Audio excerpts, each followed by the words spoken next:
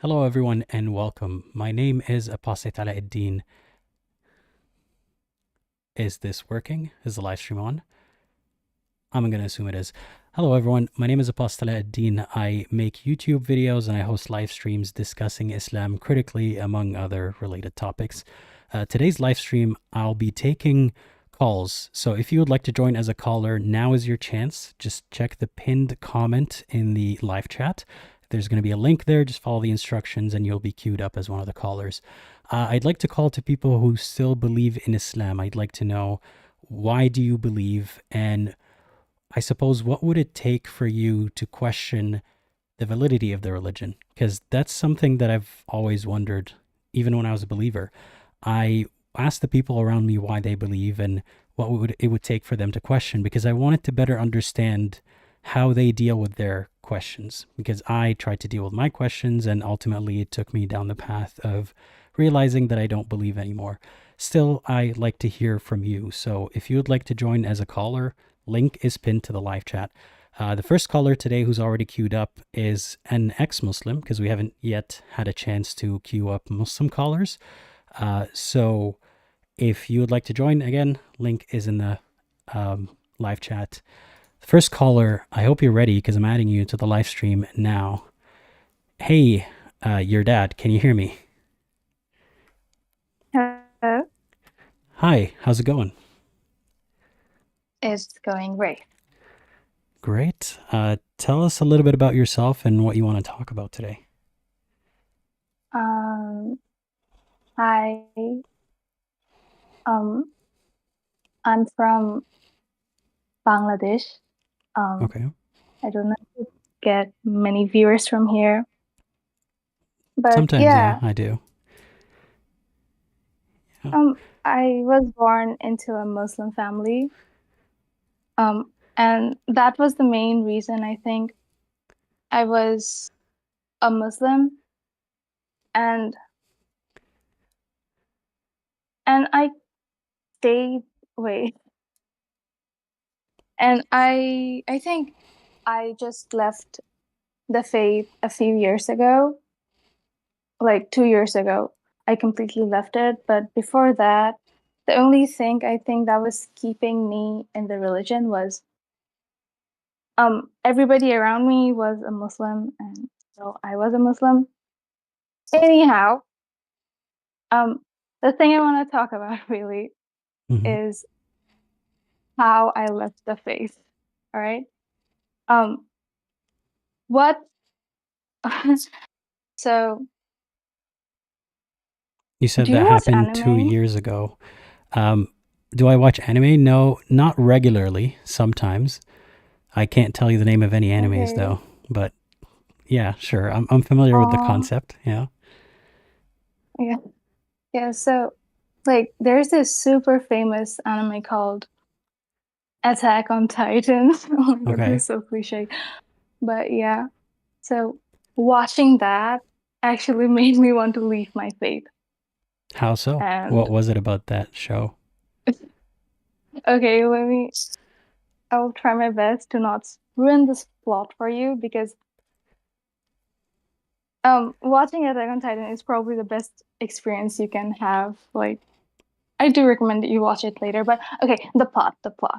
Um Mm-hmm. so Attack on Titan is basically um the story is like very good, and the main theme about the story, like what the writer really wanted to do is show the viewers that there are no good or bad sides.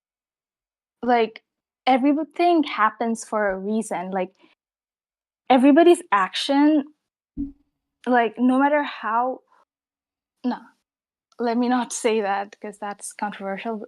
But like there are like characters that do awful things in the story. Like some people, some characters, they killed like tons and tons of people.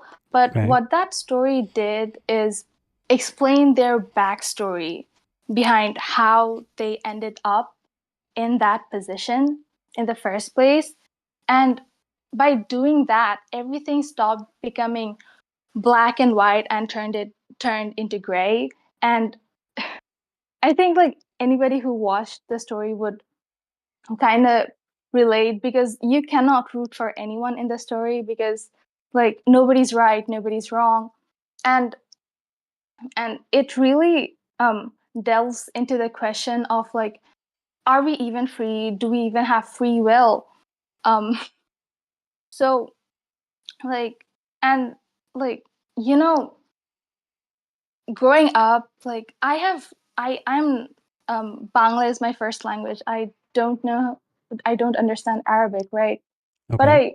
did I did like um sometimes try to read the translation of the Quran, right? um and most of the time, like at best, the Quran was kind of mundane and mediocre, and at worst I found it outraging by like some verses maybe. And you know, this notion that everybody says that Quran is a literary masterpiece and everything, like it's so perfect, like no human could write that. You Hmm. know, I always wondered, like, um, what basis are we really? I think you say this a lot, but like, what basis are we really judging the best um, literature, but like writing ever? Because to me, like Quran and its philosophical feats and its whatever moral description that it tries to um put forward, it's just like really like it's it's like very elementary stuff. Like you don't need to be an amazing writer or like insanely big brain to craft that narrative. But like, So, if you so ask me to see what is if we're on the same page here, so you're saying that watching Attack on Titan made you realize that things aren't as simple as they seem, or that there's a story to every villain, I suppose, or an origin story to every villain. um Yeah. yeah, like let me clear it up even more, you'll understand. So, you know, I used to always question what makes bad people bad, because you know, in order for like the God to judge us, we need to be good and we need to be evil, because like if we are not good and evil, like how will he judge us, right? And when I was like a doubting Muslim, I used to question my friend, like, what makes a good person good and a bad person bad? Because like, why would someone deliberately choose to be bad? Oh wait. I And think I get like, where and you're I used coming from. So watching that show made you rethink how, or I guess you've always had these thoughts, according to what you're saying, but think a bit more deeply about what makes bad people bad or what is evil. And that got you yeah, questioning free will and whether we have it. yep. Okay. And also like from my life experience, so like when I started to analyze my actions, and like, you know, when I do something good, like maybe help someone in the street out with like $1 or something, like why am I doing this? Or like when I'm kind to someone, like I really questioned why I was doing this, and if I did something bad, why I did that. Like I really started questioning my actions. So I'll give a quick example. Like like I think in my, like when I was 16, 17, like th- during that time I was like super into right wing rhetoric. Like everybody around us was like kind of like that. So I kind of picked that up. And, you know, like for a long time, I did not like homeless people. And I used to buy into the narrative that people are where they are because they chose it. and like this thing was very prevalent around me. Like a teacher, I think, like did ask English teacher once, like he was taking a class, and he literally said, um, you know, we have this thing called a rickshaw puller. Do you know what a rickshaw is? No, but I'll have to ask you to get to the point of the story, Oh because my god, I'm yeah, so that's sorry. okay. I'm so sorry. I'm so sorry. So, like, so basically, the teacher said, rickshaw puller, it's a very low paying job, Okay. whatever. So he said, um, he is where he is because when he was little, he had the chance to study, but he did not study. So that is why he is facing his fate right now. So if you guys don't want to end up like that, you should start studying and everything. And this seems pretty harmless, but like, but if you, but as I grew older, I kind of like started to realize uh, systematic oppressions that that put people in disadvantages. Like the world is not fair, so like for some people, success is harder than somebody else. And when you like, I am so sorry for making this so long. Um, Basically, I just want to say, Let me try to help you get there. did I? Tell me if Yes. I'm on the right track here. So Yep. you're saying that people don't have as much choice as you used to think they did. You used to blame people a lot Oh more yes, for. I remember my point. Thank Okay. you so much. Okay. So so basically, like I started analyzing my actions and everything, right? So I noticed like my actions purely depended on what information I knew. So when I was in this you are the master of your fate and everything mindset, and like there is no systemic oppression and whatever, I used to blame people for being bad and like poor Mm-hmm. and did not have that much mercy towards them. and and like, but when I grew up and like learned a bit more and saw like and learned a bit more about the world, basically I started to see like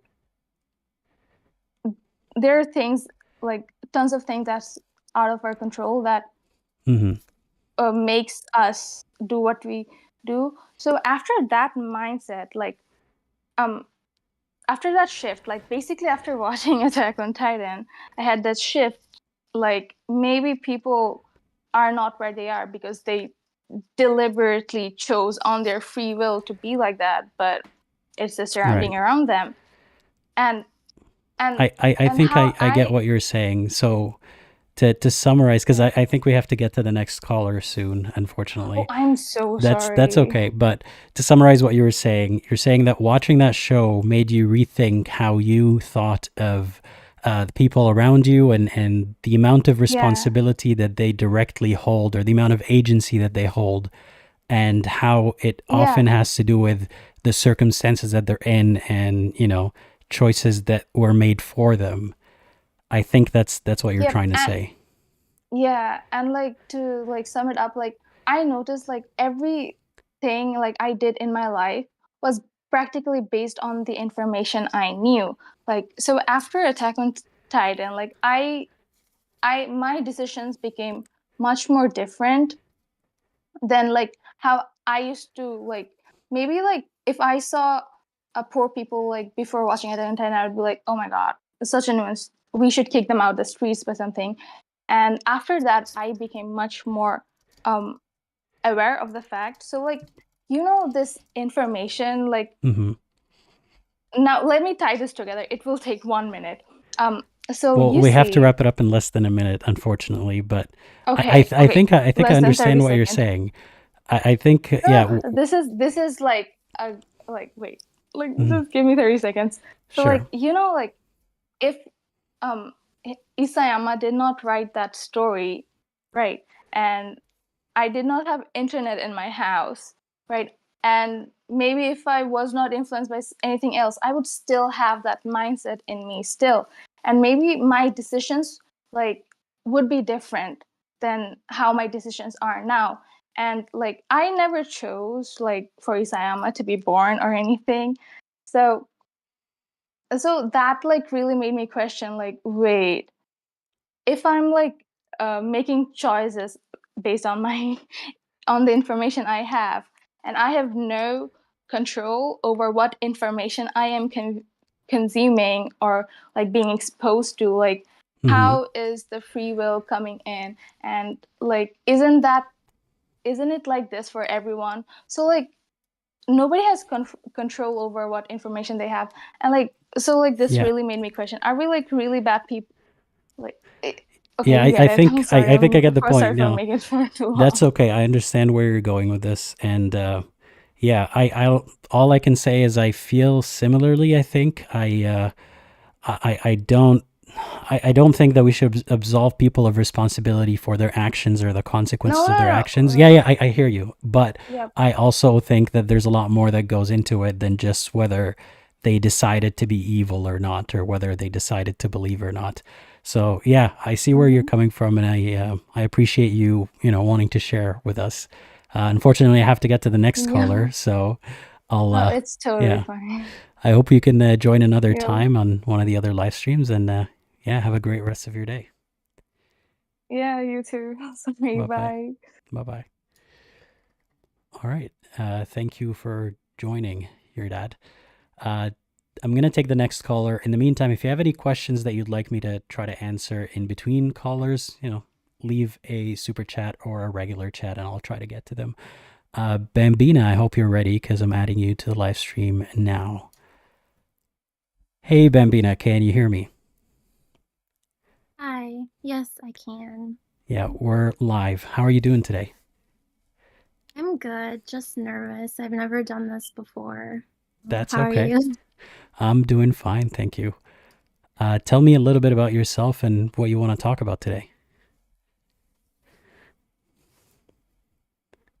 Yeah, so I'm not gonna talk too much about like my personal info just for like, privacy reasons, but Hmm. I do watch your channel and I've been like I've thought of myself as a Muslim for my whole life, but when I came across your channel and certain other channels about like ex-Muslims and stuff, I heard and thought about certain topics that and questions that made me, really want to like examine what actually like is being said. Like I didn't want to just push it under the rug anymore because I started to it just started to make me question even more and more, and I wanted answers and stuff, and I started to look into why I believe in it more.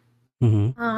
And so I'm still like I'm still in this like gray area where it's it's just like difficult for me to use those reasons that I question to completely not believe. But yeah, So, I can you can tell start me? with what. Let's start with why do you believe Islam to be true? Okay, well, can I actually start with what made me question, or do you want me to do the We'll, other we'll way? we'll get to that too, but let's start with what makes you think that it is true and that you have to like prove it false. Okay, so there's a few things. So one thing that, there's one thing that I really think about a lot is like there are, all of the injustices in the world that are going on, and, all this bloodshed and war and all this type of betrayal that happens to people and hardships and stuff. And for me, like I try like when I think about like death and stuff, like it's hard for me to accept that once we die, it's just like darkness, like that there's no retribution for, mishaps or bad things that occurred in the world. Like, I like to believe in, it feels like it's more sensible for me to believe in a place where people will be held accountable for people that they've hurt or people who Hmm. unfairly suffered. So, is it fair to summarize what you said as um, you feel like the world is unfair, and unless there's a God and an afterlife, then the world is just unfair? Uh,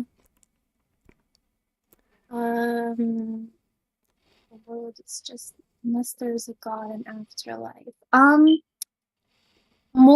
Yes, but more so unless like what makes me believe in a God is the idea of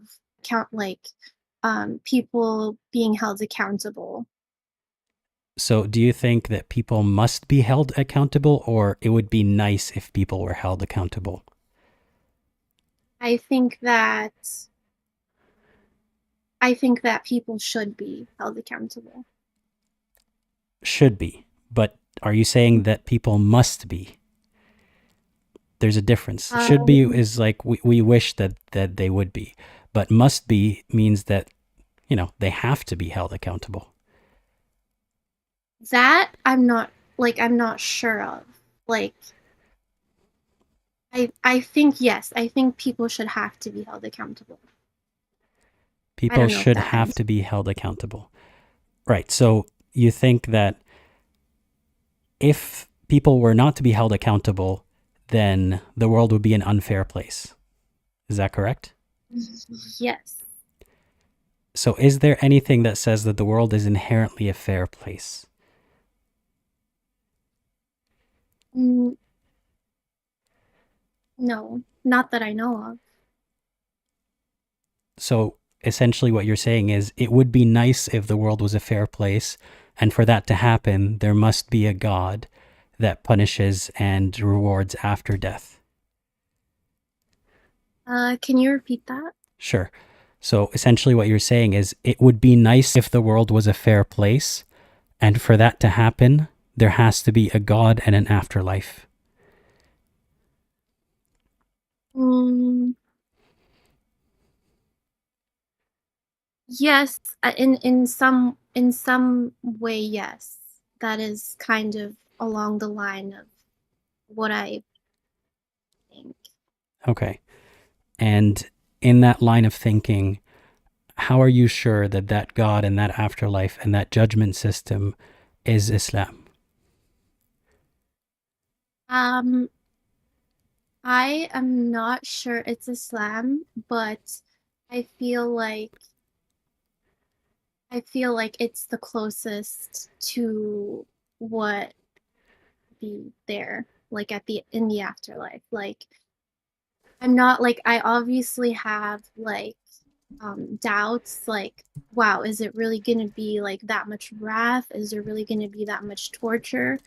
But it's just like hard for me to accept or believe that there's also going to be absolutely nothing.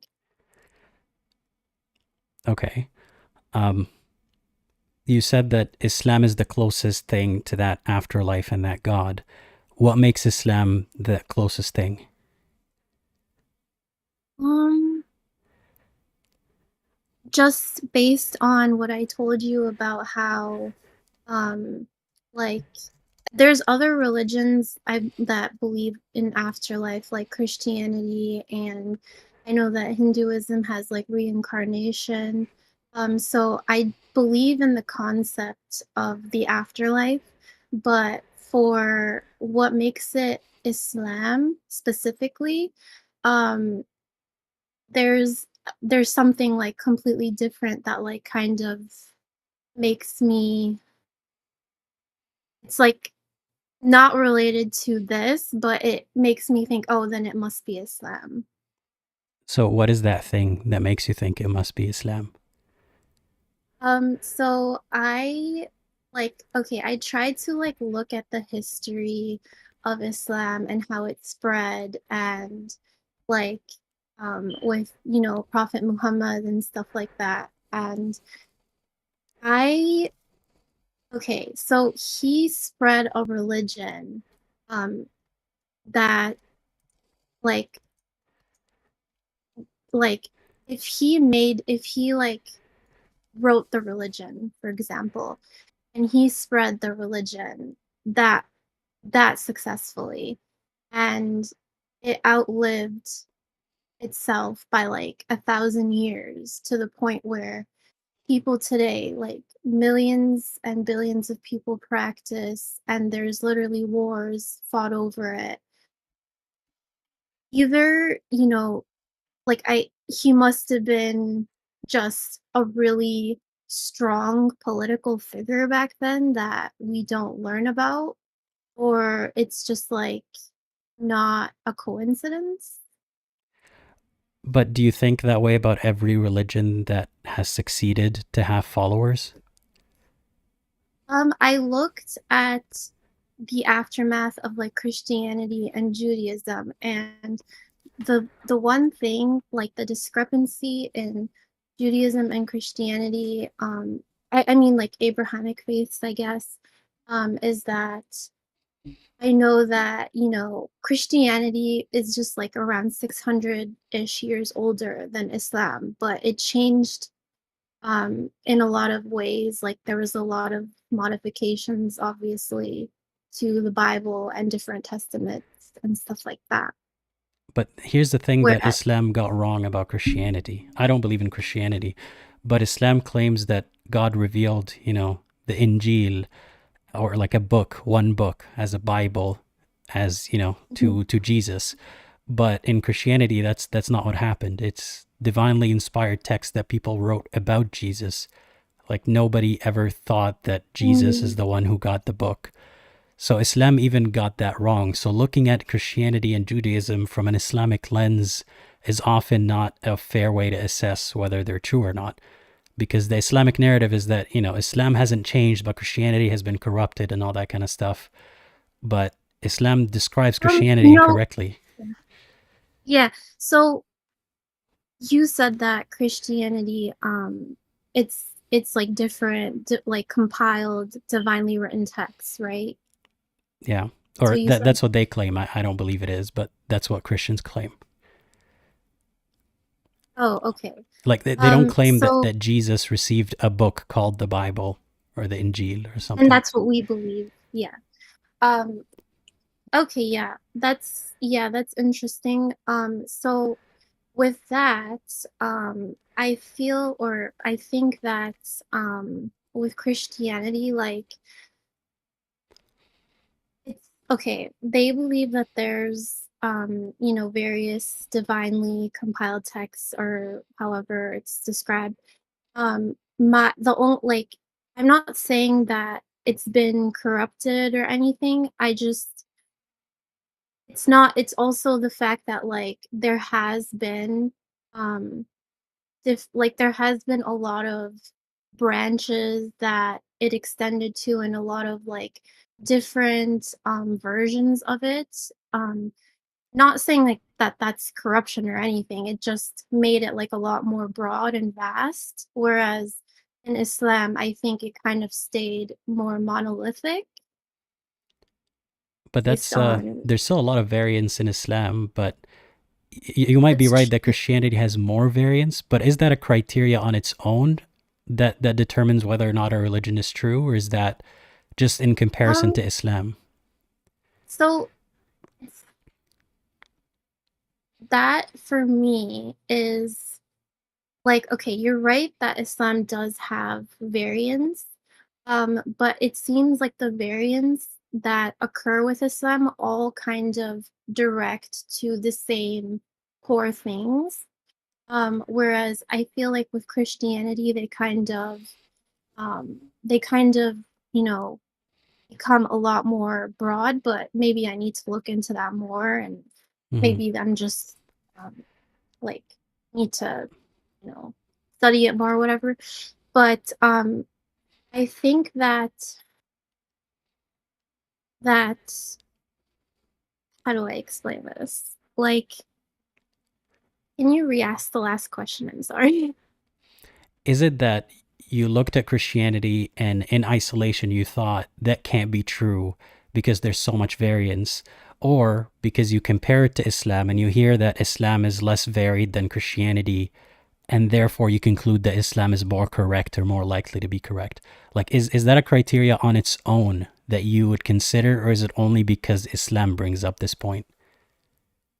Okay, so I wouldn't say it's a criteria on its own. I would say that it's something that just supports a little bit of why it's hard for me to like like it kind of makes me think like, okay, there must be some kind of significance in how Christianity is like it's not like a criteria, but it's more the fact that it's like, oh, I'm acknowledging that okay, Christianity is probably like 1600 years old, whereas Islam is like 1000 years old. And Christianity, you know, had these modifications and stuff and, you know, these variants, whereas Islam had a lot less, but it's not that much newer, whereas Christianity came a lot longer after Judaism. Well, can I So, tell you what I think about that kind of like criteria thinking? mhm, Um, in my opinion, back when I was a Muslim, there was a lot of this vague like reasoning, which is Islam is a bit more insert criteria here. There are more people who memorize the Quran than the Bible. There are more people who do this than that. And it's just comparisons between religions. But objectively, none of these things on their own prove anything. All they serve to do is yeah, give this, like, yeah, and I know you mentioned that, you said that it's, it gives some credibility to, like, that it's not a coincidence, that there must be something to it. yeah, I don't believe in that. That's either something is proof or it isn't. But for mm, Islam to just allude to things as like, well, it makes everything kind of likely for it to be true, like, why isn't it proved or provable? because okay, well, so how you said about like the criteria comparisons. So for me, like, okay, I don't actually seek to like compare Islam like to prove its validity, but like when I just look at like the historical, like when I just look at how it evolved through history, I think that's what I'm more comparing it to, like, because I want to look at it through like when I learned about the history, it made me want to actually look at it more critically, like, oh, so there was like a lot of politics and stuff involved that like I was never taught when I was little. And then I started to think like, wait, but like I'm still surprised that like throughout like 1,000 years it didn't shift much. Like, and you know, you're right, But like it that's not has, though. proof. It has shifted a lot. Like, it continues to shift it. Like, what But does it mean that it hasn't shifted? Can you describe, like, what metric that is that we're looking at? Like, what measurement is that? mm, in terms of like the five pillars and the core values of prayers and stuff. I mean, we could say the same thing vaguely about Christianity, but there's a lot of specifics that have changed over time and ways that people practice. And so it's not like, I don't really know how to measure that Islam hasn't changed in terms of the core stuff. Like, what do you consider core stuff? The prayer itself is not even in the Quran. So how do we know that it hasn't changed if the Quran doesn't tell us how many times to pray? Um, I guess just like then the texts themselves of the Quran changing is what I'm referring to. Okay. So we talked about why you're inclined to believe. It's because you think the world should be fair, and for the world to be fair, there must be a God and an afterlife. And the closest thing for you is Islam, As of now, yes. as of now. Yeah. So, what were the things that made you doubt? You said that you looked into the history of Islam, and some things made you doubt that it is true. What are those examples? Yeah, so obviously like the glaring things like when you look at the history of, the marriage, with Aisha and um like that is something that I could never really understand. I yeah, I just could not understand that. And people would say, well, he married like, other women, like it was not exclusive to, like young children or, like young girls or women. But that to me, that just makes it even more like confusing. And also just looking at like when I look at the history about the discrepancies between like the caliphs and stuff like that, and how Aisha is upheld as like, like a really high figure among Muslims, like a high female figure of Muslims, but there's a lot of like history that um, she contributed to, which is not something that is like looks favorable to her, like where she didn't want like Ali to be the caliph or something like that, and like she waged like people to go after him and stuff like. So I just don't like, I feel like that's not like that's like a human being and not someone we should like try to just paint as like perfect without acknowledging. But I feel like in Islam we're told to do that and like we're taught to do that. Mm-hmm.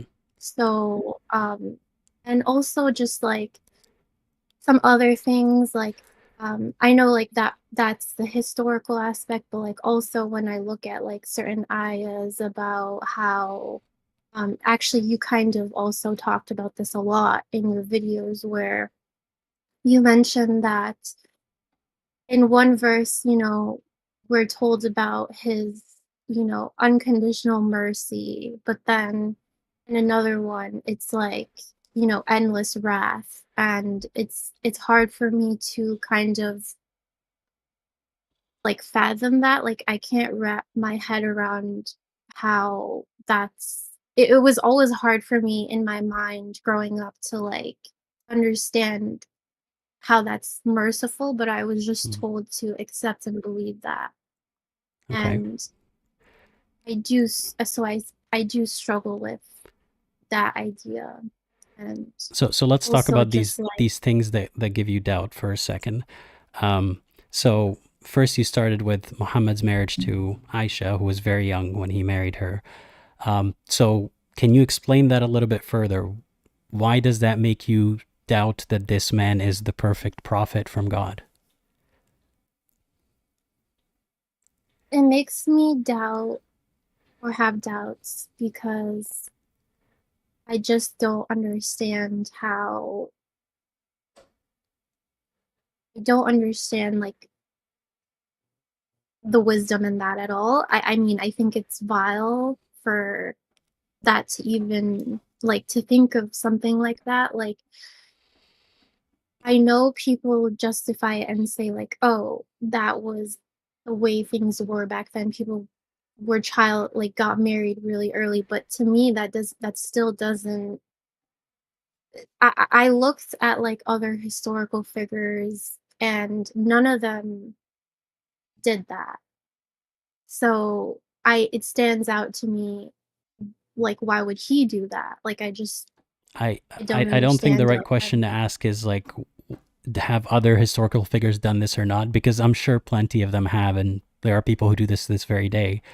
The question is, this seems like a bad thing. Why would the perfect man do a bad thing? Is that fair?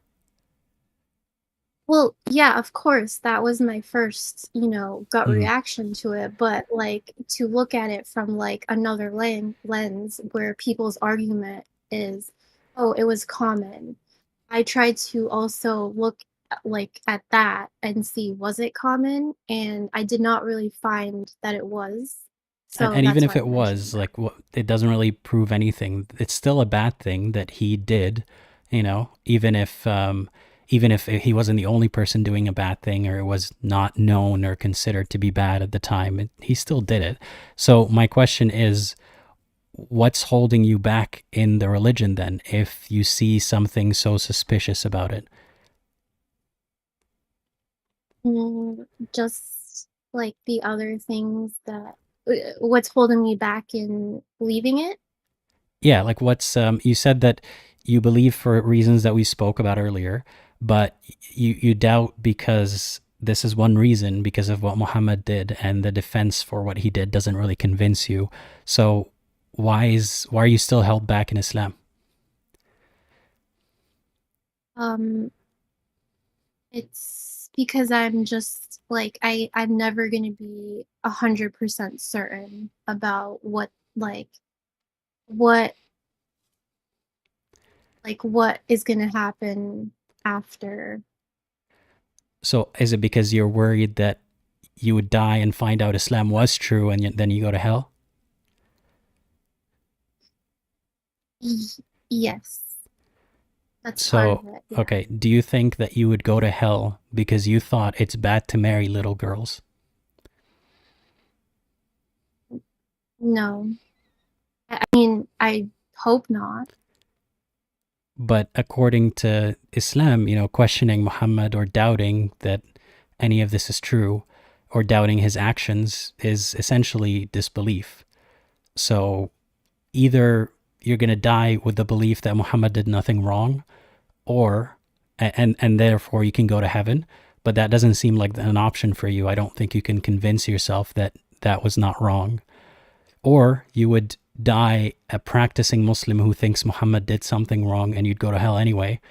Or you wouldn't believe in any of this stuff, and most likely you're not going to go to hell. But even if hell and heaven are real, it doesn't seem like you really have a choice, because you can't force yourself to believe that what he did was a good thing.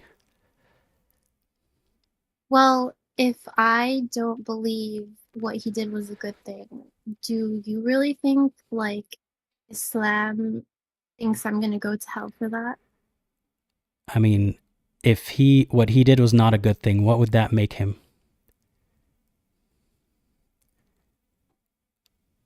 It would make him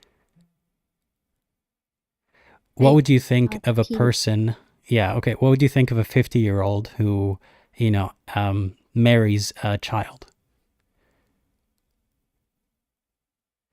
yeah, So you that think that of the what Muhammad. that is what it is, like what it's would be classified as. Okay. So do you think you can go to heaven when you think that Muhammad was not only imperfect, but a predator?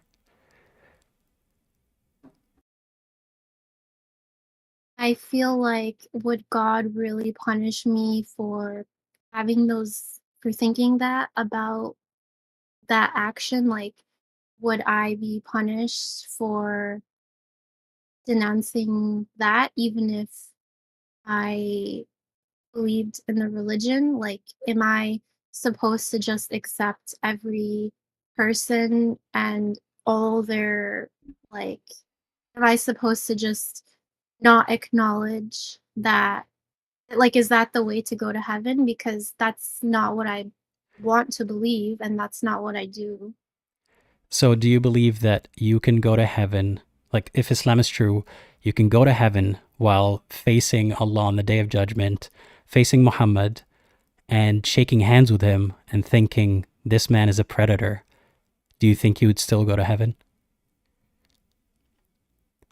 I mean, I don't I have no idea how to imagine on the day of judgment, Let's based imagine on it right Islam. now. Let's imagine it, right? Like the day of judgment is a scary day, so I'm not going to describe all the scary stuff. But let's say you're past all the scary stuff and you just entered heaven.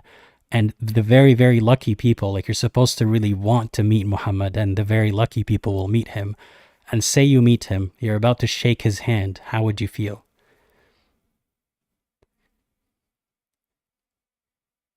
I would just have a lot of questions. Like what? Like, why did you marry Aisha? Yeah. And what if he says, well, because Allah told me to, and smiled at you? How would you feel?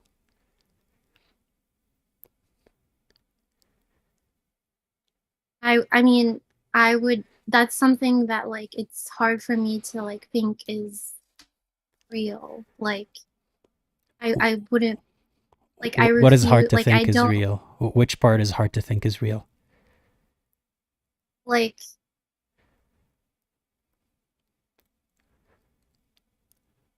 That you're going to meet him and shake hands with him?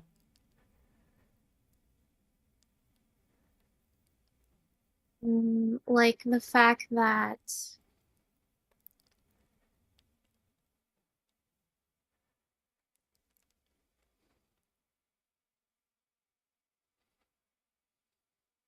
sorry, I'm just I'm trying to gather my thoughts. I've never thought about what exactly I'm gonna do or who I'm gonna face on the day of judgment. I just thought um the only thing the furthest I've thought about this idea is that I I don't think that I would be punished um for denouncing that idea, I whether or understand. not. Yeah, no, I understand. But you have to finish the idea to its conclusion. You can't How do just you know think, that that's the well, conclusion? well, here we're assuming the scenario is that he did it, you don't think it's a good thing, but God's not going to punish you for it, right? We're good so far? Yeah, But then yeah. So that's you still have to share a heaven with him, with a lot of people who think that he did nothing wrong, or maybe, maybe some of them think he did something wrong and they still go to heaven. But you're supposed to love him and be excited to meet him, and say you do, say he's able to meet every single person, and you're about to shake his hand. What would you think? if I were ever hypothetically in that situation, I would just like yeah, after I answered that I would have a lot of questions, then what was the follow-up? You would have a lot of questions like, why did you marry Aisha so young, right?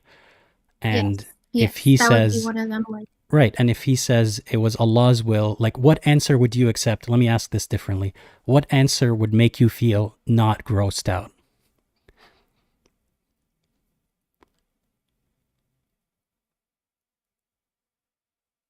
I think the answer to that is that for me, I would not be I do not think I accept any answer. It's just the fact that I feel as if I don't have a choice.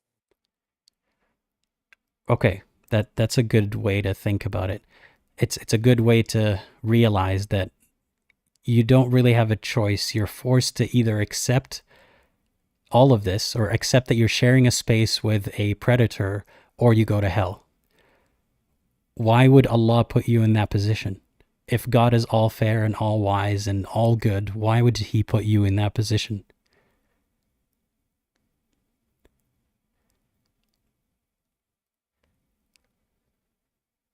I don't I struggle to that's where I have that question where if he's, all merciful, but then there's things that don't feel like they come under that, then like that's what makes it makes my belief feel more like the last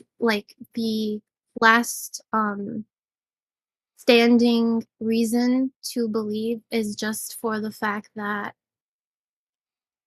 like I don't know that if I have a choice. So here's how I think about it. And hopefully, I'm not saying that's exactly how you need to think about it, but maybe there's something in there for you, because I also used to worry about a similar thing. The way I see it is, if Allah is real and the story is true and Muhammad did that, and basically I need to suck it up and shake his hand and go to heaven, and somehow Allah is going to forgive me for thinking that he's a predator or that he shouldn't have done that. Somehow, that's fine, and I go to heaven. There's still a big hurdle for me, which is, wait, who's to say that any of this is actually true at all?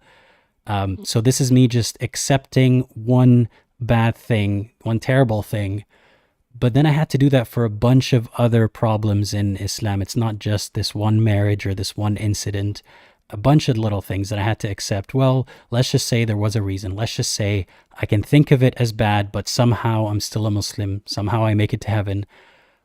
Somehow then I would be believing in a God that claims to be perfect, claims to be all-knowing, claims to be loving, claims to be all these things, but also claims the opposite things, and is a liar, because you can't be all things at once.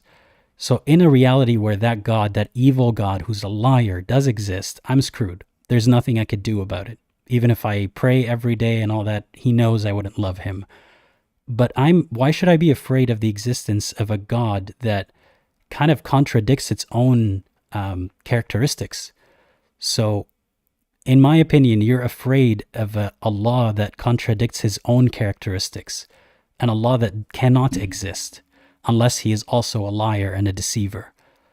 So if there was proof of this evil God, I would do what it says because I have no choice and I don't want to be tortured.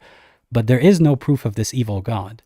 There's no proof of a good God or an evil God. There's only these claims.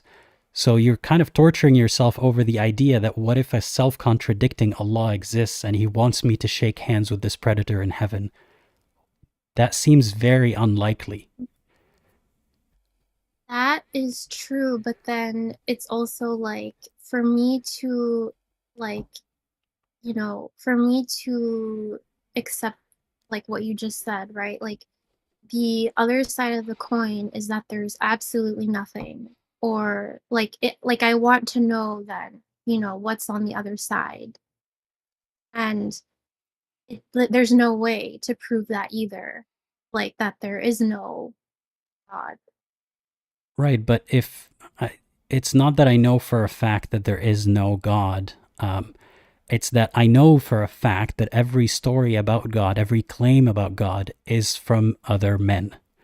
Like I've never, ever in my life, no one has ever in their life actually like met God. How do you know for a fact? Because unless someone proves otherwise, every religion, every prophet, every cult leader claims to have spoken to God. But the only verifiable thing I can get is that a human being started this chain of stories. There's no proof that God spoke to any of them, no matter what religion. That you're right that that's the only verifiable thing, but that doesn't mean that the fact that it comes from man is a fact. I'm saying we can't verify anything except that all of these stories originated from men. Whether God told them to say these stories, no one has ever proven that in any religion. And I find it weird that, not only weird, but sort of contradictory to this whole fairness and, wisdom and all that kind of stuff, that God would think that is a good criteria, that I expect my people to know which one of the many people who claim to speak to me actually spoke to me. If God is real and God wants us to know that it is real and wants our attention, it would find a method that cannot be replicated or faked or, cannot be questioned or can be proven.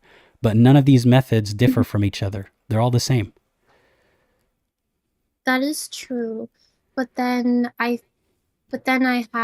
then I wonder, like, how did that just, like, how did people just cleanly accept everything and declare themselves as Muslims for 1,000 years? Like, I'm not saying that's proof at all. But I how just do want to people know, do like, that for other religions? I don't feel like they do. Like, I feel like they acknowledge, like, I'm just practicing for my own, like, mental clarity, or just for No, my that's routine. Like, not I feel true. like, Like there are Christians probably watching this very stream who would tell you that they believe with more certainty than you believe in Islam, and they practice not just, for spiritual mental health reasons, but because they have to, they need to. That is the one path to salvation. There are a lot of people who believe things more strongly than you believe things, or than Muslims believe things. So it's not just that Muslims are the only group that strongly believe things. no, I'm not saying that they're the group that most strongly believes it, but um like, it's also the just about, like, the whole variant thing as well that then comes to my mind. Like, Well, of I course think Islam has, we have to wrap this up yeah. soon so I can get to the other callers. But I want you to think about, what are you afraid of here? Because to me, it sounds like a self-contradicting God that wants you to end up in a place where you have to be on the same side as someone who did terrible things. I mean, marriage to Aisha aside, I don't know if you know much about this, but Muhammad participated in and enabled, trading slaves and trafficking human beings. Would you want to be in heaven with a person who trafficked human beings? No, I don't, I wouldn't think that that type of action is someone who should be upholded as someone that we should just revere. Well, that's Muhammad. And you need to take your time thinking about that instead of working back from the conclusion that Islam is true and we have to like disprove it somehow or doubt it because Muhammad did a bad thing. How do we prove that Islam is true to begin with? And how do we explain all the bad things that Muhammad did as good things somehow? And it's impossible for you to explain all these things as good things if you're already questioning them. Hmm. I just don't think that you can prove, like, like, I don't think there's a way to prove, like, a God exists, or Islam, or any religion, like, based on the God. So that's why I worked back in that other way. But then you have to do that for every single religion and philosophy, which is going to take forever. And you should do that instead of just choosing one religion that you're most familiar with and working back from the conclusion that it is true. Yeah, I think then, yeah, I agree. That would be most consistent. Well, I know that it's a lot to think about, and I'm not expecting any sort of like conclusion or any, summation from you. But I hope that it was beneficial for you to talk about these thoughts and beliefs of yours. Yeah, I think that it's good that, like, you made me talk about them out loud, and then you, like, made me, like, say it back, like, is this what you like, to see, like, the consistency of Hmm. what I'm believing and stuff. So I think that that's what I look for. And yeah, I think I do have a lot to think about and to Hmm. look into. And um That sounds good. yeah. Again, thank you for calling today, and I hope we speak to you again in the future. Yeah, thank you. Take care. I hope so too. Bye-bye. Too. All right. Thanks again to the caller. And Thank you everyone for watching. We still have a bunch of callers today, so if you still want to join, we may or may not have time for you. Link is pinned in the live chat right now.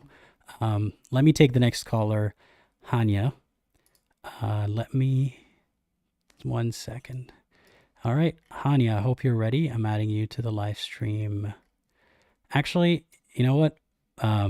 Moderator, let me just make sure that they're okay. They have their picture up. Let me just make sure that that's safe. People, you got to be careful. Let's see. Any comments that I should highlight? Yeah, everyone's thankful for Bambina for sharing. And yeah, thank you, Bambina. All right, the next caller is ready. Adding them to the call now. Hi, Haniah, can you hear me? Yes, I can hear you. Do you remember me? I feel like we spoke before. Is it Hanjaw? Yes, I'm Hanjo. This is my new account. Okay, well, welcome to the stream. Please remind me, what did we talk about before and what do you want to talk about today? I actually showed up on your channel on this same episode 1, Muslims, Why Do You Believe in Islam? Okay. And today I would like to give a short introduction again. I am a British Pakistani young Muslim. Okay. And I believe in Islam in the sense that I have not left the religion. However, I do not practice the religion, and I have had a lot of doubts after watching you, Apostate Aladdin, as well as a lot of other ex-Muslim YouTubers and influencers. I Okay. would like to remind everybody on this live stream, as Apostate Aladdin says, think critically and think for yourself, because I have challenged Islam. The reason I stay in the religion is because I am afraid of hell. My dad once told me this saying that if an atheist dies and there is no life after death, he wins, but if there is life after death, he'll be in hell forever. If a religious person follows their religion and there is no life after death, they will lose, but they will win if there is life after death, which the atheist won't. So religious people secure both sides of the coin and atheists don't. I view being religious as a backup just for the sake of not going to hell, if it does exist. If I was not afraid of hell, I likely would have already left Islam. I see. So are you familiar with the Pascal's wager that, that theists usually have for why they follow their religion? I have not heard of the term, no. Okay, it is worth looking into after our call. But essentially, it's this idea that theists used to say, kind of like what you just said, if I die and there is no God, I don't lose anything.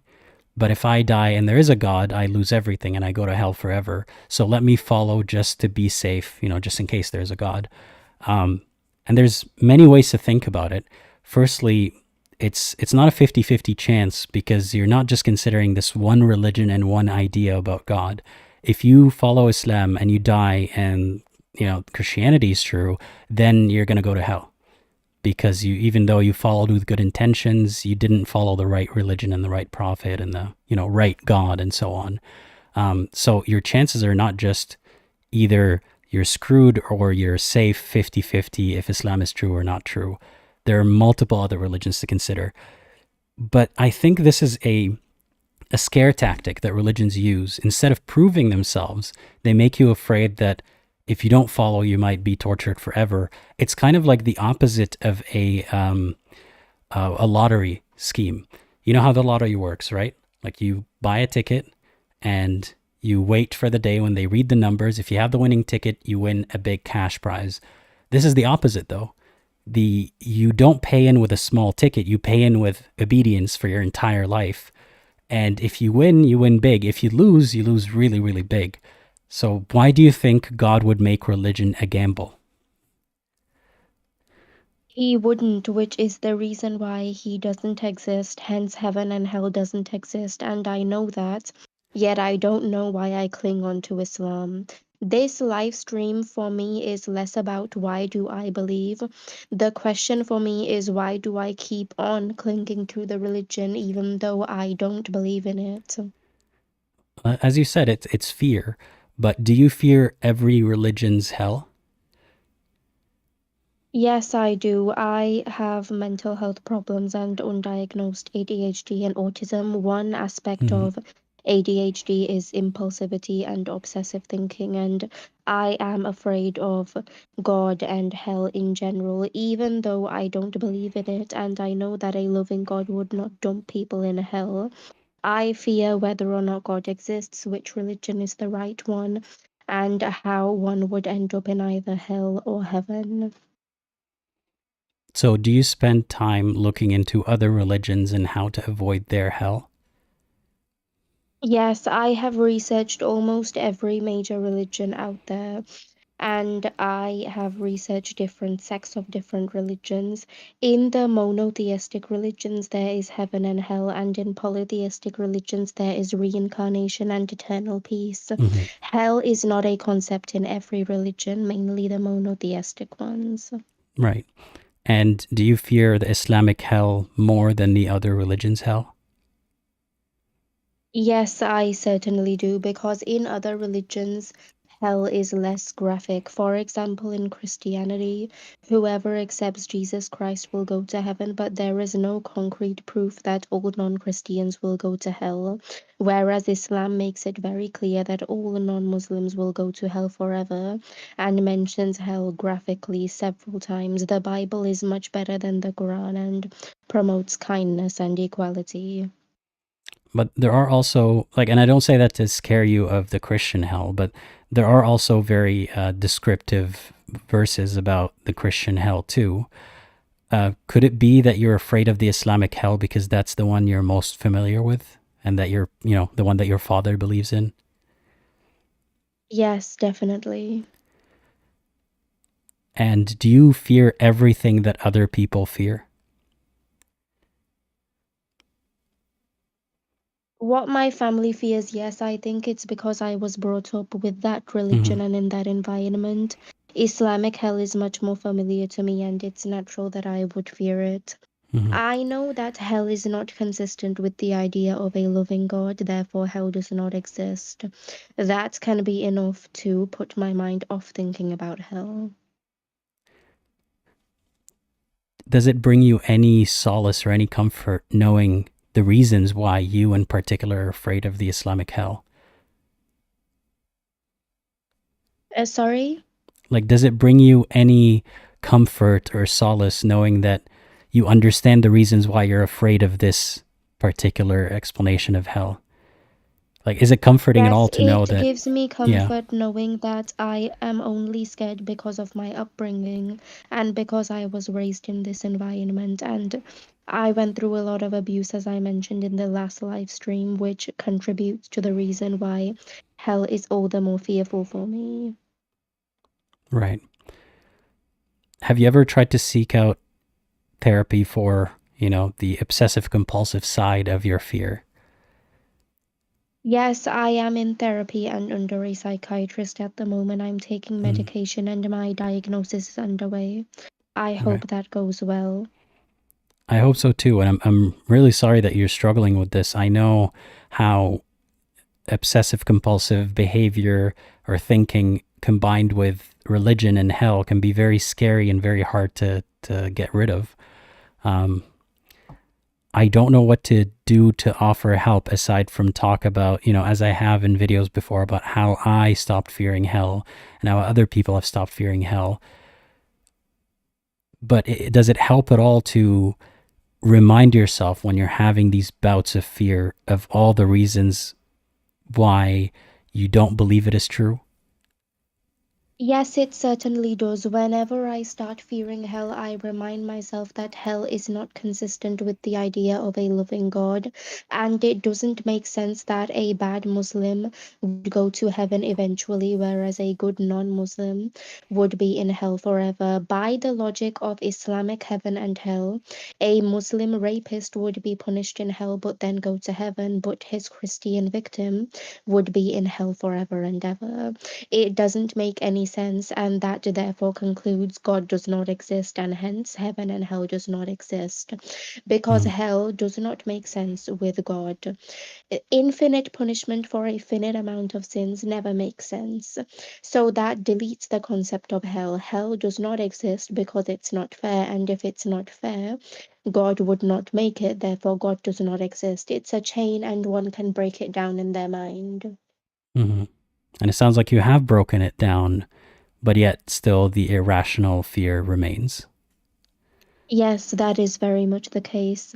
I have left Islam in the sense I don't practice it. I struggle to completely distance myself from the religion and say, right, I am an ex-Muslim and I have left this religion behind. Some part of me still clings on, still believes, and doesn't want to leave the religion completely. I have watched your videos on how to get over the fear of hell, and I found them very helpful and very relaxing indeed. You said you no longer have an iota of fear of God's judgment, and that is the place I would like to see myself one day. I'm glad that, my videos have given you some relief in that regard. And I know that you can, and hopefully you will be in that place too. It's just going to take a bit of time, and obviously addressing the underlying reasons that you are already aware of, because it seems like this fear of hell in Islam specifically might not be about Islam necessarily, or your belief in it, or your belief in God at all. It just might be about your proximity to, family members and triggers that have caused this fear to begin with. So, that being aware of that and knowing how to tackle that might be your best way forward, because it sounds like you have the theology all figured out already.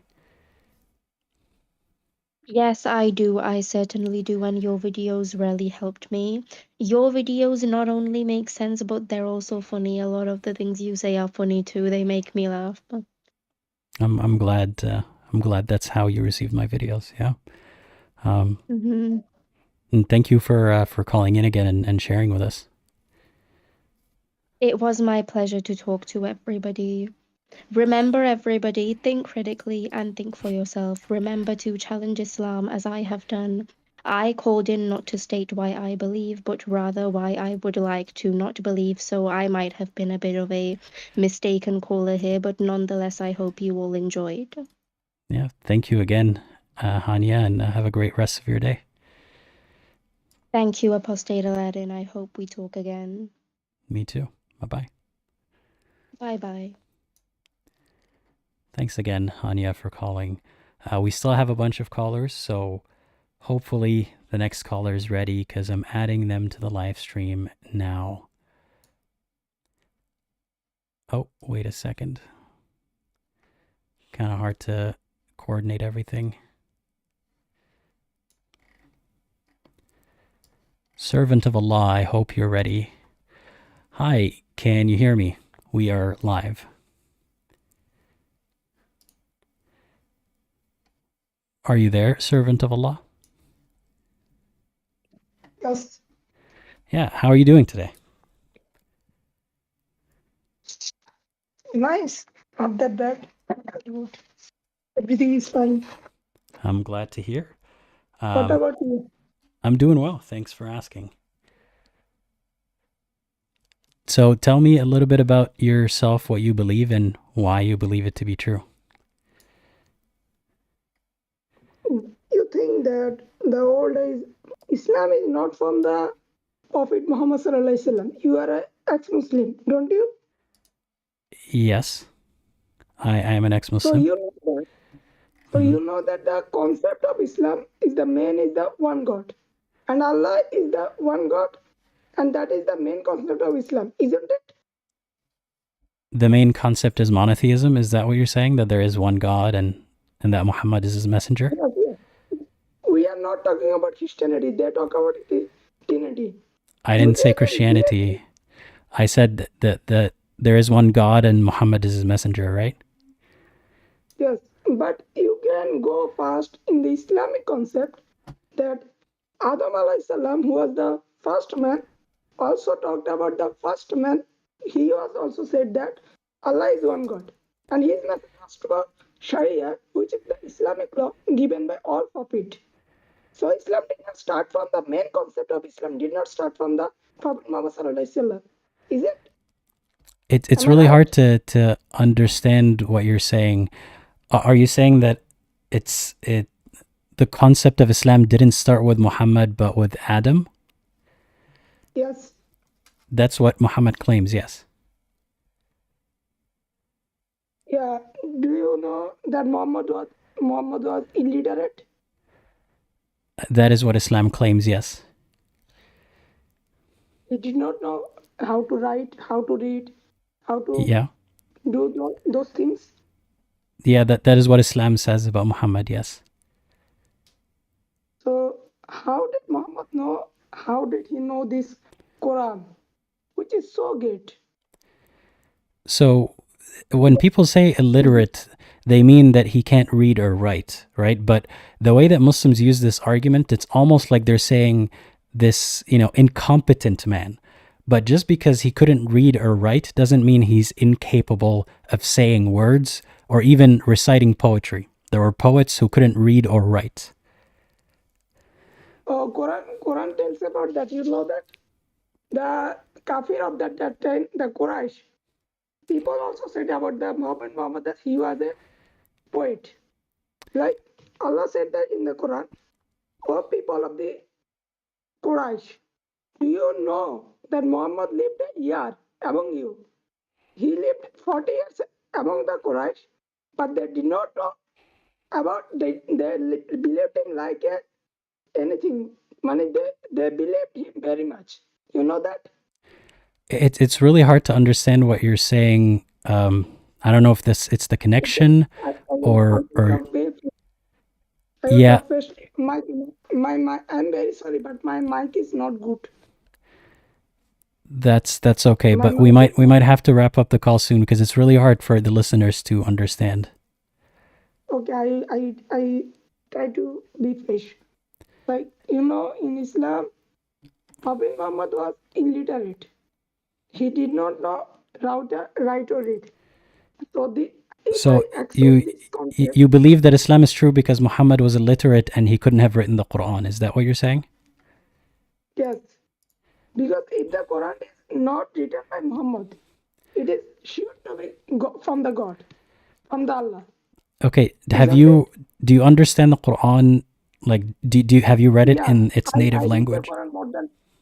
I read the Quran more than 4 to 5 times.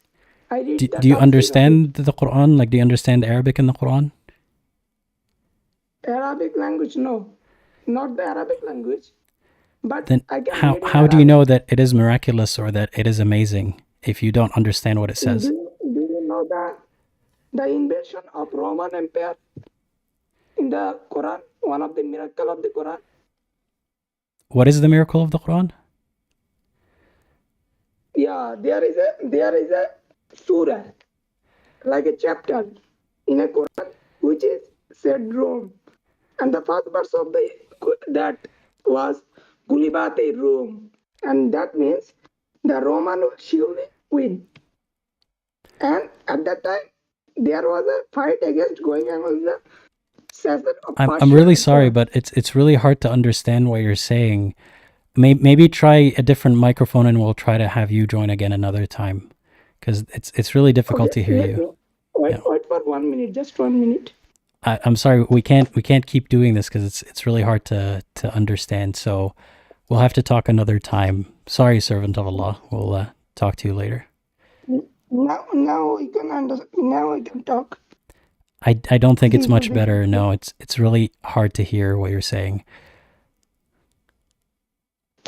Yeah, sorry, man. We'll talk another time if we're able to hear you better.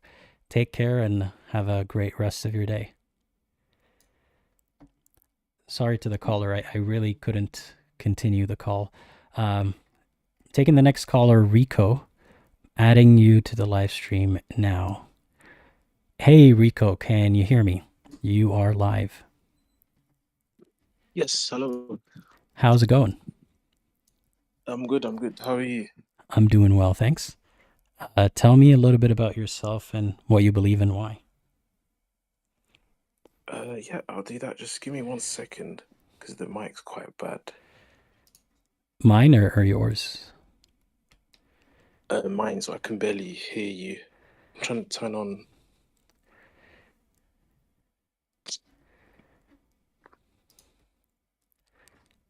It's Okay. all right. I'll just go like this. All right. I can hear you okay. Okay. Yeah, so the question was, why do you believe, right? Yes. Yes, I'm a practicing Muslim. No disrespect to any of your callers, but I don't think any of them are actually practicing Muslims, from what I've heard anyway. I don't know, maybe you can tell me I'm wrong.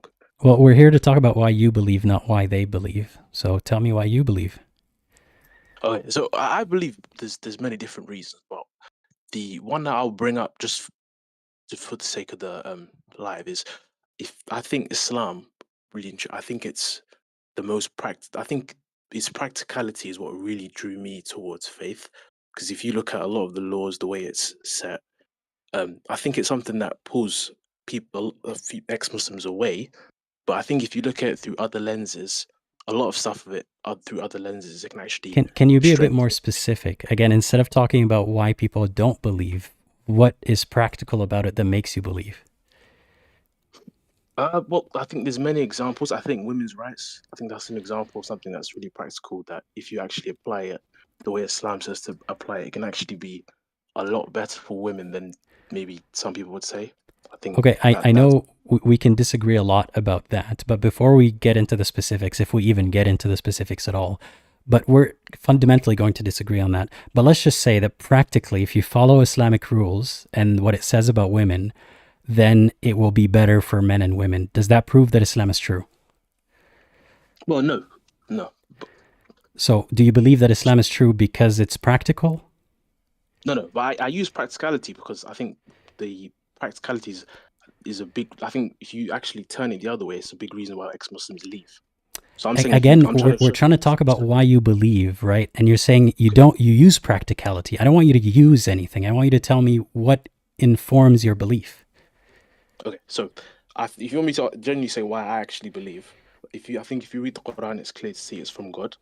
I think to believe there's no God, it just doesn't make any sense, because how can anything come into existence if it wasn't there already? Nothing come out of something can't come out of nothing. But nothing can create itself, so obviously it's being created. So are you talking about God as a concept or specifically Islam? You believe Islam because nothing can create itself? No, I'm saying the universe is here, so the universe couldn't have come into existence without being brought into existence. It can't create itself, and it hasn't been created out of nothing. So therefore, there must be a creator. I think if you look at the design of it, the complexities, the stars, the universe, how it's been set. Even if you look at, I don't know if you've ever heard the fine-tuning argument. Yes, and again, we can get into that argument, and I personally don't like to, because at the end of the day, it doesn't get us any closer to a particular religion. So let's assume the universe does require a creator or a force to bring it to existence or something. How do you prove, or how do you know that it is yours? Okay, so if you look at Judeo, if you look at how Jewish people believe in their God, it's probably the closest to Islam, but they say that on the seventh day God was tired. We don't believe God can be tired. But we're talking about your belief. We're not talking about Judaism. Sorry. Yeah, I'm trying to get to it. I'm gonna get to it, but you just keep cutting me off. But it's hard to hear you out when you start with, well, the Jews believe this. I'm talking about what you believe. I'm showing you how all the others don't make sense, and then how Islam does make sense. So you're going through a process of elimination then, that you've went through. But I also say why Islam is the only one that makes sense. On its own also makes sense. Let's talk about it on its own. Let's not go through a process of elimination. What proves Islam is true to you? Or do you care that Islam is proven true or not? Or is it about faith? Is it proof or faith? I think definitely some faith is definitely required. Of course, there's always going to be faith required. There are definitely some questions that I won't be able to answer you, and it just goes by faith. Like, for example, why God brought us into the world. We won't know that. God knows. God's the all-knowing. We won't know that, right? So there's definitely faith there. But also, if you look at it logically, it is the only religion that it really definitely makes sense, right? So you're saying it's both faith Haniah. and logic, right? What component, like Yes. how much out of 100% is it faith and how much is logic? But I think it's tough to put an answer on it. I'd say the overwhelming is definitely logic, but I'm saying there's definitely points that you'd have to use a leap of faith. Yeah, Iman. You'd have to use faith. Yeah. I think if you have to use faith for a component, then it's essentially you're using faith. You can't prove something and also need faith in the proof. If you prove it, you don't need faith. Okay. So I'll put it like this then. You can prove Islam, but I'm saying there are definitely parts that don't, basically, because I don't know the answer, that doesn't disprove the religion. So because I don't know why God brought us into the universe, that doesn't say that Islam isn't true. So there's the faith. But it's still logically, I can still prove that Islam is the truth. Does that make sense or not? Not exactly. I'm not saying everything in the religion has to have an answer, but the proof part, right, or the belief part, is it 100% logic or does it require faith? Yes, that's 100% logic then. So what is the proof that is 100% logic of Islam? Okay, so for, like I said, the universe is here. Nothing can come into existence on its own. It cannot also create itself. Therefore, let's start from the point that there must be a creator. Let's say that. How do we get to Islam? Okay, so there's either one creator, or there's multiple creators, or there can't be no creators. So for me, if you look at multiple creators, wouldn't make any sense, because how can you have multiple, all-powerful, all-knowing? I feel like we've had this conversation before. You've called before. Let's skip the polytheism thing. Let's just say it's monotheism. How do you know that it is Islam? Okay, so if you go to the Quran, I think if you look at imitation, I don't know what the word is, but replicability. If you look at preservation, if you look at prophecies, you can't start with the Quran and say that's how I prove Islam. If you already believe it is the truth. It's not just the Quran. You gotta let me land. I'm gonna get to other stuff. Like, I'm not cutting you off. But it's kind of hard to. I feel like we've had this conversation before. We've had this discussion before. So I want to skip ahead for people who have heard the same talking points. Is it okay? Is it just the Quran? You said it's the Quran and other stuff. Can you just give me a list of things? Yeah, I'm trying to give you a list. Well, I can't give you a list if you cut me off when I say the first one. Okay, go ahead. Okay, so if you look at the Quran, I think like I said, I mentioned 4 things to you that for me prove it's from God. If you look at the Prophet Muhammad Sallallahu Alaihi Wasallam, then it's clear to see that he's definitely a prophet of God. And I'd say, yeah, those 2 are the main things. So that Muhammad is definitely a prophet of God. Yep. That proves Islam. And how do you know that Muhammad is definitely a prophet of God? Well, actually, can I ask you a question? I mean, you haven't explained your point of view, but sure, if you want to change the discussion, it wouldn't be about why you believe then. It's the same discussion, but I'd ask you, what would the proof be for you that the Prophet Muhammad isn't a prophet of God? I wouldn't operate that way. Like, I don't have to prove that he isn't. I don't have any single example of a person who proved that they've spoken to God. So that's where the burden of proof lies. Okay, so no, but I'm asking you. Okay, so what proof would I have to bring you? What would you say is proof that the Prophet ﷺ is proof of God? What would you? Because I want to know what you would count as proof and what you wouldn't count as proof. I don't think there's much that I can count as proof. Thank you. Like, wait, hear me out. Hear me out. There's no way to prove that some guy 1400 years ago spoke to God. If there's a way, God knows that way. But the way that we see in Islam right now, that's not proof. A book that says that a man spoke to God is not proof.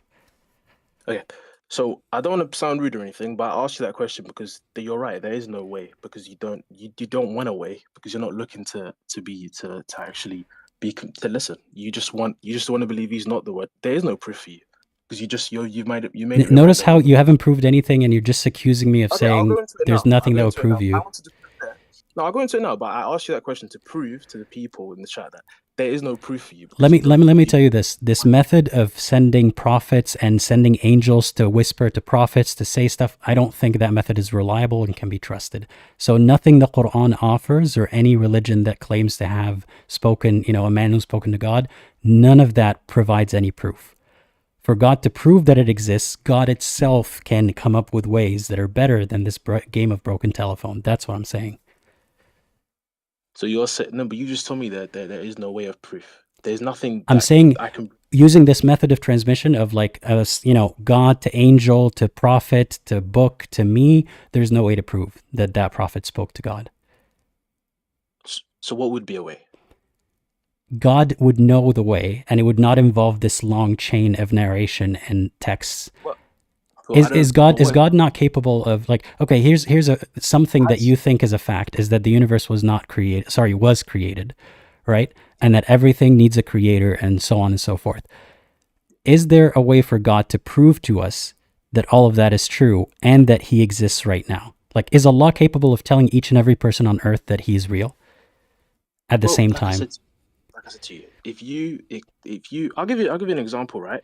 There was a famous scholar back in the day. It was, I think, the 700s, and an atheist actually came to him and asked, "What is proof that God exists?" And he said, "There's an egg. If you open an egg, life comes out of an egg.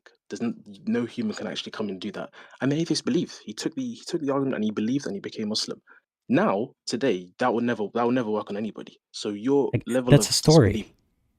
You're telling me a story. Your level of disbelief is really high to the point where there is no proof for you because you're not looking to learn. Let me tell you this. Is God capable of proving to every person on earth simultaneously right now that he is real?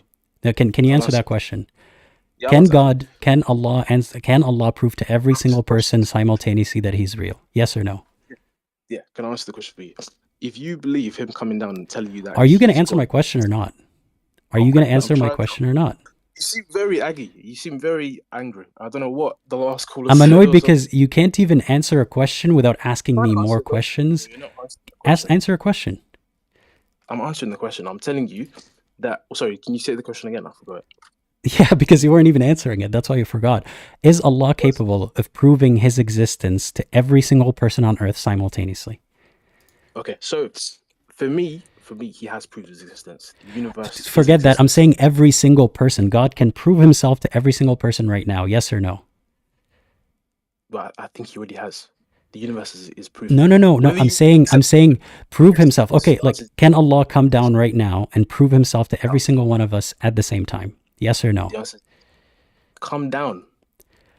You know what I mean. Don't play the semantics game. Can God appear in front of every one of us right now and prove his existence? Yes, he can. Of course, he can. Come down and appear himself. Yes, he can. Right. So if he does that, then all of us will believe in him. Yes or no? Yes. There you go. And he hasn't done that. Okay, so let me ask you that then. Let me ask you this: if he comes down, wait, do you acknowledge first that here I gave you criteria for how God can prove himself? You have to let people speak on your show. You're going to have a cool show. You've got to let people speak. Trust me, I know how to run a show, but you're kind of contradicting yourself. You said that there's no way I would believe that God is real. I gave you a way. You acknowledge it's a way. Yes or no? Let me prove that way doesn't work at all, and it's completely illogical. You just said yes, God is capable of doing that, right? Coming down, yeah, and I'll tell you why. Just because he's capable of proving doesn't mean he has to do that. So he hasn't proven himself. Thank you for agreeing with me.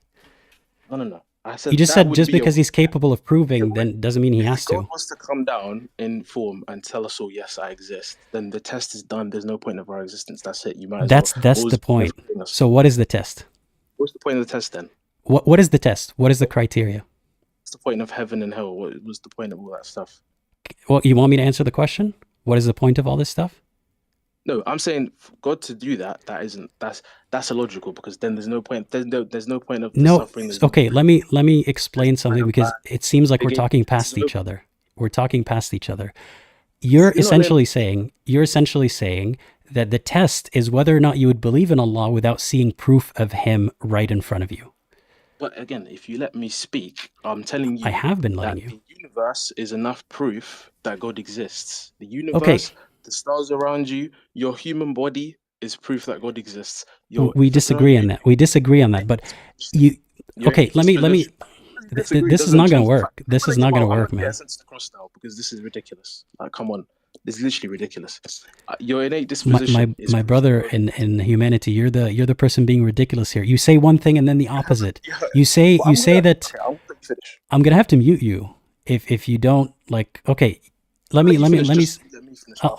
Okay, go ahead. I'll give you 30 seconds. You go. Okay. You said there is no way that, like, there's no criteria for me to believe in God. I told you if God proved himself to every one of us simultaneously, then I'll have to believe in God. But you say he doesn't have to prove himself to you, but at the same time you say that he already proved himself to all of us through our existence. So which is it? Has he proved himself to all of us, or can he prove even further by showing? Yeah, I can go now, yeah? What's that? So I can speak now, yeah? Uninterrupted. If you start by answering, yes. Okay. So what I was saying is, for you, you said God has to come down. If God was to come down, that would be proof for us. I agreed with you. That's yes, that would be proof for you. But we are mere humans. The king isn't going to come and speak to you and say, "Hi, Aladdin, I exist." Like we're nothing to God. He doesn't need to come down and prove anything to you. The universe in itself is proof. It's proof already. Your innate disposition is proof already. Your human body is proof already. My guy, you really weren't listening, were you? Okay, I asked you a simple question. If God coming down, King coming down and proving himself to us, is that not more clear proof than this disposition that you claim that we have, than just existing? Isn't it more clear if God showed himself to us? I agreed with you, yes, but then there would be no point of the. Then what is the test? What is the test? The test is whether we believe in God and we follow His path or not. So the follow test. His prophets or not. Okay. But the also, test. wait, you can believe in God. Wait 1 second. You can believe in God. The Quraysh believed God existed. It's whether or not you actually act upon it. Many Muslims you've seen that jumped on your show say they believe in God, but they don't practice the faith, right? So we would can say I say something? Can I say something? That's a tangent. I don't. Okay, so you're saying the test is whether or not you believe, and also whether or not you practice. What is proof and what is not proof? Bro, I can't let you ramble for 5 minutes every time. You really need to listen. I let you finish, but you're not letting me finish. You haven't let me finish. Because you go on you change the topic all the time. I can't let you finish because you start to another topic. It's not the same topic. Okay. So you're even making me forget. So whether or not you believe in God is one thing, one criteria for the test, and whether or not you follow is another criteria for the test. Is that what you're saying? Yeah. Okay. Why not eliminate the first criteria, which is whether or not you believe in God, by proving that to everybody that God exists, and then the test could be whether or not we follow? Sorry, say that again. Why can't God just prove himself to all of us? So the criteria for the test would be whether or not we follow, not whether or not we believe. But as I've already explained to you, God has proved himself. I think there's enough proof out there for us to believe in his existence. Not for everyone, clearly, right? Like for you, it seems to be self-evident. For a lot of people, it's not. Okay, well, there's some people that believe in ridiculous stuff in this world that we all know are not true, right? There's some, and we don't say that they're wrong. Oh well, there's not enough proof for them. We don't say that, do they? We do. I'm literally saying that to you right now. No, but okay, I can definitely give you examples of things that happened in the universe, that happened on Earth, that we will all agree, same people will agree have happened, but there's some people that will tell you there wasn't. And what are you going to tell them? No, there wasn't enough proof? Yes. Is there not enough proof? Yes, that's how it works. So 1 second. So the people that think that the Earth is actually flat, is there not enough proof that the Earth's round? No, there is ways to measure the curvature of the Earth. Is there a way to measure Allah's existence? Okay, so you haven't answered the question there. You haven't answered the question. I have answered the question, yes. I have answered the question. You're the one who's not answering the question. Wait 1 second. Would it be fair for me to say to a flat earther, there is enough proof that the Earth is a sphere? It's not flat. Because we have literal measurements. So yes, we have proof that the Earth is a sphere. Can you measure Allah's existence? Okay, now can you prove that you've got a consciousness? See, this is what I mean No, about letting you speak. You start talking about stuff that's unrelated. no, You asking brought you. up the flat Earth, right? You brought up the flat Earth. Let us Yeah. finish the flat Earth discussion, Okay. okay? Flat Earth. Yeah. You said, can we not prove to the flat Earthers that the Earth is round? Yes, we can, with actual measurements that they Yeah. will have to verify themselves. Can we do the same thing with Allah? No, we cannot. Then why even bring up I the can give example? you. It's not related. Okay, fair enough. But I can give you clear proofs of God's existence. I'm saying my point is just because there's people that don't believe in God's existence doesn't mean that there isn't clear proofs that God exists. That's my point. I think you're missing the most glaringly obvious problem here, which I've tried to repeat multiple times. There isn't If clear proofs. That's what you're saying. that God is capable of proving himself to a higher degree of proof in a way that nobody can deny. Because the way that you're describing, as you mentioned, a lot of people believe, let me finish my goddamn sentence. Okay? I muted you. I'm sorry. Just as you mentioned, people believe ridiculous things without proof. How do we know that this one belief is not one of them? Isn't God capable of proving himself without a shadow of a doubt to all of us? Go ahead. Am I unmuted? He is. So why doesn't he? Am I unmuted? You're That's what I unmuted. asked. Okay. So I would say to you, the fact that nothing can come from nothing come from nothing, and only things like they're called like the fact that nothing come from nothing and something can only come from sorry, I'm confused now. Yeah, I'm aware. I'm telling fact you, that this nothing- can't come from nothing, all that kind of stuff. We get Yeah. that, okay? That's But I say that's isn't it clear more proof for God to exists. show himself? Isn't it more undeniable proof that for And God I'm to show saying himself? that God doesn't need to come down and prove and tell you and show himself for that to be proof. There's enough clear proofs out there. That's my point. Isn't that clearer proof if God were to show himself? That is clear proof, but but there's already Then sufficient. there is a more burden of proof that he hasn't fulfilled. If there's clearer proof, he's not doing it. Why? Okay, but this is so if God, okay, let me ask you this: if God came down, showed himself, and left again, would you say that's sufficient proof? For the generation that What saw you're him, maybe, yeah, but then he has to prove himself to the new people again, yeah. saying. Okay, so what I think we've got to the issue here is you just believe that God needs to come down and prove himself to you. He doesn't need to do anything for you. He created you. I'm not saying needs to. I'm saying God is capable of proving to a higher degree of proof, undeniable proof. Then the test can be whether or not we follow him. You think there's enough proof, but somehow there can be more proof. Which is it? Is there enough or can there be more? But if that's okay, let me ask you this: if there's sufficient proof, and I believe there's sufficient proof, you might not believe there's sufficient proof, but Yeah. if I believe there's sufficient proof, then is that not fair enough to say that you must follow him? No, it isn't, because your standard of proof is not sufficient for other people. Allah showing himself would be sufficient standard of proof for most, if not all people. Actually, but how do you? But okay, so how do you know? Some people wouldn't say that's just a dream. How do you know that? Then continued showing himself and proving himself. What would that be? Again, continuing to show himself and prove himself. Is God not capable of doing that? You didn't answer my question. The question, my brother in humanity. What would that be? What would what be? How would God show himself? Define it. What would that be? When God shows himself, we would know what that looks like. You're asking me to describe how. No. Okay, let me finish my fucking thought. You're asking me a rhetorical question about what if God were to exist, which I don't believe exists. What would he look like if he showed up? I don't know, but he clearly hasn't shown up. I'm not asking you that. You said God would, if he came and approved him, if he came and appeared, that would be further proof, right? So I said, and you said that would be undeniable truth. And I said, how do you know some people wouldn't say that's just a dream or a delusion? Which actually in the Quran, it does say some people would say it's just a delusion, it's a dream. They wouldn't believe it. It's magic. They would believe it's just magic. So I said to you, how do you know you wouldn't say that? You said, well, you have to keep proving himself. I said to you, what would that look like? You said, well, he'd have to just keep proving himself. So I'm asking you now, what would that God look would like know for what that God? looks like. You're asking me what would look What like would if that an look like? imaginary figure were to prove Right. himself. I can't describe that because that figure doesn't Okay, so there we exist. go. Aladdin, we've reached, okay, there we go. And I think you've proved you don't know what you're talking about. I've asked you, what does that look like? You don't have an answer. Because the truth is, that Are don't know you what you're really talking about. are you incapable of listening to to what I'm saying?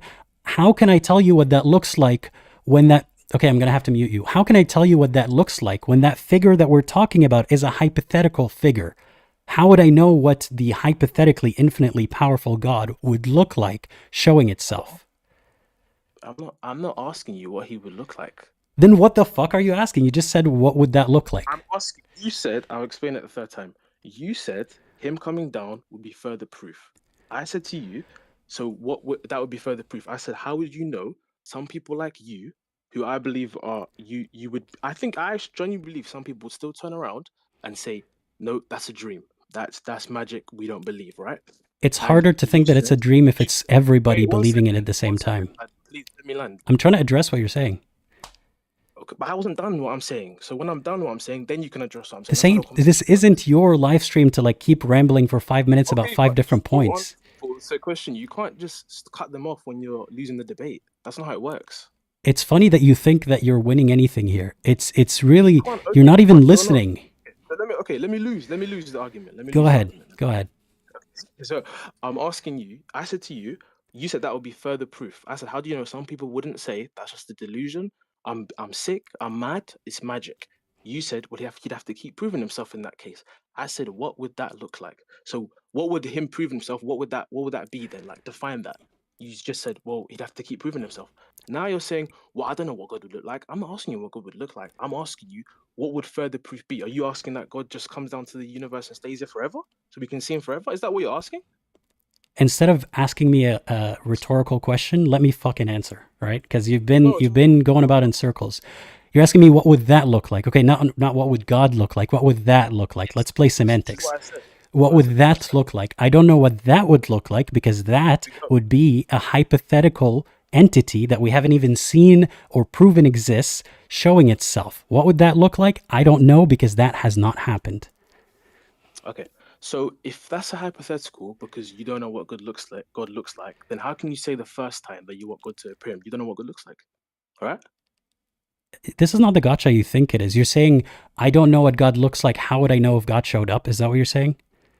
You said the first time he would appear and then we would know it's undeniable truth. Now I'm asked, then I said to you, with him coming down, some people would say that's still magic, right? You said he'd have to stay.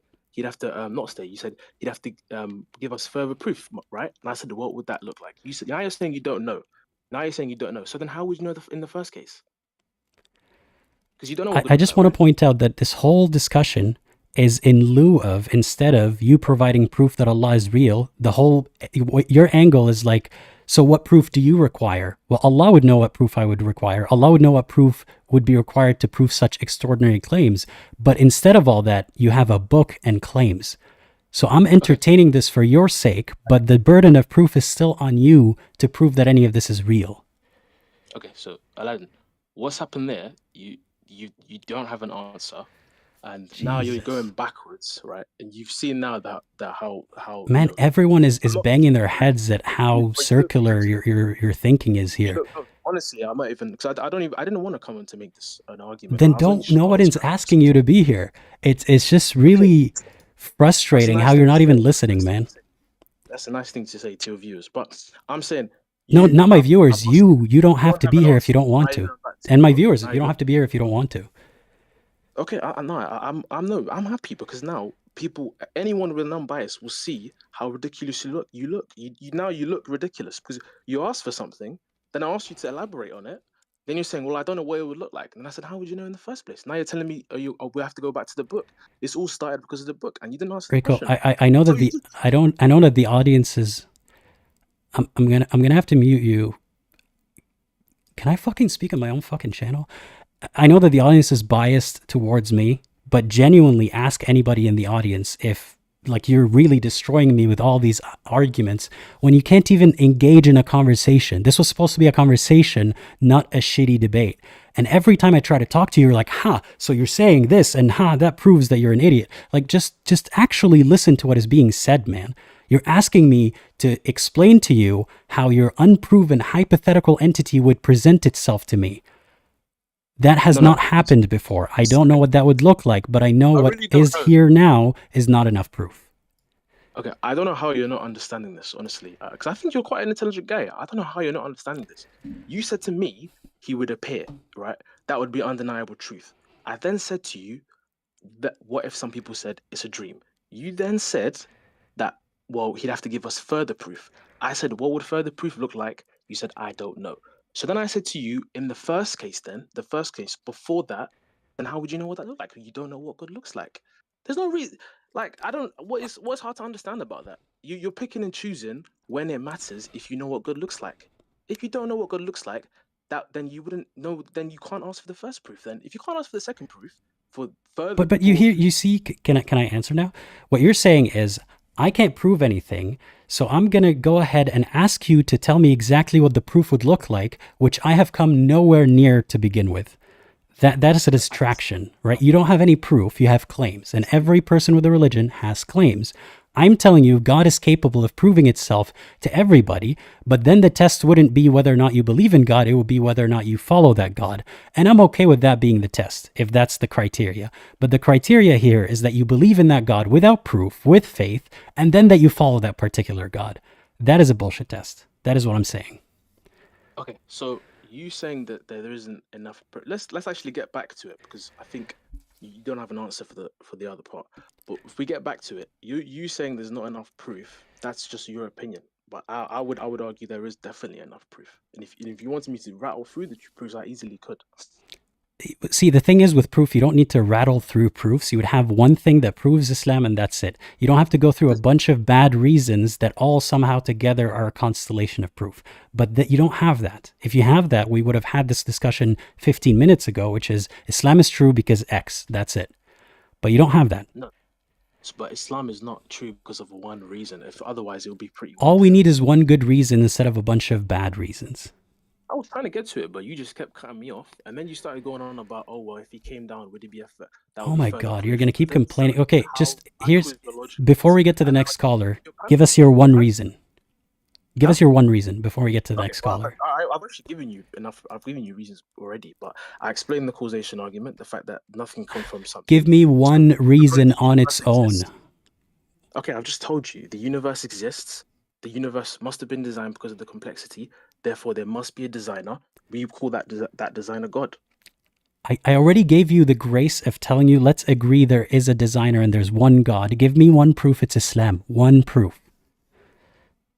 Well, I've given you two. I've said the Quran. If you read the Quran, it's clear to see that's from God.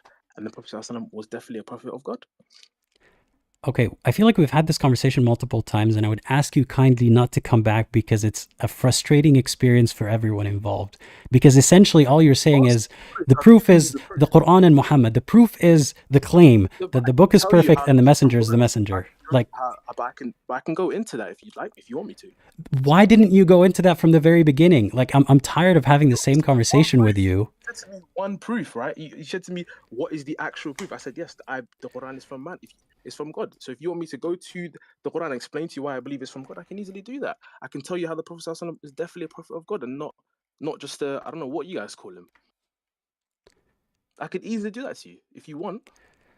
That would have been nice, but unfortunately we've exhausted all the time that we have for this call. So I'd say thank you for calling, but not really.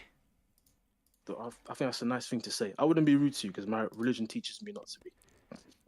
I don't think you realize how the levels of condescension and rudeness that you already exhibit. You don't have to say a rude thing to me to be rude, you know? I didn't call you an idiot. You called me an idiot. I didn't call you an idiot. You did call me an idiot. If I did, I apologize. I don't remember if I did, but if I did, I apologize. It's just really difficult to talk to someone who's not even willing to listen. But honestly, I am willing to listen, but I think you're not willing to listen. And I proved that to you. I asked you, what is a proof that you would accept? Okay, And you proved, I'm glad you have that conclusion. Whatever helps you sleep at night, Rico, I wish you the best and take care. You're being condescending again, but it's fine, no problem. I'm wishing you the best. I'm telling you to take care.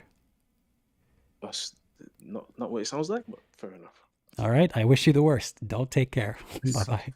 Thank you very much. Thank you. Man, that was difficult. I'm sorry for letting that caller in again. I'm so tired of this. Essentially, let me break it down for you. I hate it when people say the test is that you have to believe in God. That's a component of the test. If it were up to me, if this is a fair test from my perspective, God would prove that it exists beyond a shadow of a doubt to everybody. And God knows exactly how to do that. It shouldn't be on me to say it would look exactly like this, because I know what we have right now is nowhere near proof, nowhere near universal proof that Allah is real or any particular religion is real. So if God were to prove himself to every single entity beyond a shadow of a doubt, just like I know for a fact I need oxygen to live. I know for a fact if I don't drink water, I will die. That is a fact. I don't need proof for that because I already see it happening in front of me. If we were to have some kind of proof of God that way, not just, you have to deduce it from the existence and like the fact that we're here and how could a universe exist without a creator. Let's skip all of that. Prove this one entity is real. And then we can talk about, is it fair, the way that it, punishes and judges and rewards people? Or is any of that fair? That's a whole other discussion. But how I see it in Islam, none of that has happened. We don't have proof that Islam is true. So anyway, moving on. Thanks for the super chat, Kikno. Don't be so aggy. Believe in the eggy. All right. No, now taking the next caller. I hope that you're ready, caller number 10. Thank you, by the way, to the volunteers and the everyone who kind of helped this happen behind the scenes. Thanks for the call screeners. I hope you're ready because I'm adding you to the live stream now. Hey, General Ali, can you hear me? Yes, I can hear you. Can you hear me? Yeah, I can hear you. Okay. Please tell me a little bit about yourself and what you believe and why. I'm 35 years old. I was born Muslim, and I've been listening to you for about 3 years now. And I think when I first called you, I had a lot of doubts, but since then, like a lot of things, I've I understand a little bit better. So because of those things that I've the things that I had doubts about, because of those things were kind of answers for me. That's why I am Muslim, and that's why I believe. Before, like, of course, I was born Muslim. So being raised Muslim is that most of all you know. So that was the main reason why I was Muslim. But I think when you start to learn other things or hear other sources or hear different arguments that other faiths challenge Islam with, or hear different things that people really don't talk about, it kind of shakes up your faith. But I think after getting answers to those things or understanding it in a different way and changing my way of thinking really helped me to kind of be more firm and say, okay, a lot of the doubts I have are gone. So I would say that's the main reason why I'm Muslim. So I can elaborate on the things that So to that summarize what you said that the main reason you're Muslim is you were born into it, you grew up with it, but then you had doubts, and then you've addressed all those doubts, and Mhm. you have ways of explaining those doubts so that they Yeah. don't cause you doubt. So Yes. essentially, the reason you're a Muslim is because you grew up with it and because you addressed the doubts that you have. Yes. And I think it brought it brought faith to it gave me more faith, and then that's why I'm Muslim. Your question is why are you Muslim or why you believe, and clearing up those doubts is why I believe. Okay, so what was your belief before the doubts, like as a number out of 10? At a number out of 10, before the doubts, probably a 10. Probably a 10. Just Okay. growing up, because it's all I knew. Like literally, I was Okay, your voice is a little bit far from the mic, by the way. Are you able to get a bit I'm closer? sorry. Yeah, I have some headphones on, but that's fine. yeah, before the doubts, probably a 10, definitely. And then after the doubts, like after having doubts and then dealing with the doubts, where was your faith or your belief? After the doubts, I would say maybe 3. After the doubts, yeah, I went through a lot. So yeah, probably down to a 3. So Okay. And then when you address the doubts, what is your belief? I would say a 9. I'm more 8 or 9. I'm more realistic with reality. So yeah, I mean, I don't think there's nothing. I think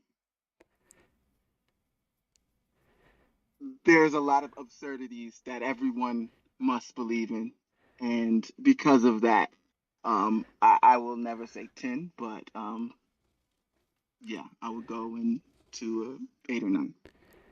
When you say there are a lot of absurdities that everyone must believe in, are you talking about everyone in the world or everyone who believes Yes, Islam or? everyone in the world, and I think the absurdity is nothing coming from something. So is that what someone has to believe as an alternative to Islam? No, I think that's what everyone believes. Even I think that's just what you have to believe. Who If says there that was you have always to some, believe that? I think that's when you use logic and you deduce everything down to the beginning. That's what it would come up to. It would come up to nothing coming something coming from nothing. I think that's what it would I come think to. this simplification often kind of ignores how religion also makes a similar claim, which is that, God, they don't say came from nothing, but essentially it fills that gap of like, how could something come from nothing? Well, everything came No, from and God. But no, where did you're God right. come from? But no, that's why I'm addressing it, because that's the absurdity that I believe, right? That God came from nothing, which is something that came from nothing. You see what I'm saying? And I think Right. the other way would be that yes, the universe came or whatever did come, but it came from what? Either God or nothing, which would still be absurd.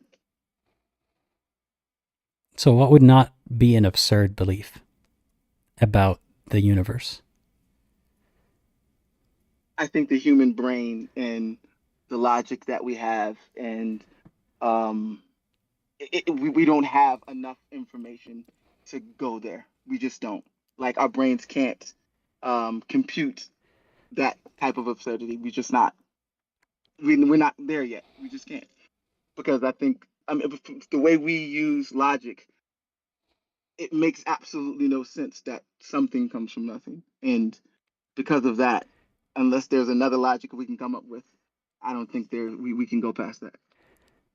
So are you saying that religion also doesn't make sense because it says that something comes from nothing?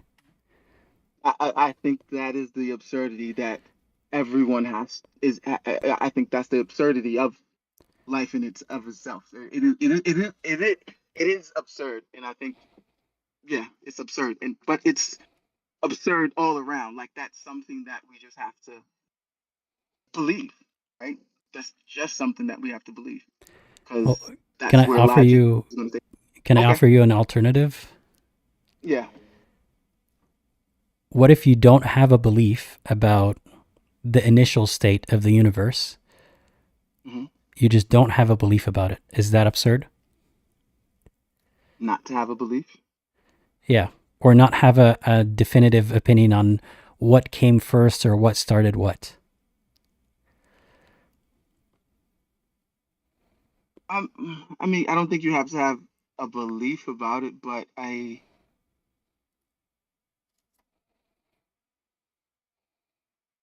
don't Because think you have to have a. I mean, I see what you're saying. I don't think you have to have a belief about it. But I don't think that changes anything. Like, I don't think it changes the facts about anything. you were saying that everyone must have an absurd belief, right? And for someone who believes in a religion that has a creationist story, that is the absurd thing they have to believe. And someone who doesn't believe, the absurd thing they have to believe is that something came from nothing, right? That's everyone has to believe in one absurd thing or another. What about the people who don't have a belief about where things came from?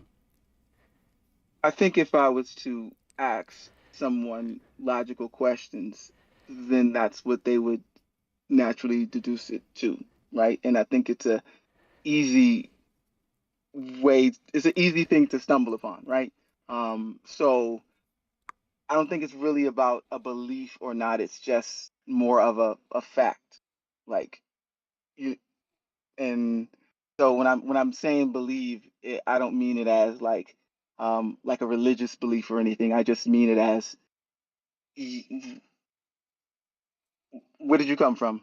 Okay, where did they come from? Okay, where did this come from? Okay, you see what I'm saying? And I just think that Well, we can't simple say that line of questioning would give it. any information about that is a fact, right? I could tell you that, I came from my parents and so on, but at some point we have to speculate. It's not a fact. We have to guess or, conclude or make some kind of Yeah, assumption. But there is no fact about the origin of humanity or the universe or matter or existence. absolutely. Yes, and that's what I will completely agree with, and it's absurd. That's So, I think that's what I'm trying to say. That is the absurdity of it because there's no way of um actually I mean the concept of nothing isn't doesn't even really make sense in it of itself. So um so it let me leads to let, the let me absurdity. reframe it a Okay. little bit. You said that your belief now is at like an 8 or a 9 out of 10 Mm-hmm. in Mm-hmm. Islam. Well, let's just say that it's an 8. Okay. Mm-hmm. Um, your belief is at an 8, and the 2 is the absurdity, right? Yes. Mm-hmm. And so you and I have that too in common, right? Like my belief in Mm-hmm. Islam is a 0 out of 10, and Mm-hmm. at least 2 of it, is that 2 that we have in common is that, absurdity. So what Mm-hmm. is the rest of it? What is the 8? How come you have that 8 out of 10 and I don't? Um, I think um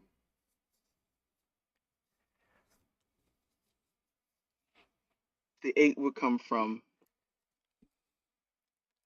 I think it would come from like the morality, the actions. And I'm not going to speak for all of Islam because Islam is way too broad. It's way too wide and way too for it's almost as many Muslims as there are is about as many as many religions as there are as if you ask me. But my personal beliefs, the character, the morals, the satisfaction, the life it gives me, uh, the just all of those things would be a good part of it, but it's also believing in a merciful, just God. That's what it would put it all together today. So do you believe? So you're saying that your need to believe in a merciful, just God is part of that why you believe in Islam. So are you saying that Islam has a merciful and just God? Yes. Do you think it is merciful and just of the God of Islam to torture people eternally? Um, I don't think um I don't think it's as literal as people think it is. But no, I don't think that. I think it's a lot different. I think So because when the Quran says, they will khalidina fiha abada, meaning like they remain in it in hell forever, it doesn't mean that literally. because of the contradiction of being a just God, I guess I would say no. It doesn't mean that literally. And there's other people that believe that too. I'm not the only Muslim that believes that. There's other even very high Muslims that believe that. Like, Ibn Taymiyyah didn't believe it, so it's not like I'm So saying something what that's did God more out mean? of the ordinary. What did God mean Um, figuratively? I think I can't really speak or I would say what how I would think that he means, like what I think he means by that. I think it's I mean, more of you're sure that it is not literal. So what is it if yeah, not? I What would does it say mean? it's more of a carrot and stick approach, to um, kind of motivate people to do things. I think that's Do what you it's mainly. do you think that, like, if we take this, this belief as some kind of judgment by a judge in a court, right? And you're trying to, Allah is making the case for himself. And imagine if you're in a court and your lawyer uses the carrot and stick approach, like says that if you don't rule in my favor, I will torture you and your family forever. Would you think that that strengthens the lawyer's case or makes it weaker? Can you rephrase that so I can understand? So if a lawyer is making a case in a courtroom and they use the carrot and the stick approach, where they say to the judge and the jury, if you rule in my favor, I will give you a lot of money. And if you don't rule in my favor, I will torture you and your families. Do you think that is making the case better or worse? I don't like one thing I don't like is the approach of comparing God to humans. I don't like when people compare God to fathers or mothers or anything like that. I think it's such a different entity that to compare what he does with a lot of the reasonings and the motivations behind what Why he why has. is that Like, unfair to make that comparison?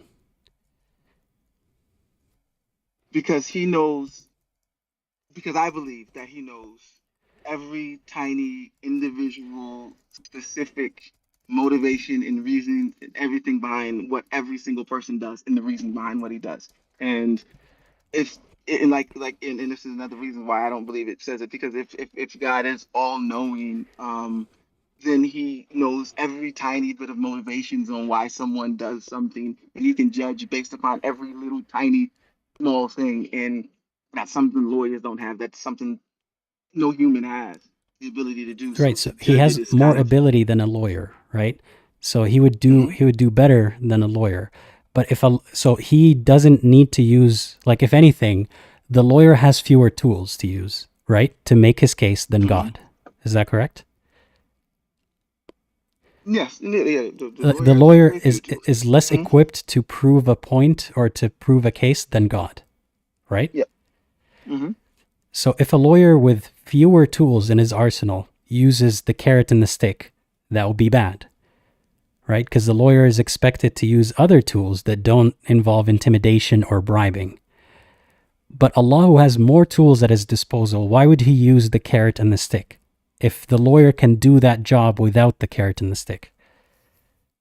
I think because he also knows how he created us, right? He would know um, the motivations and the temptations and the things that would motivate people to do things. Like, he knows all of those things, so he would also know what's best and how best to do it. I mean, we can, debate about whether that's a good tactic from a god, but I mean, that's what it is. I But can't I argue mean, with God and say, hey, you could do a better way. Like, this is just the way that he chose to do it. You see what I'm saying? but it's kind of hard to believe in the God that you're believe in, because you say he says he will torture you, but he doesn't mean it. But he only says it to scare you into believing in him, even though he's capable of proving it without threatening, like a lawyer can prove a case.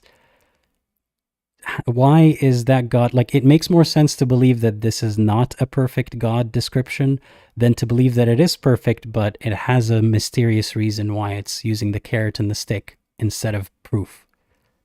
I think when we say, when we say perfect God, right? I think this is the issue, is that um, when people say perfect God, we believe that everything he creates must be perfect as well.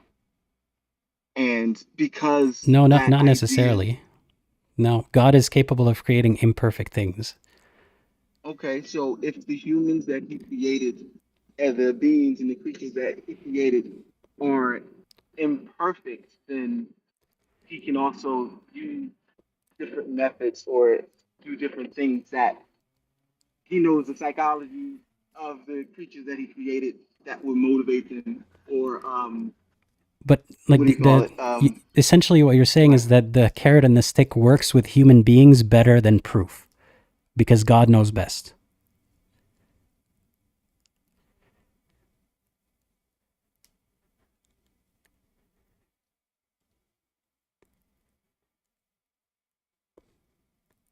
truth is a very it's a very it's a very tricky word. Um, But because truth to somebody isn't truth to everybody, right? Like, and God, yeah, but like I God is said, capable of proving himself to everybody, but instead he creates human with a vulnerable psychology that he can use torture to leverage, the threat of torture, to make them believe in him. That's what you believe. I mean, yes, God can do that. I don't see. This is what I'm saying. It's like, I look at the world. I look at everything in the world, right? We can imagine something that is more like we can imagine this world or put scenarios where oh things are better, things are worse, whatever. But the level of complexity that this earth is in and of itself, despite the entire universe, is a god level of complexity. It's crazy. Like I don't think we're really fathoming how that alone is so complex that it would take that. And I mean I guess we can sit back and start critiquing God But and how this is he not should have done things nitpicking, though. better. This is not Okay. nitpicking something tiny. It makes Hmm. no sense. Like, you have to jump through so many hoops to make it make sense that it's confusing to an outsider. So, like a verse about spending eternity in hell, you say God said it, but didn't mean it because he was trying to scare us into believing in him. But at the same time, I can see from experience and observing the same universe that you're observing that the carrot and the stick method doesn't work for everyone. And in fact, it's a harmful method. So, how do you believe in a God that uses a harmful method to convince us, even though he is capable of using other tools? Okay, so okay, this is a very good question. Um, I think the level of complexity that God wanted to create the earth meant that there could be profound good, but what also comes with that is a lot of evil because in order to make the distinction between the two, there has to be some sort of um, leveling, like the freedom or the will that we have. It would have to be in order, if we cannot, oh, for example, if you can do no wrong, are you actually doing good? Right? I would say that's the question. So, in order to create a world where people can do really good, it would But also that's have to besides the have. point. We're not talking about the Oh no, no, no. evil. We're not talking about the But evil in the what I'm world, saying right? is, so Yeah. so because there are going to be creatures that are going to necessarily fall into that other camp, there has to be um, some sort of motivation um, without taking away the free will. Um, and I think that can be because he knows the psyche of humans. That could be a part of the reason why he does it. But again, you're saying there's evil in the world, and like so that there's good, there must be evil, and people who are motivated by fear, that's why God threatens them. But what about the rest of the people who want actual answers? Why is God using the bad method of carrot and the stick on everybody? That is one question I cannot answer. Why is God doing those things? Like I think because his the God that I believe in, his understanding, his complexity of humans, knowing the ins and outs of humans, and knowing what they would need, he would know best. So that's what he chooses to do. Like I don't, um, But so I can't really every time you speak see for him. something that doesn't make sense in your belief, it sounds like you're Mhm. saying, "But he knows best, therefore I don't have to worry about it." But you're coming across the contradictions yourself. You just dismiss them. There, there will be a lifetime of contradictions. Absolutely, yes. And anything that I do or anything that I believe, there's going to be a lifetime of contradictions. Yes, I there's don't think in, contradictions. in I'm not anything, going to like deny you it. don't have to have a belief system that forces you to accept contradictions as God knows best or God created humans that way. There are other ways to, it sounds like you're saying it's going to be this way anyway, no matter what religion or no religion I follow. What would relieve humans of the contradictions of everyday life, of contradictions? Like what would take it away? I don't see depends how, on like, what is the everyday life contradiction? What do you mean? There's going to be things that are going to contradict things that we believe or things that we do. There's going to be things that we come across that may seem one way, but in actuality really be something else. Like I think those are just facts in life. Like I don't think our brain or as humans, like I don't think we have the capacity to just see everything or understand everything. Of course, we can't understand away. everything and we can't explain everything. But what you're doing to yourself is you're signing up for a belief system or continuing to sign up for a belief system that has contradictions in its very explanation, not just contradictions that happen around you. Like that's still a problem that you have to deal with, but also there's contradictions about the description of the God that you believe in. And the way to deal with that contradiction is to think that every contradiction has an explanation that God knows that you don't know. So doesn't that sound a bit circular? I think that's part of the absurdity of everything, absolutely, but it is also part of faith. And I think there is a level of faith that anybody needs to believe in anything. Really, there's a part of faith. So is faith and absurdity, do they go hand in hand? Yes, I think that's why we need faith, because of absurdity. But what if I found a way to live life with dealing with the absurdity without having faith?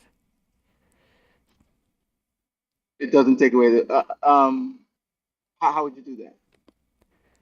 So I'll tell you the way that I see the absurdity of the world. Okay. I don't think there's an inherent meaning or purpose to anything that we can tell. Like there might be, but there's no way to determine for sure.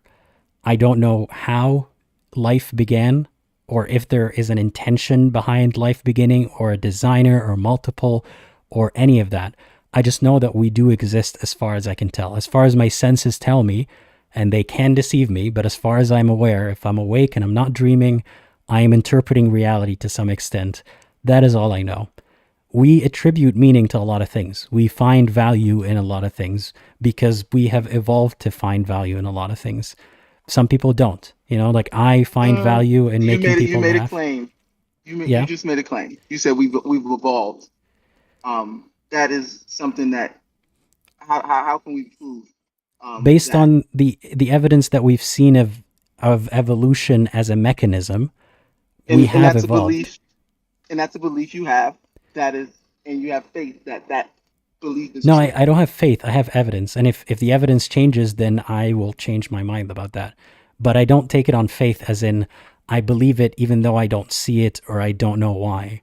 Or if I see contradictions in it. Like if I see contradictions in it, I won't still uphold it. Like that's with faith, you're doing that. No, what I'm saying is you believe it enough to build your life around it and your philosophy of how you live your life based upon what other people did to how they use science to come up with that conclusion. You haven't personally verified it, but you put your faith that they were good faith. No, that faith has no part to do with this. I've verified some steps of it. What I mean is this: when I say good faith, I didn't mean faith. They were doing it genuinely. They weren't trying to trick anybody. You believe that they were genuinely doing real science enough to not have to do your own research and not to have to do your own research. There's not one group of people. No, I have done my research. There's not one group of people who I have to trust their intentions or their motivations or anything. The thing with science is it's testable and it is verifiable and people can falsify it. Like people can prove other people wrong. So it's easier to trust that method. Or if you want to say faith, I have faith in the mechanism, which is people checking other people's work to a certain extent. There can still be mistakes. But this is one of those things that so many people from different parts of the world, without the same motivations, just the pursuit of knowledge has gotten them to that conclusion. and I don't believe in it in the way that people believe in religion, where if I see a contradiction, I would think there must be an explanation. I must continue to hold this belief. I don't think of it that way. Okay. So what about the intangible things that like honor or humility or I don't know, like love, those intangible things that humans have that aren't really science based? Do you have a belief in those things? Do you think they're real, or you just like how do you feel? I'm asking I you, like, think, how do you feel yeah, about I'll, those I'll things? tell you what I think. I think they're a social construct. And again, a result of, from what I can tell, the way that we evolved, in the sense that people who didn't have the same mechanisms, the same way to feel, did not, reproduce and continue to reproduce. So the humans that have made it this far have some kind of underlying social needs and impulses, and that's mostly what we follow. But some of us don't follow those. Some of us don't have feelings, and that's an anomaly. That happens too. But I don't think there's an inherent value or source to any of that, because, for example, the way that I would love a human being, I will then turn around and I don't make it a habit to kill bugs. But if I really have to, say if I have an infestation in my apartment, I will find a way to exterminate those bugs, and I wouldn't feel love for them. And I understand, like, love is a thing that exists for me and the other human, maybe me and my pet, maybe me and some animals that I bonded with, but it is not a thing that inherently exists and I am subscribing to it. You know what I mean? Yeah, I understand what you're saying. Okay, and this is another point, and I thought about this one, and this kind of really changed because when we talk about, I guess, evolution and in the drive to live and that theory that's out there, I kind of thought about something, and it's like, what? Why does life want to live? Like, what is it in life? What is it, the quality of life that makes it want to live? What makes it want to reproduce? What? Because we're saying that life gives us the urge to continue, and that's what motivates us. I'm saying, um, what is it like? How do we come to that conclusion that that's what life wants? Right? We're given life because we say that's what pushes evolution is the urge to reproduce and to continue life. I'm saying so life. What gives it that urge? I don't know if If there's you understand what I mean. yeah, I think I know what you're saying.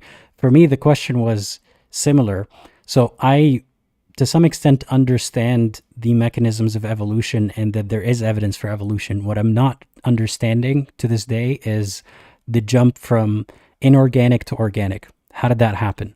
Like the primordial soup, how did the first cells and, like, self-replicating molecules begin to happen? There's some research on that. There is no, like, evidence. There's no replication. We don't know the answer to that No. yet. Mhm. So like that might be to some people the origin of life, or that force, or that the source of replication, or why. So I don't That's know why. All I can see is the that's not observation that it exists.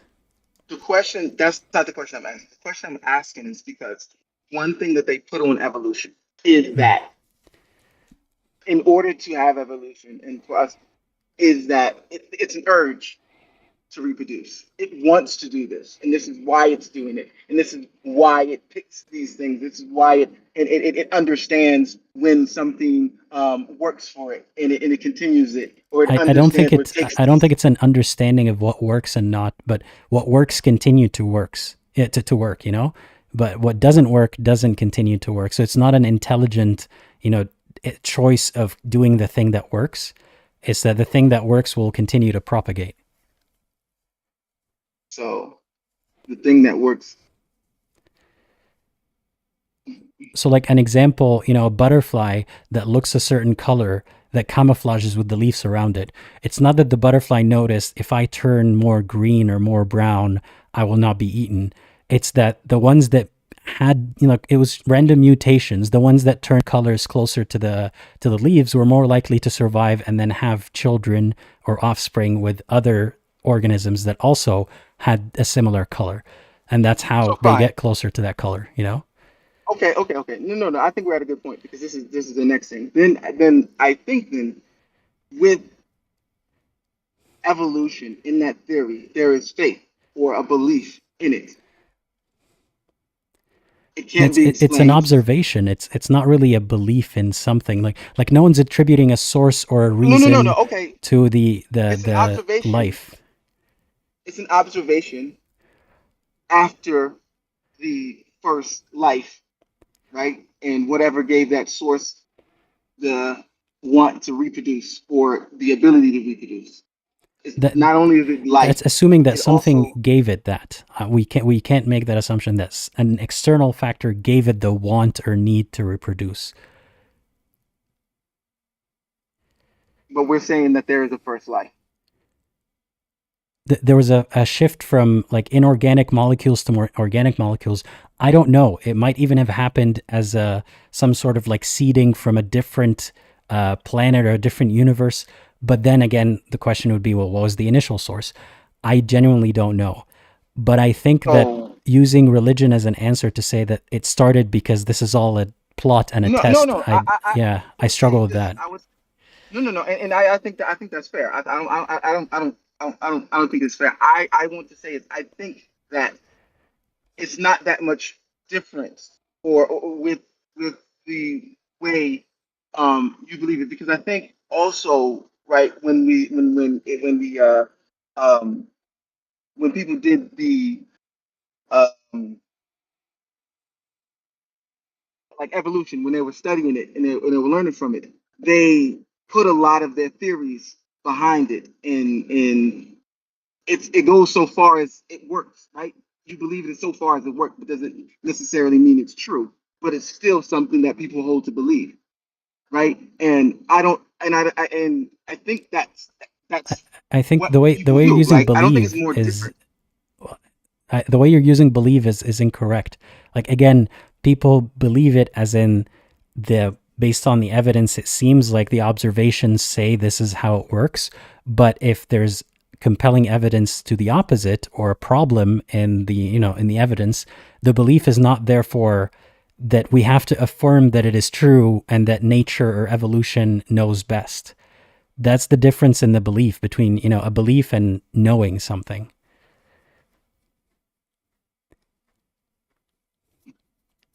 I I mean, I understand what you're saying, but I still feel that when it comes to I think the thing about it is that when it comes to religion, a lot of our actions are motivated because of the teachings of the religion.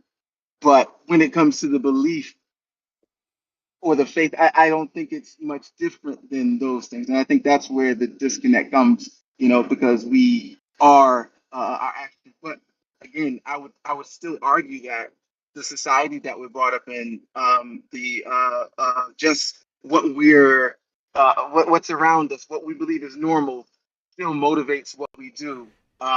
So and we do them because on face value we think those things are naturally better things to do in the world, where we can't necessarily like prove it, but by what we've learned in the present time tells us that okay, those are good things to do. So I just don't think, I guess what I'm really trying to say is I think it's not as different, other than um we believe our source comes from a God, and the other ones just believe like we make it up as we go. No, there's a huge difference because again, the people who Okay. you say are making it up as they go, we're seeing what the evidence points to, what our observation points to, and what our testing points to. And if we're wrong, we change our conclusion. With faith, you're working backwards from someone who said that they spoke to God and that's the source of information. And in your methodology, anything that contradicts that, you say is, by design, because God knows how he made us and he has an answer to that. You know, why is God using the carrot and the stick? Because God knows how he made us. You're working I don't, backwards from the belief. That's not how we believe in but things. I don't think. I mean, I don't think there's anyone who believes that just one book has the explanation of every science or everything in the history of the world. Like, I don't think that's the claim anybody's making. I think it's more of a moral and um, like But like you've mentioned a morals a few religion. times, and I have to ask you, and this seems like low-hanging fruit, but it is in the religion. How do you feel about Mhm. slavery? Was that one of the doubts that you kind of worked on? Slavery is a very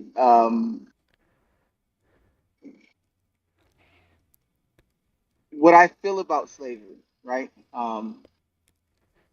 Is like 300 years from now, how people are going to feel about how cattle or farming like animals will be, right? Um, I think that's I just a don't think fact it'll of ever life. be the same, but so you're saying it's just facts of life, but Allah not Like, only endorses like slavery, but also eating animals. So you're saying eventually we'll all feel icky about slavery and eating meat, but Allah will continue to endorse them?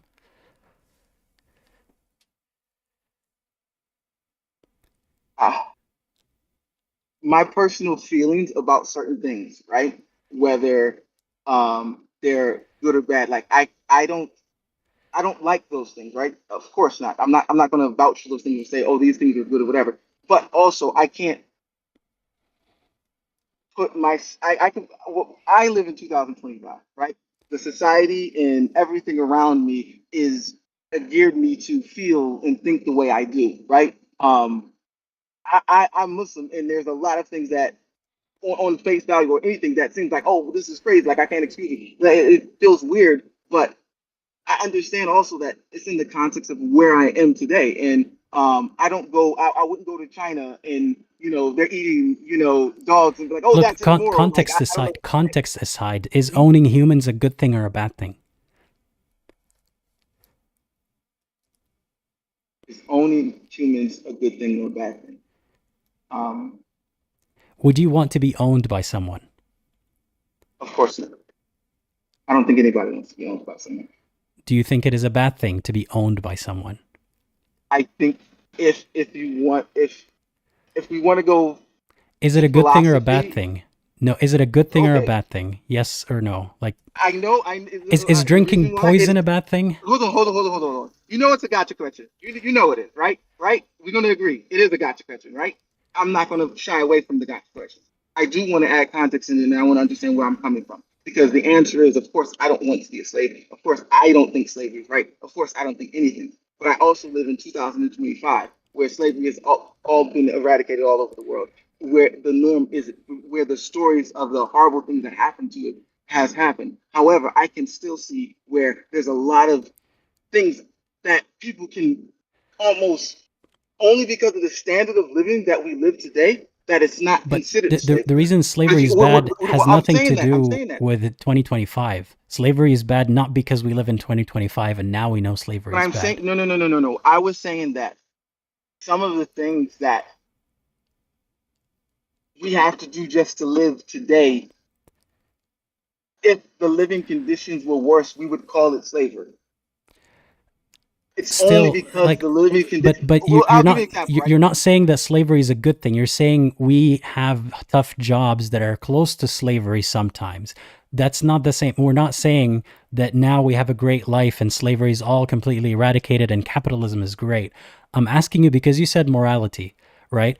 People derive their morals from the Quran for a long time, and some people still do to this very day. And because of that, people continue to have slaves and use them and trade in them. So is Mhm. there like there could have been another source of morality that isn't Islam that would have resulted in less slavery in the world? But Islam allowed it, encouraged it in a way, made it halal. Mhm. It's so the gotcha is not like, oh, here's a bad thing in Islam. Is that specifically we're talking about morality, and here's one problem with morality because we think slavery is immoral. It's not just about 2025. You think Mhm. you don't want to be owned. Islam allows people to own other people You could say when they get in a war, whatever, if they're not Muslim, but then also Islam allows people to buy other slaves. That is immoral. No, what I'm trying to say is that whether Islam allows people to buy slaves or not, like I'm getting to more of the philosophical point of it, because I think when we use some of the language that we use, it shields us from the reality that we actually live in, and because it brings up emotions or it brings up certain things, we really shun away from it. But in reality, there's so much things that are so close to what those things are, and because we remove ourselves from the reality we live in, and we look back on the past and we really point our finger and say, oh, how these are wrong or horrible and everything, which a lot of the way people are treated, you know what I mean, is the wrong thing, right? Like, for instance, if I work a job and yeah, I can't do anything but work this job just so I can eat food, right? The owner of that job knows that, like, But basically that's I'm dedicated just whataboutism. because for it. You're saying No, capitalism is close to slavery, therefore, like, no, I'm not saying capitalism is good. I'm not saying having a job is the best way to live life. I'm saying slavery is bad.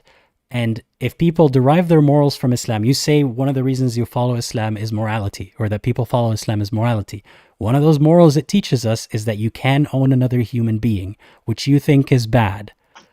So why would Islam be a good source of morality if it says you can own another human being? I think it's bad in the context of really what we mean So that it is. would you be okay with being owned in any context? What does it? This is what I mean. Is like when you say that, you say being owned because you're trying to make a specific type of slavery of in the construct that you're The trying Islamic to build. kind of I'm trying to slavery. say that. Would you be okay with you being owned, you and your sister and your mother and your father, and the slave owner sleeps with the females in your family? Would you be okay with that? The Islamic kind. There's so many things I would not be okay with living in 2,000 I'm talking years about ago. that thing. I'm talking about that one thing. Would you be But okay in when 2025 or in the year 0 or like 1400 or whatever? I hear what you're saying, and I'm trying, and I'm not trying to hide from the question that you're asking. I'm trying to answer it honestly. I'm trying to say that you're asking me as a free man that can pay my bills, that can take care of my family, that is living in one of the most wealthy or greatest times of like when it comes to resources in human history. Would I want to live less than what I'm living now? The answer is absolutely not. But this is the mindset you're speaking to me at, right? But can I think of a possibility going back 3,000 years where people would be okay with that, would want that as as an option better than the other things that they had going on? And I'm not, and I'm saying that because if there are rules or if there are things Let me with let these me give you people, a more the specific way you have to treat example. them. No, okay. What I'm saying is like, No, okay, because go I ahead. hear the standards of like the way you have to treat them. You have to treat them well. You can sleep with them.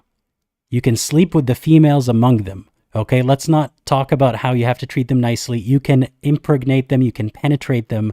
That is, Listen, sexual assault. listen, and again, can I'm I? saying if you existed back then, okay, forget 2025 with a good job. You existed back then, you and your tribe, just chilling, doing your own thing, and the Muslims from the neighboring tribe come to you and say, join our religion or else. And you say no.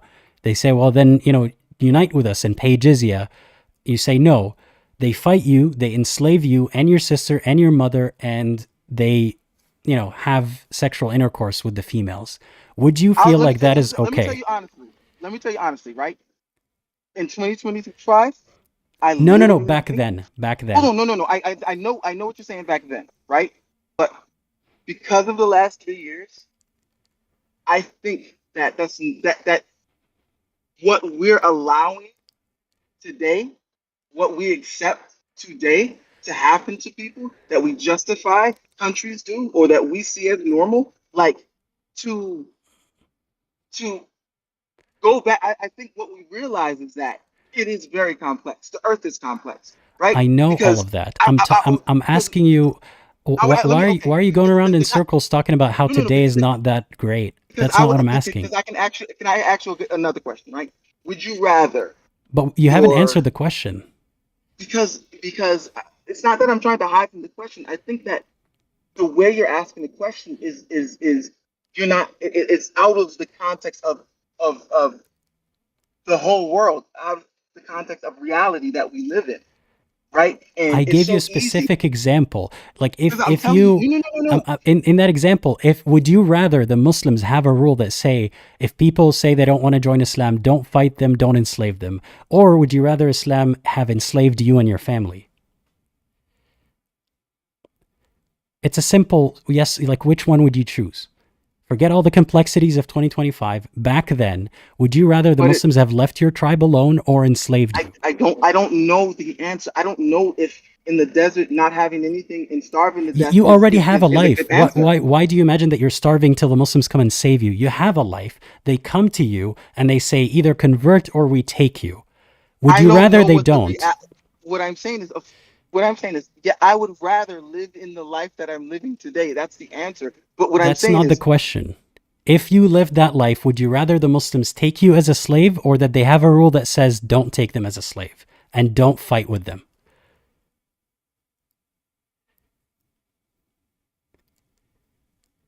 the answer is, of course, I wouldn't rather that. Nobody would rather that. I'm saying that. However, the world is more complex than that. And I'm not trying to justify it. But You are, though. think that but I'm going to tell you why.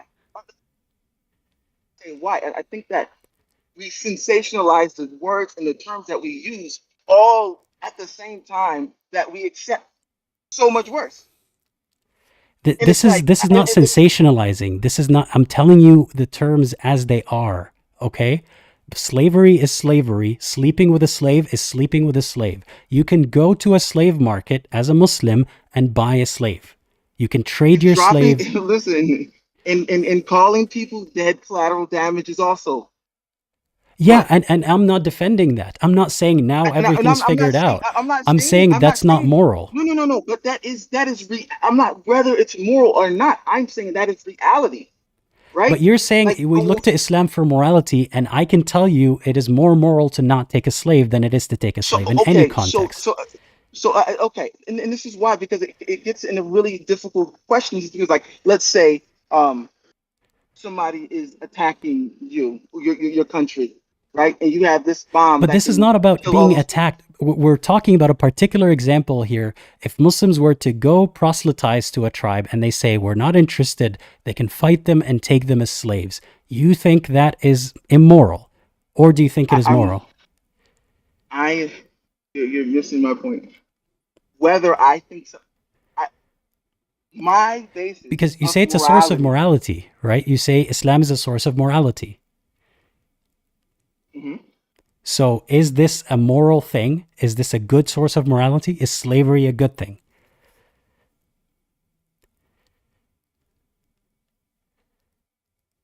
Are there ways that I can think of a just slavery in context of what you're saying? In a different time period, in a different reality? You don't have to come up with a whole new concept of slavery. We know what it was like in Islam. We have the description of it. We have the rules. You don't have to come up with a slavery that would have been cute and fair. There's no such thing as a nice slavery. We know what it looked like. And you have a hard time admitting that it was bad because your belief won't let you admit that anything in it is bad. Do you okay, Michael, do you think it's immoral? Slavery is immoral, yes. Based on what? Based on the individual's freedom to not be owned. What if the individual is a bad person? Wait, so that I feel like that's moving the goalpost. Was Islam only for enslaving bad people? Like, are we talking about indentured servitude or like taking people to prison? No, but you said slavery as a whole. Like you said, generally. I'm talking about slavery. Right? Yeah, taking people for no reason. You're shifting the goalpost. You're trying to come up with an excuse for like a bad person to enslave a bad person. We're not talking about that. I'm talking about slavery as a generic concept. Slavery as a concept to own people in general is bad. I think prison is bad. Sure, we can agree or disagree on that. But slavery, owning a person, especially not as a consequence for their crime, but just because they don't follow your religion or for whatever other reason, is bad. You want to talk about consequences of crime and prison and rehabilitation, that's a whole other discussion. But owning a person in Islam, it's not about prison or crime. I think that I'll say this. Okay. I'm not going to go into any kind of like sexual slavery or anything like that. I'm not gonna go there. But I'll But it go is there. from, We can skip it, but it is there. for now I'll skip it. For now I'll skip it just to continue to argue, right? In, like, for instance, there used to be kingdoms and kings used to own all the wealth, right? Everything. And then there's so many other people living amongst them. They would have to, like, in order to give people things to do, they would have to have, like, in their people work for them so they can give them or provide for them, right? Okay, I'll say something that's more recent, right? So I would go to other countries like Pakistan or different African countries, and I would see a lot of like house labor, people coming in their houses, cleaning, doing everything. Yeah, and that's bad. Right? And that's bad. Especially when they You don't think pay it's them bad? when they don't pay them a fair rate, yeah, that is bad. Right?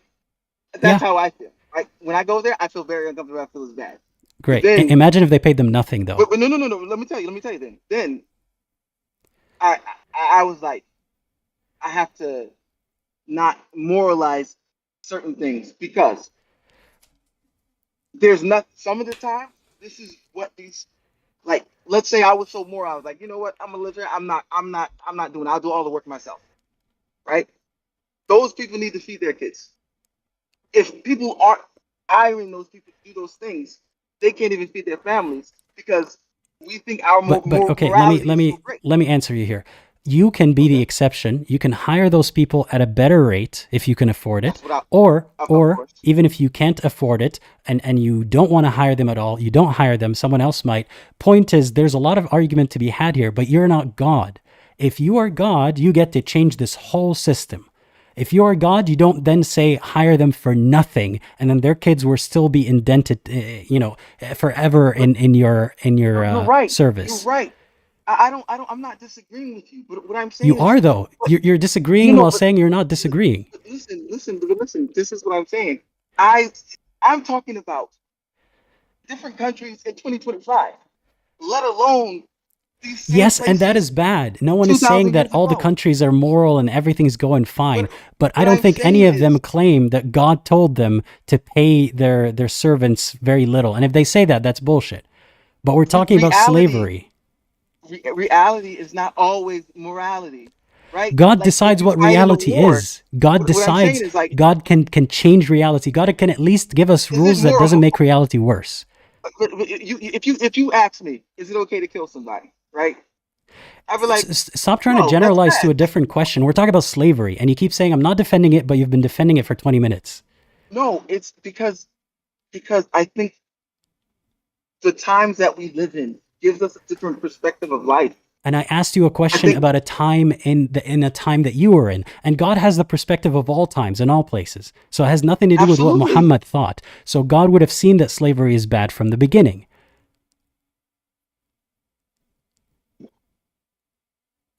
This is what I'm saying is that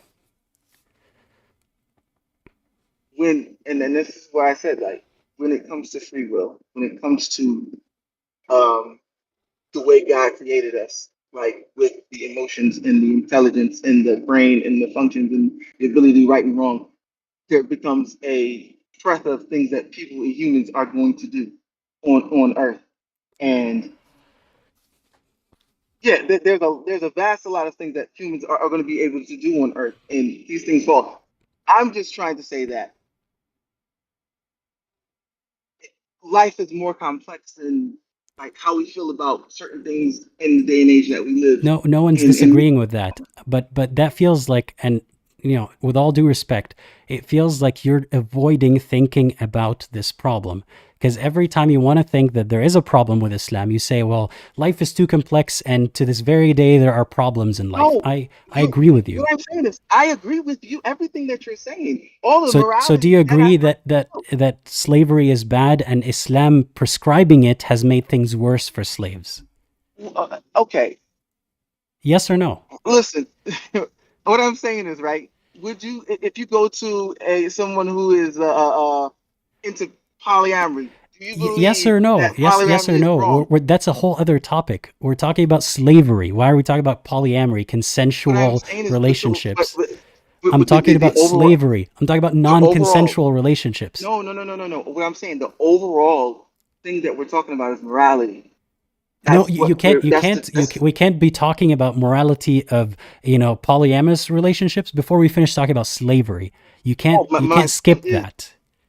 My point is, I live in a day and age where those things, like personally, how I feel Can about we them, talk about slavery? Forget polyamory. Can you say slavery is bad? I, the, Can you say slavery is bad? understanding, Can you say the slavery reason is why, bad? Yes or no? Can of you say course, slavery is bad? No. I can say Slavery is it's bad. it's a gotcha question, and No, I'm no, trying to no. explain Can you why. say slavery is bad? The fact that you're not saying slavery is Okay, bad is the I gotcha will here. say slavery is bad, as long as you give me the ability to explain why it still takes a lot of context to win it. No, without In that, caveats. Slavery is bad. Owning another human being is bad. Can you say that?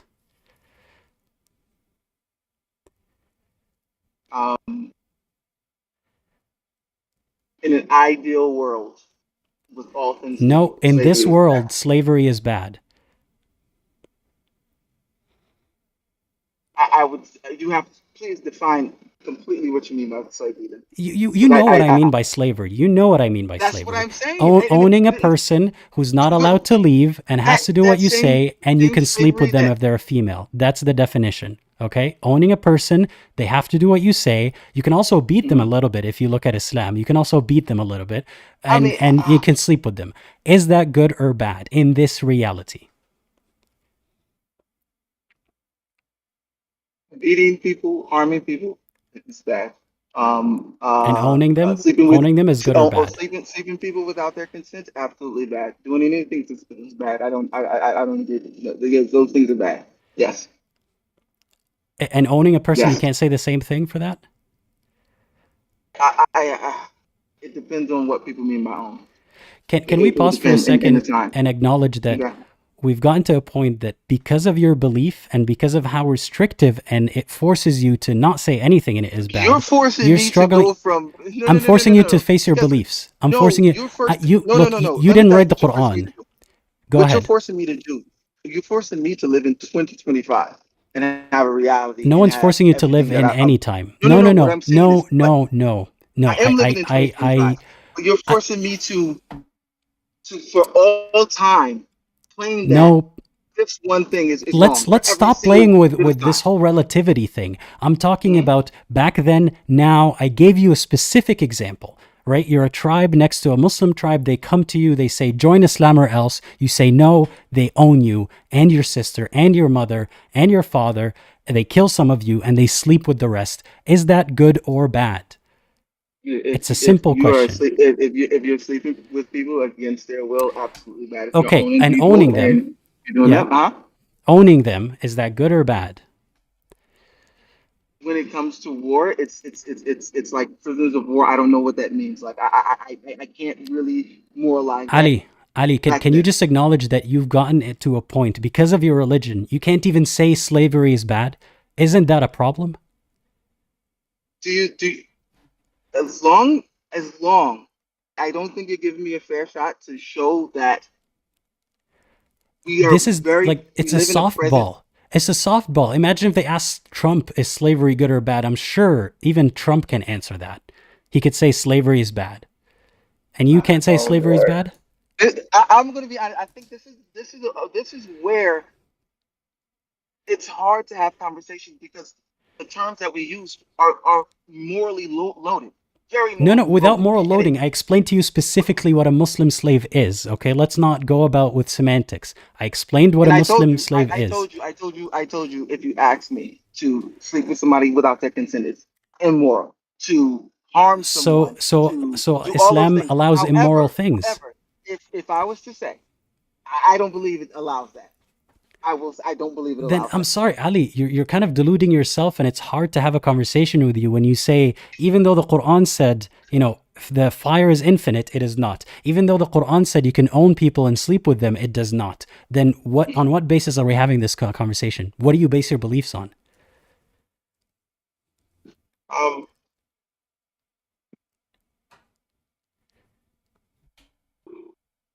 I've based them on the reality that we live in, and You base your the beliefs on morality that is. Islam, not on the Quran, but on the reality you live in? I think there's a lot of context that goes. I think that um, there can be wisdom taken from the Quran, and it's not Again, and as I gave you a black. counter example of that I'll tell wisdom you, of owning it's not, people, and you're as still black and saying white. wisdom.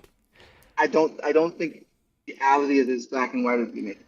I don't think it is, and I think the every black and white is, you can't say slavery is bad because Islam forces you to say it must be good in some conclusions, otherwise Islam is false. because the reason why I'm not saying that is because I know the reality of life is more gray than that. It's way more gray than the black and white saying, "Oh, this is wrong and this is right." It's just more gray. You And I believe in mean, a religion that believes in black okay, and white, what do and you you think can't is the even word? say slavery is bad? Okay, what's worse, slavery or killing somebody? You're asking a question that has nothing to do with what we're talking about. But You I'm haven't asking given questions me a you know, yes or no answer in like the the last reason 30 why minutes. I did give you a yes or no question answer. I did give you a yes or no answer. I did. I said those things are immoral. I said those things, if you're doing those things around those things are immoral. I said if there's a slavery where if you have to treat the people that you own at that time for the whatever those reasons are that you own them exactly like your family, you have to feed them, you have to clothe them, you have to house them, just like that you're doing. And if there's a legitimate reason, like there's a war or something going You on, keep and a saying time slavery where is immoral, except in all of these situations where it is moral. So you're saying slavery is moral sometimes. and again, it's like it's prison immoral or moral. It depends. Ali, this is difficult. This is so difficult. I gave you a concrete example of Because what someone can do to you and your family, and you can't even say that's bad I'm because not you saying keep I don't saying believe it's that. relative. No. I'm saying the way you're explaining it is not what I believe it is. Like, it's not. I'm not putting those terms And on it. I'm it's not hard to putting have a those terms on it. conversation with you when you base what you believe in on not even the Quran, not even the Hadith, not I even the mean, but reality. You base it on how you want it to be. what I'm saying is, I think that a lot of times when people do criticize or against some, they do a lot of things. They put the worst case scenario on there. We're not talking about a lot Because of times. We're talking about right now. Right now. We're I talking don't right think you're giving. now.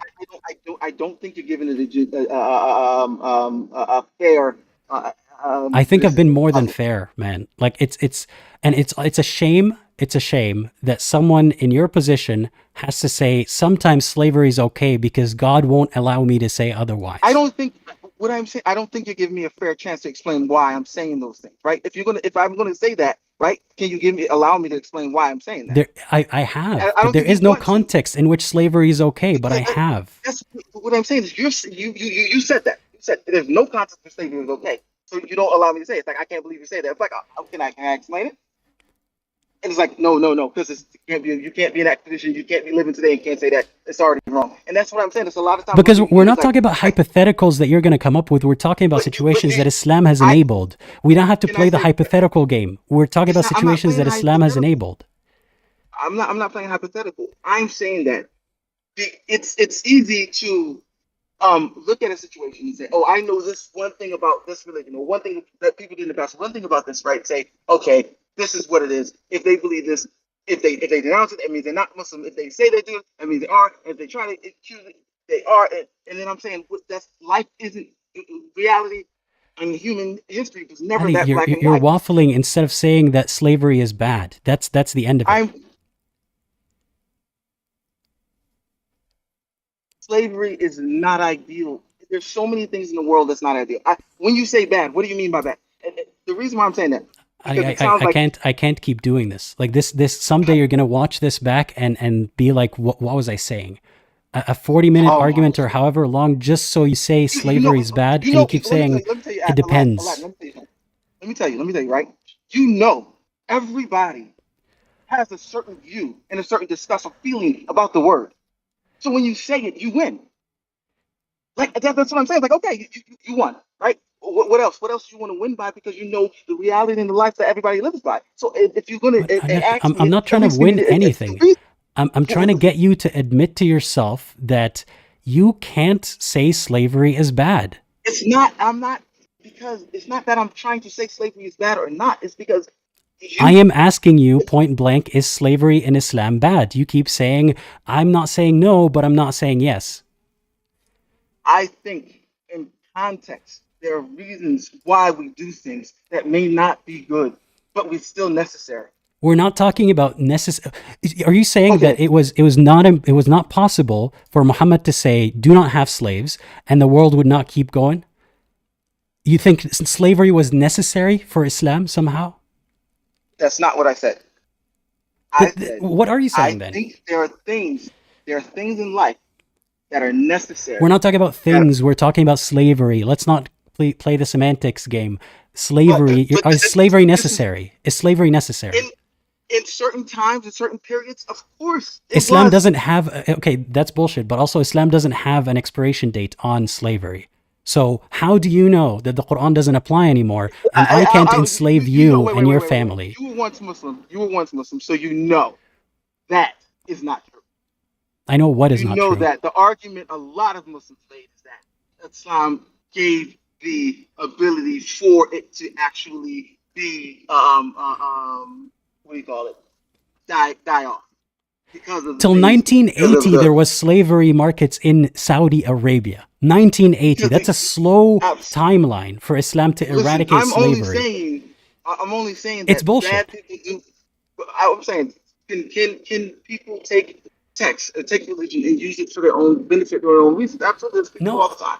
This is really difficult to listen to at this point, and I'm going to have to end the call because we're going around in circles. You can't say slavery is bad, and you're trying to insinuate that people are misusing the Quran to enslave people.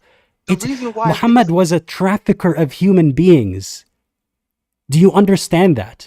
He took slaves. He traded slaves. That happened. People did that in his footsteps. That had happened. We can't talk about hypotheticals where maybe sometimes slavery is better than nothing or better than death. Okay. We're talking about reality. Okay. No. Okay. Because this is why, right? This is why I'm saying, right? Because even when you live in reality, you live amongst reality as well. Like nothing's in a vacuum. There's a whole reality around it. And so what I'm saying is like, okay, let's say, right. I'll use Israel and Palestine as an example, right? Let's say, we'll have to wrap up after this example, but you know. Okay. So. Let's say that Hamas went in and killed Israel, kill all those people, and the people like, we can't do anything because children are going to die. That's immoral.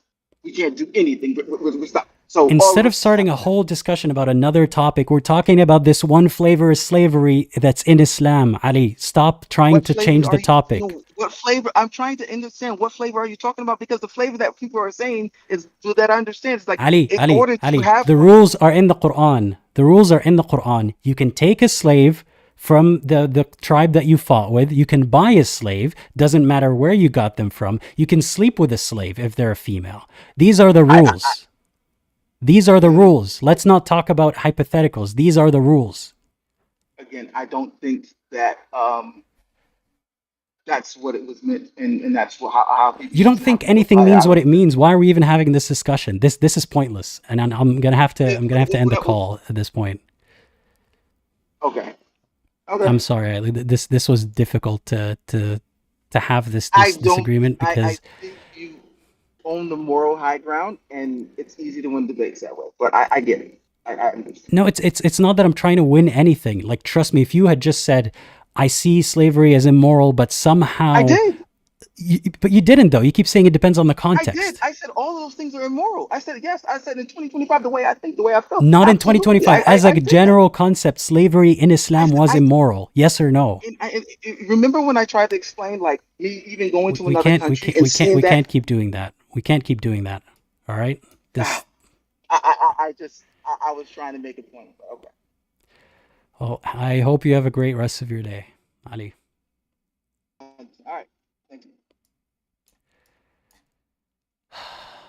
Sorry, everyone. That went on for a bit longer than it should have. So to clear up what I was trying to say, Ali was talking about how 8 out of 10 for his belief is, that Islam is a source of morality, among other things. And we're getting into those. And I was asking him, if it's a source of morality, what do you think of this one moral thing? That slavery is moral in Islam. And I was trying to get him to admit that he doesn't think slavery is moral. But because of the cognitive dissonance, he can't even admit that slavery is bad. He has to say it depends on the context, because I can't say anything in Islam is bad. And if it is bad, if I concede that the slavery is bad, then the Quran didn't mean what it meant to mean. The Quran didn't mean that you could take slaves. It doesn't mean, Allah doesn't mean that he's going to put you in hell forever. خَالِدِينَ فِيهَا أَبَدًا. It doesn't mean that. Take a slave, it doesn't mean that. Then what are we even talking about at this point? That is a prime example of cognitive dissonance. It's a difficulty for someone to admit that their beliefs are inconsistent. And yeah, that was a difficult conversation to have. Thank you for bearing with me. The next caller is gonna join now. I'm gonna take 1 or 2 more callers and call it a day. Thanks everyone for watching. Hey, LucaZade, thank you for joining. Can you hear me? Hello. How's it going? Hello. Hi, Aladdin. How are you? I'm good, thanks. How are you? Love your show, by the way. Thank you. Yeah, you're my favorite ex-Muslim atheist.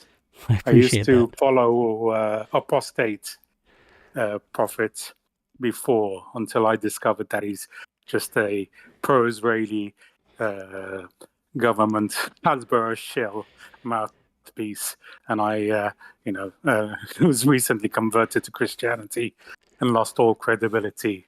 So yeah, really love your show, and I think you do a really good job by encouraging people to, as you say, think critically. I appreciate that. And I heard a little bit. I didn't get to hear your introduction with the moderators, but you are a believer in Islam, right? And you have a way of making it make sense. So tell us a bit about that. Yeah, I would say because I'm a middle-aged man now, and I've been through the different stages of being a good observant Muslim, and falling out and being an atheist, and I'm back again. So I have asked a lot of those questions, and I've settled on what I call being a spiritual Muslim or spiritual believer, because I think a lot of the I know your channel is primarily seen as an ex-Muslim atheist channel, but I think a lot of the points you raise are equally applicable to all religions, to Judaism and Christianity, as well as Islam. So I find it ironic that you seem in the chat, you have a lot of I think Christians who love your chat bashing Islam, when really they're no better, because the same criticism. I make sure to remind them that these criticisms apply to both religions. So yeah, or not all of them, but some of these criticisms. But I'm curious how you navigate that. So if you've watched a lot of my videos, I assume, what do you think of my objections, or the way that I can't believe in Islam? How do you make sense of it? Well, no, what you think and the questions you raise are actually very good. And it's really good that you have, it seems, a lot of, young Muslims that are doubting the faith. and they're asking questions. A lot of those questions that I asked myself, when I was a teenager as well, and so that's actually very good. And that was before an Islamic tradition was actually encouraged for a while. For there'd be debates where openly atheists people would actually debate and ask these sort of questions that you do. So it's actually very healthy. Any religion, any faith should be able to be strong enough to withstand and answer any questions and any criticisms that are afforded. It's otherwise they are not up to the task. So I think what the questions you raise actually helps people really find out for themselves what is the truth. Now, in the terms of how I see myself what I call a spiritual Muslim, very much like how Christians, most of the Christians nowadays, and even the Jews, they're really spiritual Christians or spiritual Jews, which is why they no longer follow what does the that paths. mean to you? Can you explain It briefly means what that that means? Yeah, it means that you follow the main like in Islam, the main pillars of Islam, of believing in the one true God of Abraham, of following the rituals of fasting, say, and praying, the spiritual side of it, and cutting out all the other stuff, stoning people, apostates, to death, and the like. Very much like what Christianity and Judaism has gone through with the change of the Mosaic law. But Okay. the conversation you were having previously about the existence of God, because being you're not just an ex-Muslim, you're an atheist, aren't you? In the sense that I think every theism, like every religion, Yeah. Every theistic religion is, as far as we can tell, from another man, or Yeah. woman. So there is no definition of God that we've received or conceived of, or not received, like conceived of or claimed to have received that has been proven to come from a God. So yeah, I don't make any claims about the possibility of a God existing or multiple gods. It's just that we have no proof that any of them spoke to us if they are real. Exactly. Yes. And the questions you raise are, basically, does God exist? And whether you've come from a Muslim background or any other background is immaterial at this stage. The main thing is that you don't believe that God exists, and because you haven't seen proof, of God, and that's why you are an atheist. That's how I understand your viewpoint. So I think that every religion has claims for how their connection with God or gods are, and no religion has had any more verifiable proof, or any proof, to be honest, any actual proof, than any other religion, from what I can see.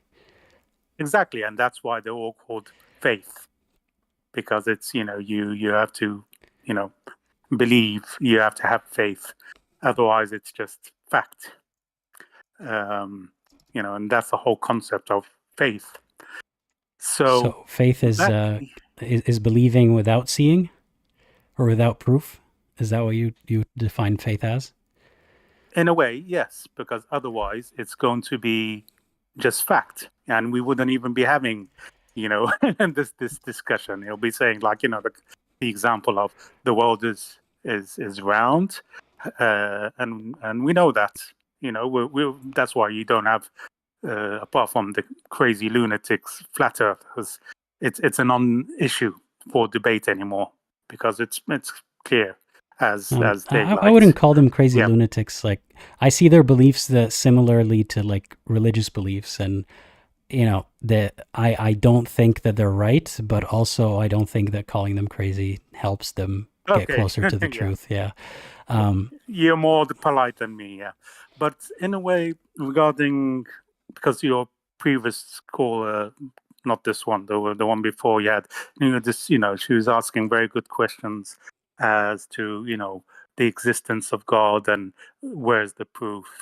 And what I wanted to raise is looking at it this way. Imagine God is the ultimate scientist, okay, who has created the universe as the ultimate experiment. And God is, as you know, is supposed to be all-knowing, having all knowledge.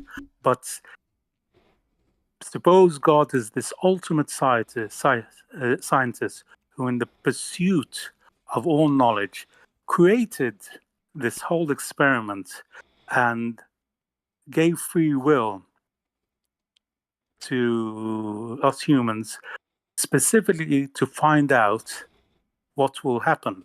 Specifically chose not to know the outcome, because that's one thing. The whole concept of free will actually goes against the concept of God when you think of it, because how can God be all-knowing of the future, as you know, al-Maghaib, where if he's given free will to I'm kind of, not only yeah, humans I but think the angels? yeah, I'm kind of, Right. I don't think the angels have free will, but I'm trying to get to They do, this because simple the devil. like thesis of what you're trying to say here. Like, what is the simplest way you can put this? Because I'm a simple guy, so I like simple, definitions and explanations. Well, no, Satan obviously had free will, because Satan is the only angel that defied God and obviously exercised Okay, his free will. that's and besides the turned, point. turned Then away. what is the point that we're trying to get to here? So I'm saying that my point is that if you think, as I said, that God has devised this whole existence as one ultimate experiment and has created us all with free will in the pursuit of knowledge to find out basically what will happen with his creation if he gave them free will and purposely chose not to know the outcome. He wanted to find out in the Is that what you believe? This is the way I see it, and this is what I'm saying, that this is a way to probably see things and what's the purpose of life.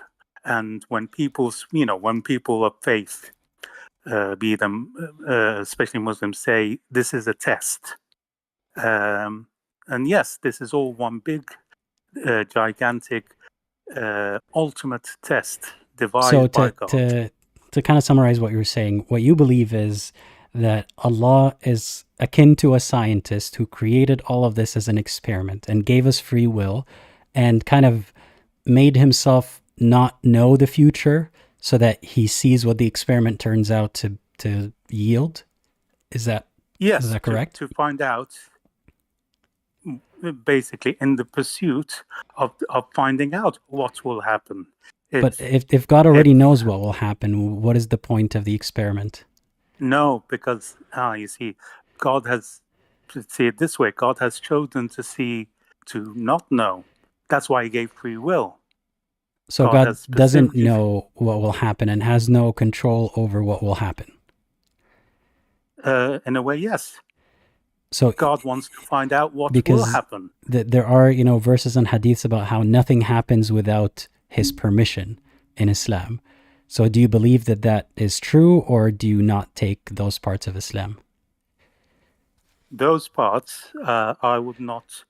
I would not take for, and especially hadiths. Hadiths are not the word of God. From the verses, there are Right? verses about how nothing happens except with his permission. Illa bi'idhnihi. So you do not take those verses? Illa bi'idhnihi, not without his permission, right? Mm-hmm. Yeah. No, that doesn't say without him that God knows definitely what's going to happen. So if he doesn't Without know his what's going permission, to right? happen and everything needs his permission, is he like, rubber stamping everything that comes across his desk for everything to happen? Because everything happens with his permission. So does everything need his permission? In a way, yes. So Allah created this experiment, and he doesn't know what's going to happen, but he keeps giving everything the approval to happen. Specifically when it comes to humans with free will, he's given us specifically free will, and chosen not to know what happens because he wants to find out. Well, how did you arrive at this belief? Like, what made you believe that? By thinking of it, this whole term, this whole phrase of life is a test. Ever since from, young age, as I've always thought, life is a test. What does that mean? Why, why is God testing us? What is God getting out of this test? You haven't really explained what right? God gets out of this test. It's just that God handicaps himself so that the test is necessary so that he would know the results of the test. And what is he testing exactly? No, what God gets out of it is the ultimate knowledge of finding out what would happen. That's the whole objective of doing an experiment. But he had that knowledge before he let go of it, right? Because you're saying he intentionally let go of that knowledge so that he could do the experiment. But if he already had that knowledge, why does he need the experiment? No, God, there's nowhere that says, before God created man, that God knew that if he created creatures with free will, that he would know what the outcome would be. Otherwise, there's no point in the experiment.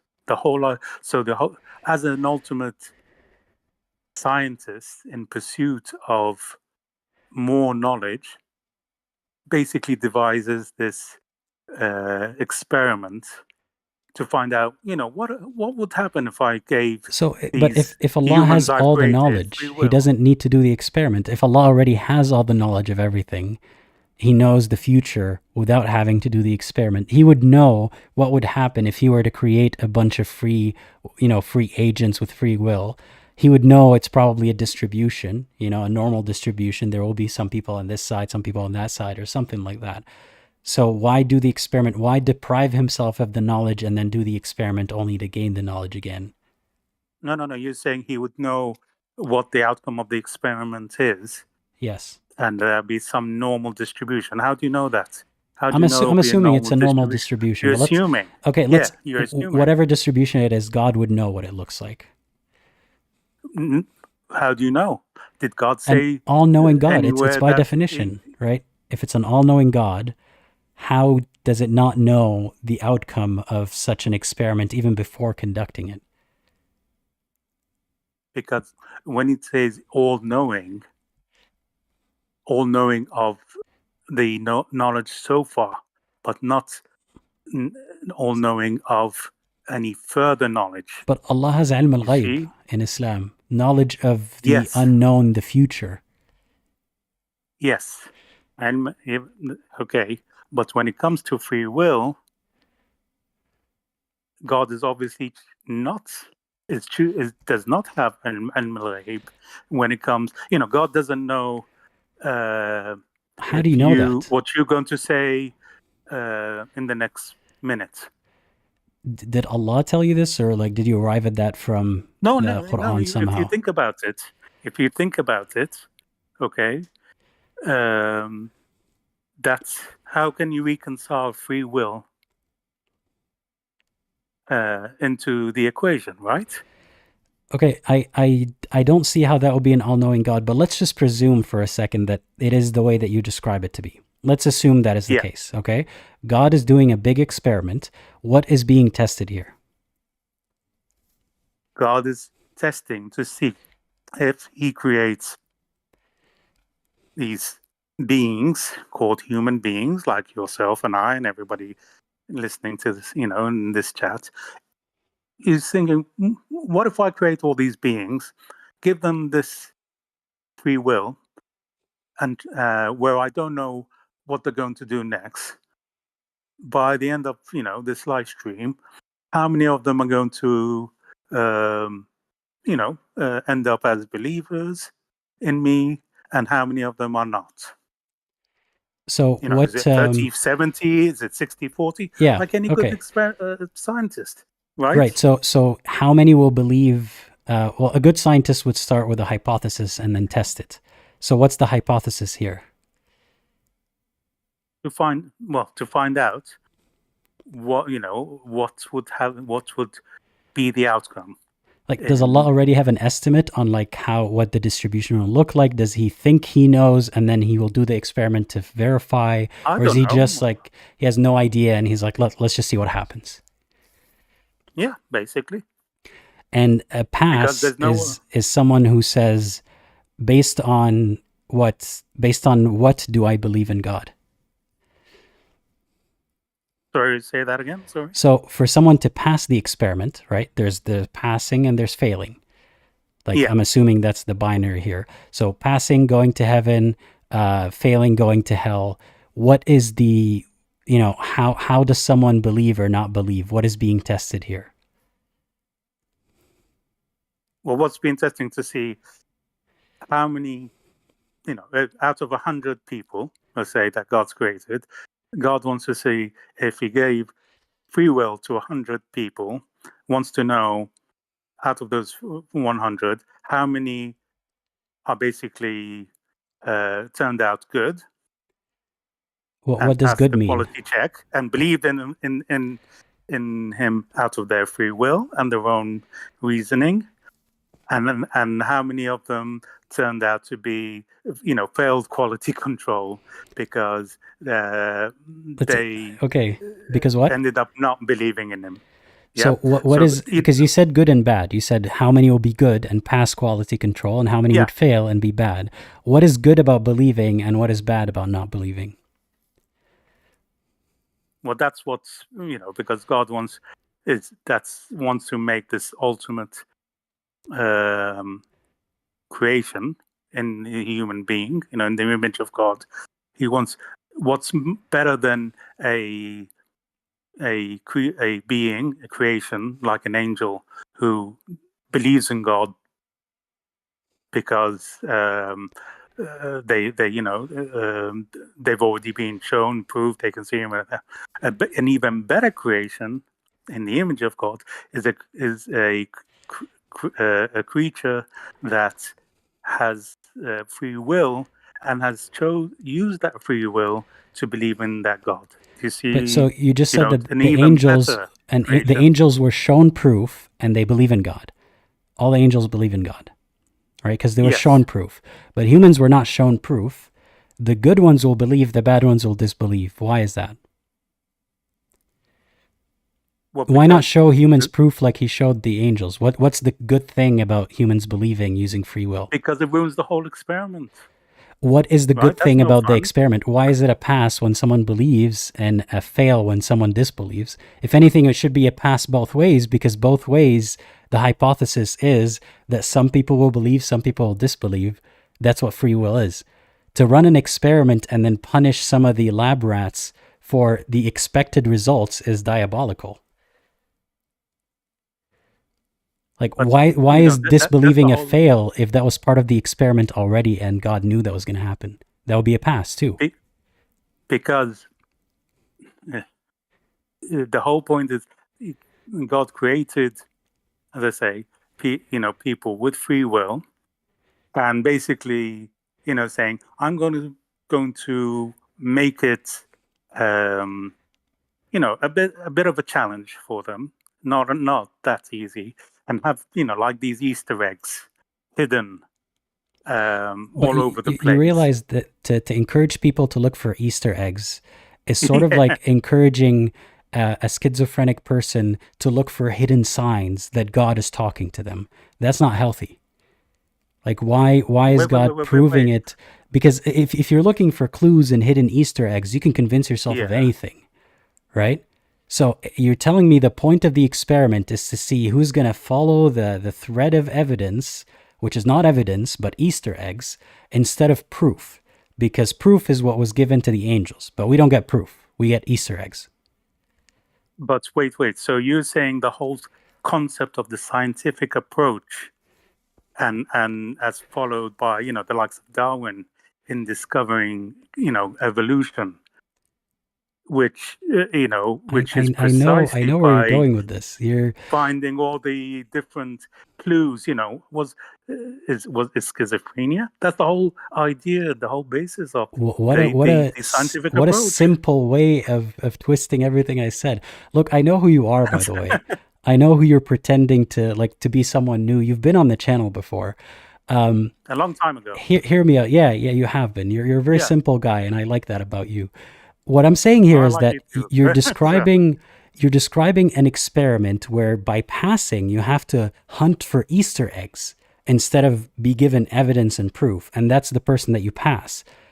And somehow you compare that to looking for evidence and coming up with a hypothesis and doing an experiment. In any experiment, thank you, Mushi, that's a good point. Any experiment would have to pass by an ethics board. This experiment that you're describing is not an ethical experiment because you know the results and you're failing and passing is somewhat arbitrary, and you're torturing eternally. Even in the process of testing, you're torturing the subjects. And then afterwards, after you have your results, you torture the subjects even more. That's not a science experiment. I don't know how you made that, like you tried to make it sound like a science experiment. It failed. Wait, why? But why? In what science experiment do you get mad at the rats for some of them following one way and then some of them following the other and then torture the rats? In what experiment do you do that? In science, lots of experiments on and we don't view those as animals ethical. involve, we don't view those as ethical. We don't think that's a good experiment. That has happened, but we think that's bad. We shouldn't do that. But you're telling me I can torture a rat forever just because I was curious to see how the experiment would go? Yes. Well, wait. When you say ethical, based on what? I knew you were going to go there. Is torturing an entity ethical? Something that can feel pain. Is torturing it ethical? And if you don't follow a belief, yes, why is it not ethical? No. I'm asking you, is torturing ethical? I mean, it's funny that the previous caller were asking, is slavery bad? And he couldn't say yes. Is torturing bad? And you can't say yes. Is torturing bad if you're doing an experiment? No, not from an ethical. Torturing is not bad if I'm doing an experiment? So can I torture you as an experiment? Would you be okay with that? There wouldn't be any ethical, what you're using ethical, and you're not saying basis for it. Okay. My guy, your basis for your beliefs aren't even the Quran. No, your basis for your beliefs aren't even the Quran, and now you want to argue about the basis of morality? We're talking about a simple thing. Torturing eternally, torturing a subject eternally is not ethical, no matter what frame of reference you take. Okay, let's take a simple example, because you're saying causing pain, an ethical activity, correct? So You're when playing dumb. I know you're not that stupid because you'll be like, well, what no, if I'm you not. have to Okay, like I'm give someone a vaccine and it hurts their arm? No, I'm talking about no, eternal no. torture. Let's not play dumb. Eternal torture. You good with that or not? Right.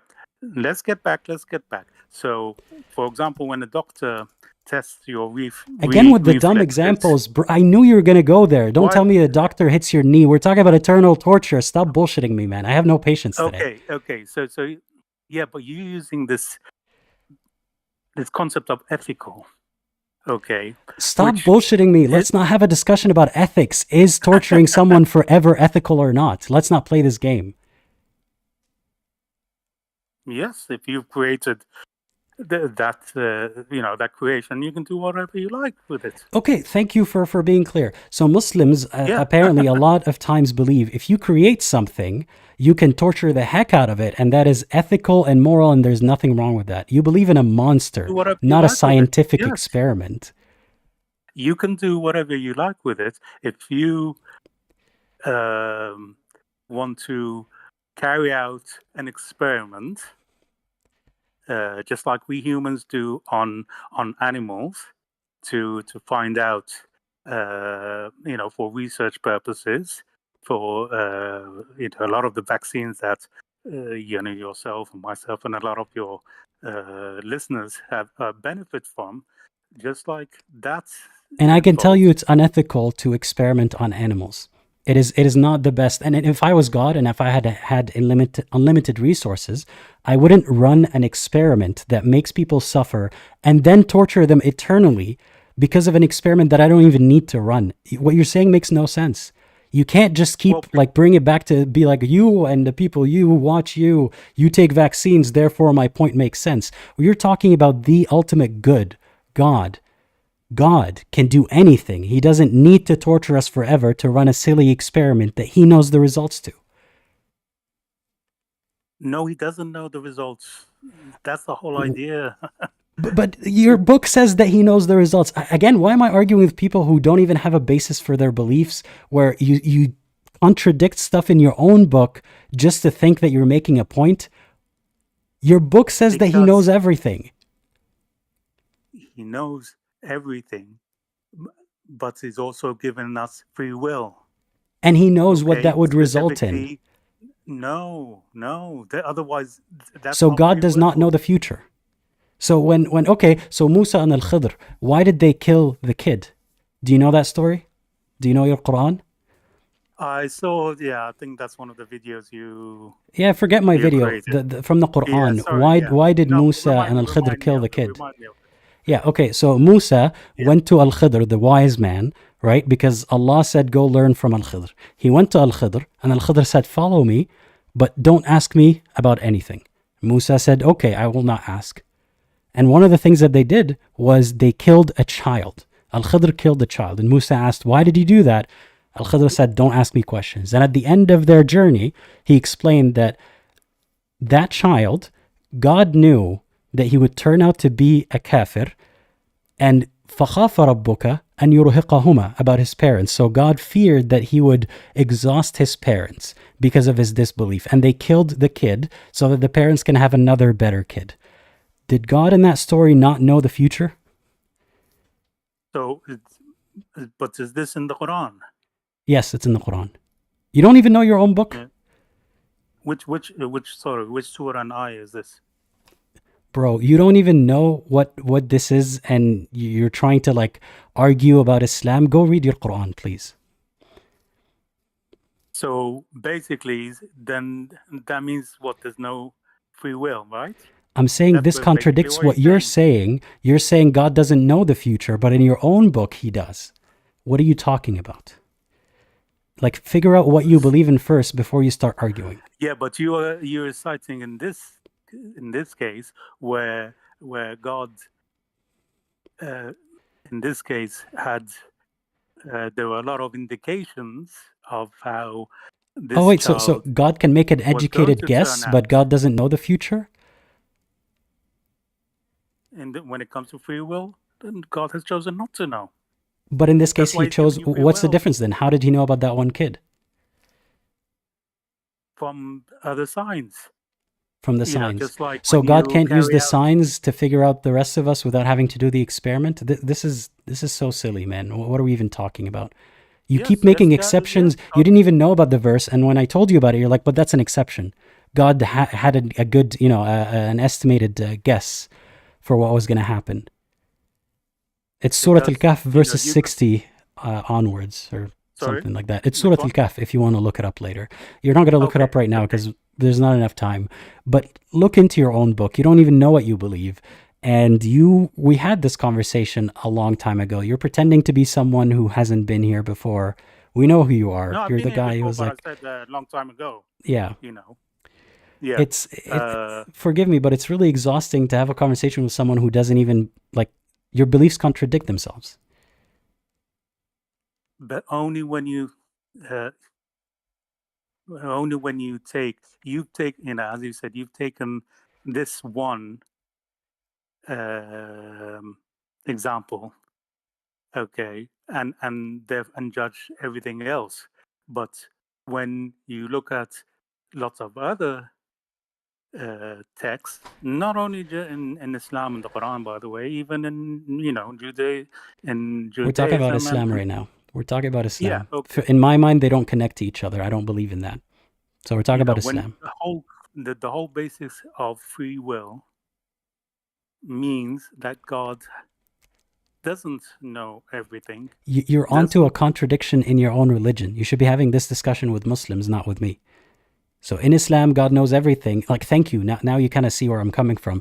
I couldn't believe in Islam partly because of that. You can't have free will and predestination at the same time. But Islam affirms that both of these exist at the same time. You have to go argue with Muslims about that, not with me. I don't. I know, you know, if I ask the you know, your average run-of-the-day Muslim, that they would, you know, argue back without thinking. Yeah, this is why, you know. And you're doing the thinking? This is why discussing it with somebody like you who's open-minded, right, and is a thinker, is more productive. Right. And it is not productive to discuss something with you that you keep contradicting yourself and making exceptions every time something seems out of the story. So the time that Allah knew the future, you're saying was an exception because he made an educated guess. But otherwise, he doesn't know the future. That's what you're saying. Has chosen not to know the future by giving us free will. And you know that because Allah has told you that personally, or because you're inferring that despite Allah saying that he knows the future, or Islam saying that Allah knows the future? No, because it makes common sense. The whole, you know, it starts. I don't think sense is all that common in this conversation, really. Okay, well, I mean, what if it even from before the creation of humans, the whole concept that Satan is the fallen angel because he has free will, exercised his free will, and defied God's order to bow down to Adam, shows. What does that shows? If God knew that, it's a Satan story. It can't show anything. It's a story. Like, you want to ask me what it shows? It shows that there's a plot hole because it's silly. In Islam, it's because Shaitan said that, or Iblis said, I will not bow down to Adam because I have so much ego. And Allah said, go down to earth. And Iblis said, I will try to take as many people with me. And Allah said, the good ones will not listen to you. This is all a wager in Islam, which is silly. Why would Allah put a super weapon on us, a mental, what's the word for it? Shaitan is like a mental weapon that Allah just sicked on us. And instead of proving himself, the closest thing to us is a devil. It all makes no sense. It's a plot hole. So you can't say the story proves something. It's a story. Well, it proves that he gave free will to Satan. And otherwise, if he knew Satan was going to how would we know the difference even? Like, say Allah didn't give, like, say Allah told Satan to do this whole thing just because he is the necessary evil in this world. How would we know the difference between that and Satan having free will? Nothing from this story. Because as far as we know, Allah whispered in his ear saying, hey, let's play this, where you're the bad guy. Your story doesn't prove anything. Well, actually, that's a good point. What if God has actually done that and assigned Satan to be the bad guy? What if? What if That may be, actually yeah, is but part of none of God's that is actually experiment? proven. Like, these are still stories. Like, none of this is proven. We're just saying, what if all that existed? But none of it actually, like, you haven't made any case for why you believe any of this. I'm saying that when you look at it from as an experiment, which is the common, sentence that you have, life is a test. So he's saying, well, what's the point of this test, right? Why didn't God just not bother with the test and just make us all, good believers and send us, straight to heaven and be done with all this? I always hear this, like, okay, send us straight to heaven. No one's saying send us all straight to heaven. We deserve heaven. I think the whole premise is flawed. An experiment where the person doing the experiment doesn't need to do it makes no sense. And not only that, but there's a lot of suffering that goes in the process of this experiment. And not only that, then God decides that the people who fail this test go to hell forever. None of that is fair, and none of it makes sense. It's a test of what? It's a test of gullibility, or the test of how likely you are to be born into a Muslim family, which makes you more likely to believe Islam. It's that, it makes no sense to me. And unless you have anything else, like, we have to wrap up and get to the last caller today. No, as I said, it's a test in the pursuit of knowledge, of more knowledge, because now God doesn't need to pursue knowledge. God has all the knowledge in the definition of that God that you believe in. Yeah, in pursuit of knowledge and more knowledge and more knowledge, because just like the universe is forever expanding, so is knowledge. You can run an experiment without then torturing the mice that fail the experiment. Like, that makes no sense. The torture part makes no sense. Well, how would you experiment to see the outcome of free will in human beings? I don't think you can do an experiment to see the outcome of free will, but whatever you do, say you do the experiment in whatever form it takes, and you find out the results, you have the knowledge, congratulations, Allah, you win. Then why does he have to torture people? So you're saying that why bother with the experiment at all, right? No, you're not listening. He did the experiment, he got the results, he knows what the results are. Why bother torturing them? No. You keep on saying he knows what the results are. He doesn't. That's why he's doing the experiment. He did the experiment in your version of reality. He did the experiment, and now he knows the results on the day of judgment. Okay? He did the math. Now why put them in hell forever? That's not part of the experiment. What knowledge does he gain from that? Because it's, as I said, it's like quality control on a conveyor belt, where at the end of it, you find out, okay, out of these 100 specimens, 70% have passed the quality control and believe in me with their own free will, and 30% of them... But why torture the defective humans that he created defective? Because they turned out to be bad... Why torture them? Products. When you have bad products, okay, do you then inflict pain on those products, or do you just get rid of them? Well, because the whole concept of having to inflict pain in the hellfire is what's supposed to deter them from ending up bad. But it didn't deter them, and that's the experiment. The experiment is over. Why then inflict pain if it's just a deterrent? Because that was the part of the plan in the first place. Man, we're going around in circles. I don't think this is beneficial anymore. No, what you're saying, sorry, what you're saying is that, okay, why actually go ahead and torture them in the eternal hellfire after doing the experiment, in which he said don't be disbelievers, otherwise you'll end up in hellfire. Is basically what you're saying, right? You've kind of lost me. Hello? I'm saying this whole experiment is unnecessary, but if your God is so incompetent, he needs to run the experiment to, for some reason, figure out who's going to do what with their free will, and then he gains that information, okay? Congratulations, he did the math, he gained that information. Now, what is the point of torturing them eternally? I don't know. That's up to God to do. Why every believer I talk to has a bunch of outrageous beliefs, and when I ask them why, they're like, I don't know, because God decided. Well, you don't know, but no believer, nobody can know. Unless your God can justify, can prove itself, and then justify while all these like weird things that he does happen, then I can't believe in that. Justify himself to who? To us. To who? He hasn't proven himself. You're telling me a story about a guy who claims to be God and running an experiment. None of this is real yet. When you are the ultimate boss, you don't have anybody to report to. You don't need to justify yourself. I'm sorry to say this, but like I feel like Muslim men think of God like basically a big boss who gets to swing his thing around and like do whatever he wants to anybody, because that's how you see macho men, like that's how you see authority, but that doesn't make it good.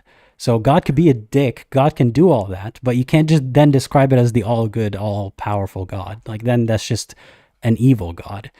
If he gets to do whatever he wants and inflict pain just for the sake of knowledge that he could gain in other ways and then continue to inflict pain, it makes no sense. But I appreciate you giving it a shot anyway. Like I think that's all the time we have for this. Yeah, as I said, Aladdin, I hope you're not offended or anything. I actually really like you, and I really like the discussions we have. So I hope you're not offended by anything I've said. Okay. Nope, not at all. Yeah. Keep doing what you're doing, and thank you very much for actually having the only ex-Muslim atheist out there who's actually has integrity and credibility and not has sold his soul to the devil and like the others, like Apostate prophet who just spout anti-Muslim Israeli Hasbara propaganda. You're one of the good ones. Well, that's why I appreciate your endorsement. Yeah, thank you for joining, and have a great rest of your day. Yeah, you too, buddy. Thank you. Bye-bye. This was a bit tough again. Yeah.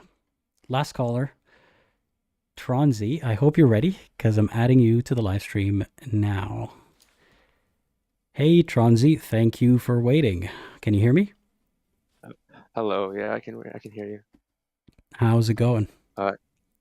Pretty good. Pretty good, thank you. I'm sort of just in my balcony right now. Yeah. Is my voice good? Is it laggy? I can hear you okay. Tell me a little Okay, bit that's about perfect. yourself and what you believe and what you want to talk about. Okay, perfect. I am a 20-year-old Arab student. I come from Egypt, and I currently live in Egypt.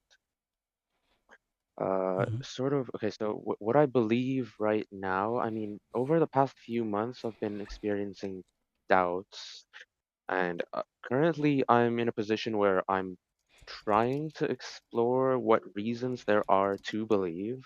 I'm trying to ask myself the question, why do I still cling on to Islam? Because I still practice. I am a practicing Muslim. I try to be a good Muslim as much as I can. However, it's just, I mean, it's difficult to reconcile all of that with the doubts I've been experiencing so far.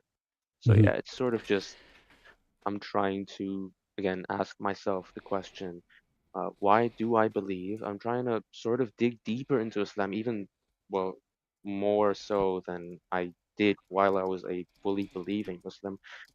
Uh, and yeah, I'm sort of just exploring and really trying to give it my best shot before I actually have to make that final decision of whether I want to believe or leave the faith. Oh, can I nitpick just one thing that you just said? Yeah, sure, absolutely. or more like not really nitpick, but I want to mention it. You said Mm-hmm. final decision on whether or not I want to believe. I Oh, would okay. say Okay, yeah, I guess. yeah. I'm sure it's just the way that you phrased it, but obviously it's Yeah, not I know. about what you want, right? Mm-hmm. It's what I meant is sort of really try to find as much information as I can in order to reach a point where I'm actually confident in like about my beliefs. Like Hmm. if I'm convinced, I'm confident that I've really tried to find as much information as I could in order to reach that point. And if I'm not convinced, obviously I can't control whether I'm convinced or not, but Right. if I'm not convinced, I will also know that I've done my best to try to find as much information and to try to evaluate all the arguments to reach that point. So yeah, that's kind of a level of confidence I want to reach, not necessarily wanting to be convinced or not convinced. I see. So, do you want to start with the things that convince you or the things that make you doubt?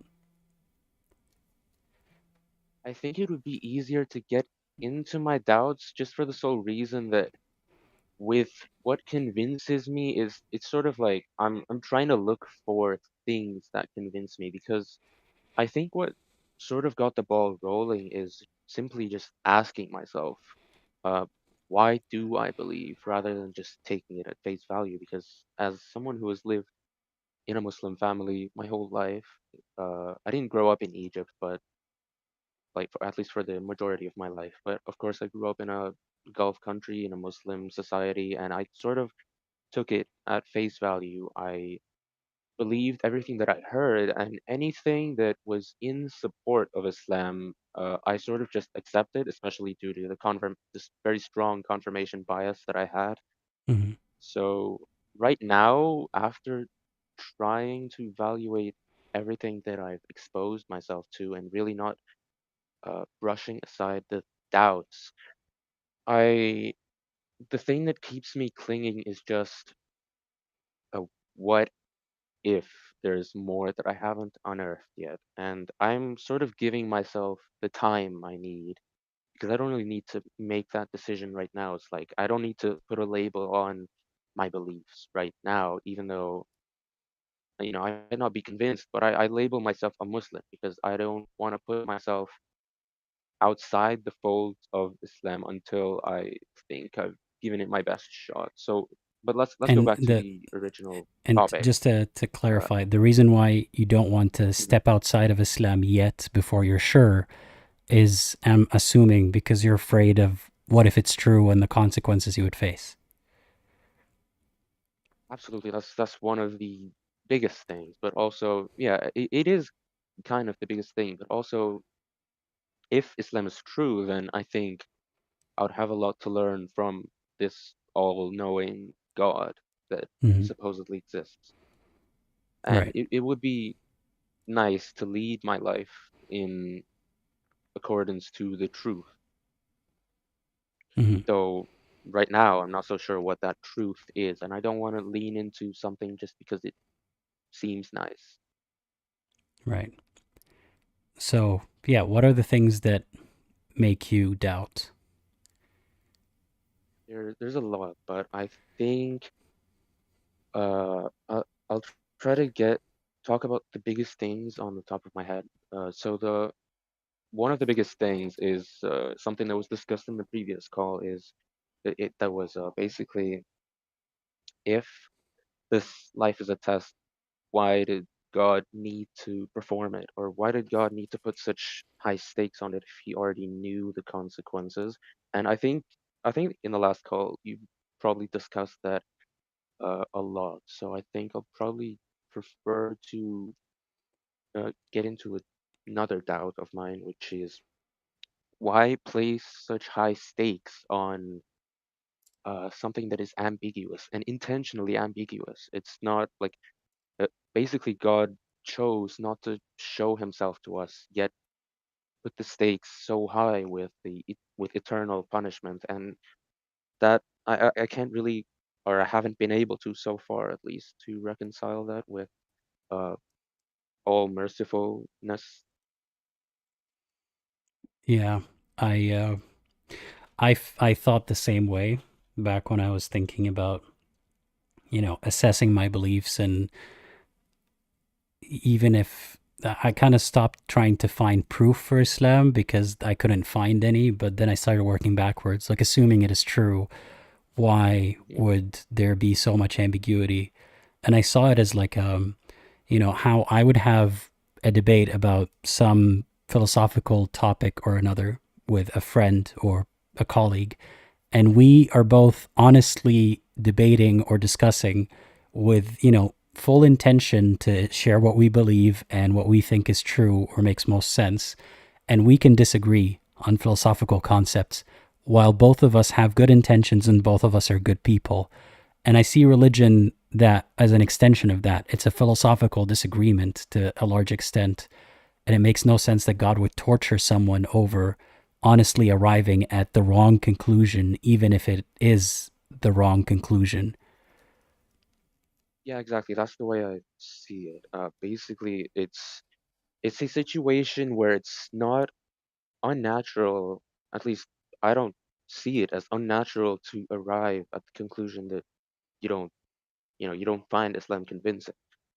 Mm. And to put the punishment for that at such high stakes, so basically eternal hell is uh it's it's a bit weird for me.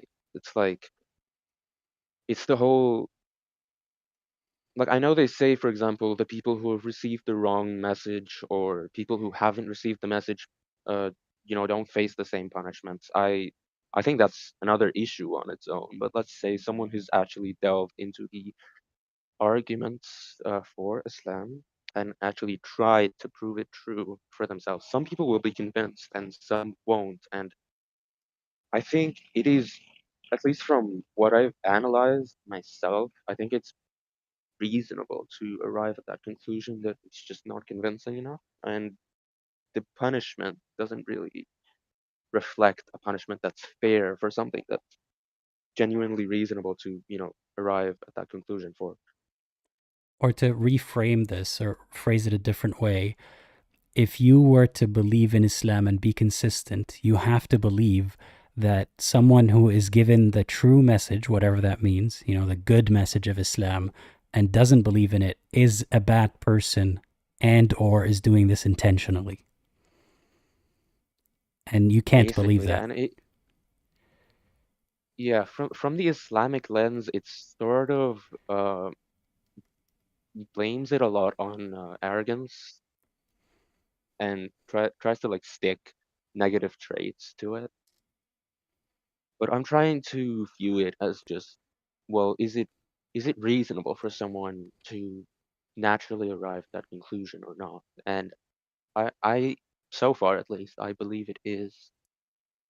So hell doesn't really, you know, like it doesn't feel fair for that kind of line of thinking where you arrive at that conclusion with no arrogance or no Mm. hatred towards Islam, or at least no, unwarranted hatred. Obviously, if you deem the ideologies bad enough to hate the ideology, then sure, but no arrogance is what I meant. Yeah.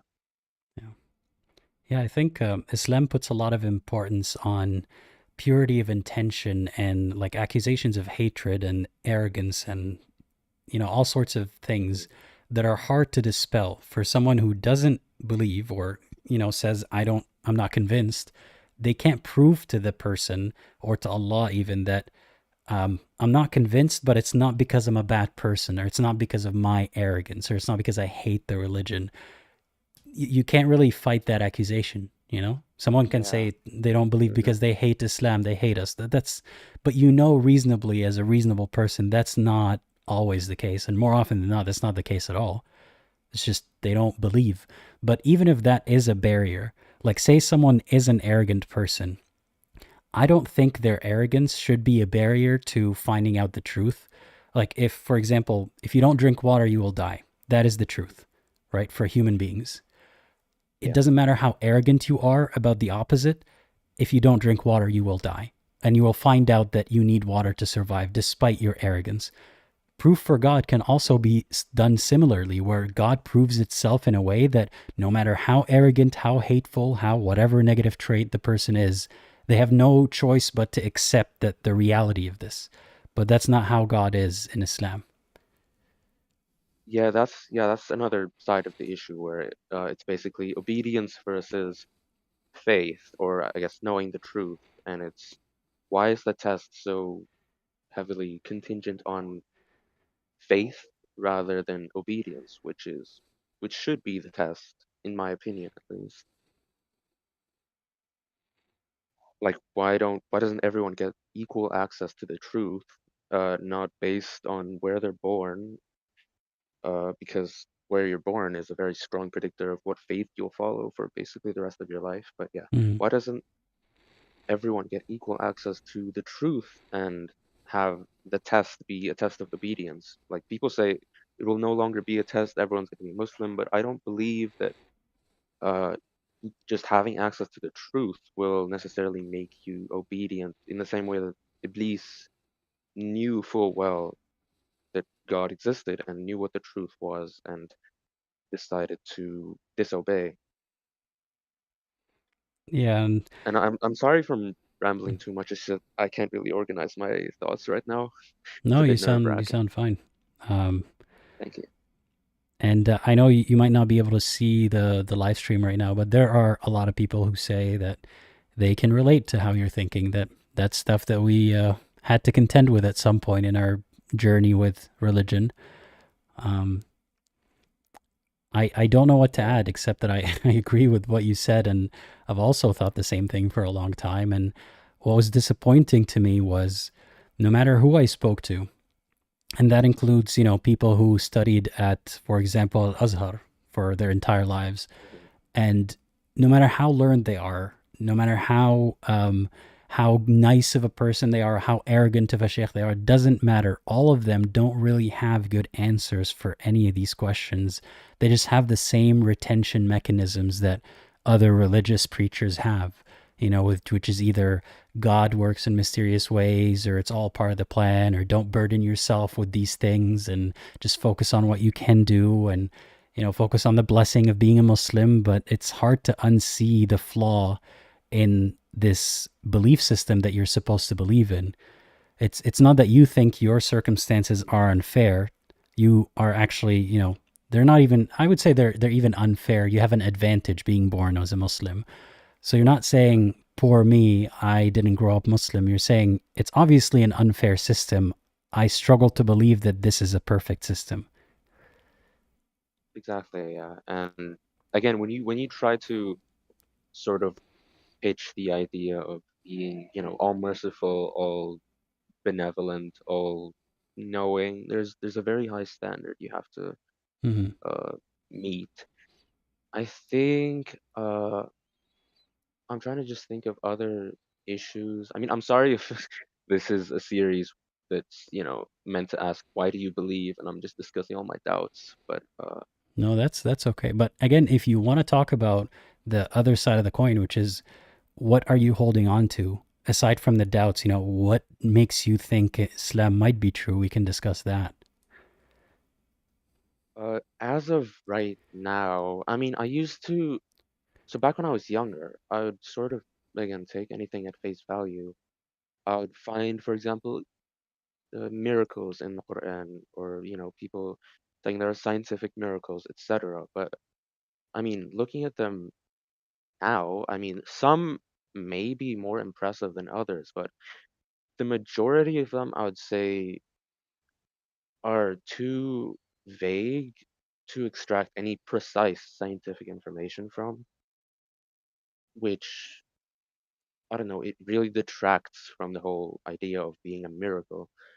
It's either stuff that people might have had an idea about back then, or way too vague to extract any precise scientific information from. And when that was taken away from me, basically, that belief that the Quran was a miraculous piece of text, I, I'm sort of, I guess, searching for a new reason to believe, getting people's point of view from, both sides, which is why I decided to, I guess, try my shot at just speaking on this Hmm. stream here, even though I'm not necessarily a hardcore believer as of now.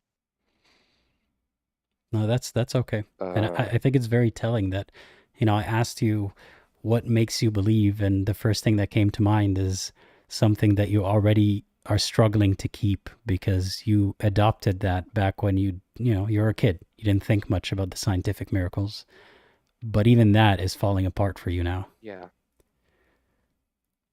yeah, I Eh, think because we don't really have access to the same, I guess, miracles, parting of the sea or like anything that's actually genuinely breaking the laws of physics. So what we can observe is, I guess, uh, I mean, the closest thing to a miracle that I can think of, besides anything that's like genuinely miraculous that we can observe right now, is, I guess, prophecies or maybe knowledge that was not known to anyone back then.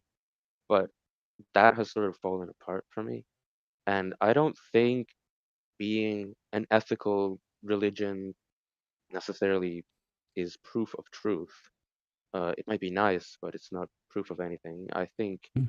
humans on their own, with their own sense of morality, can be good people. Uh, Also, something so to yeah, note I'm about I'm this, sort of like just this miracle approach is mhm. like, even though it's not really effective on you, but I want to talk about it for a second. It seems somewhat silly to me and counterintuitive that instead of God proving himself, he throws a bunch of, like one of the previous scholars said, like Easter egg hints in the Quran where that Yeah, aren't even applicable at the time that Muhammad revealed this, that someday in the future, if someone has access to Google and the Quran and can verify that something vaguely seems like a prophecy that might have come true, like an open-ended prophecy that maybe came true, like how is this supposed to prove anything to anyone? When you're chasing ghosts instead of actually having true. concrete evidence, that should say something about, why this approach to proof in Islam, where it's like, here's 20 or 30 things that don't mean anything by themselves.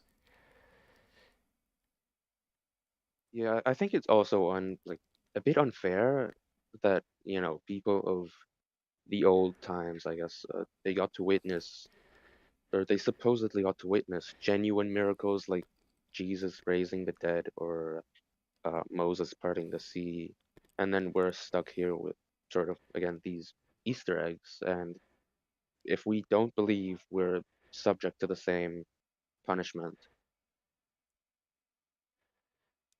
Yeah, and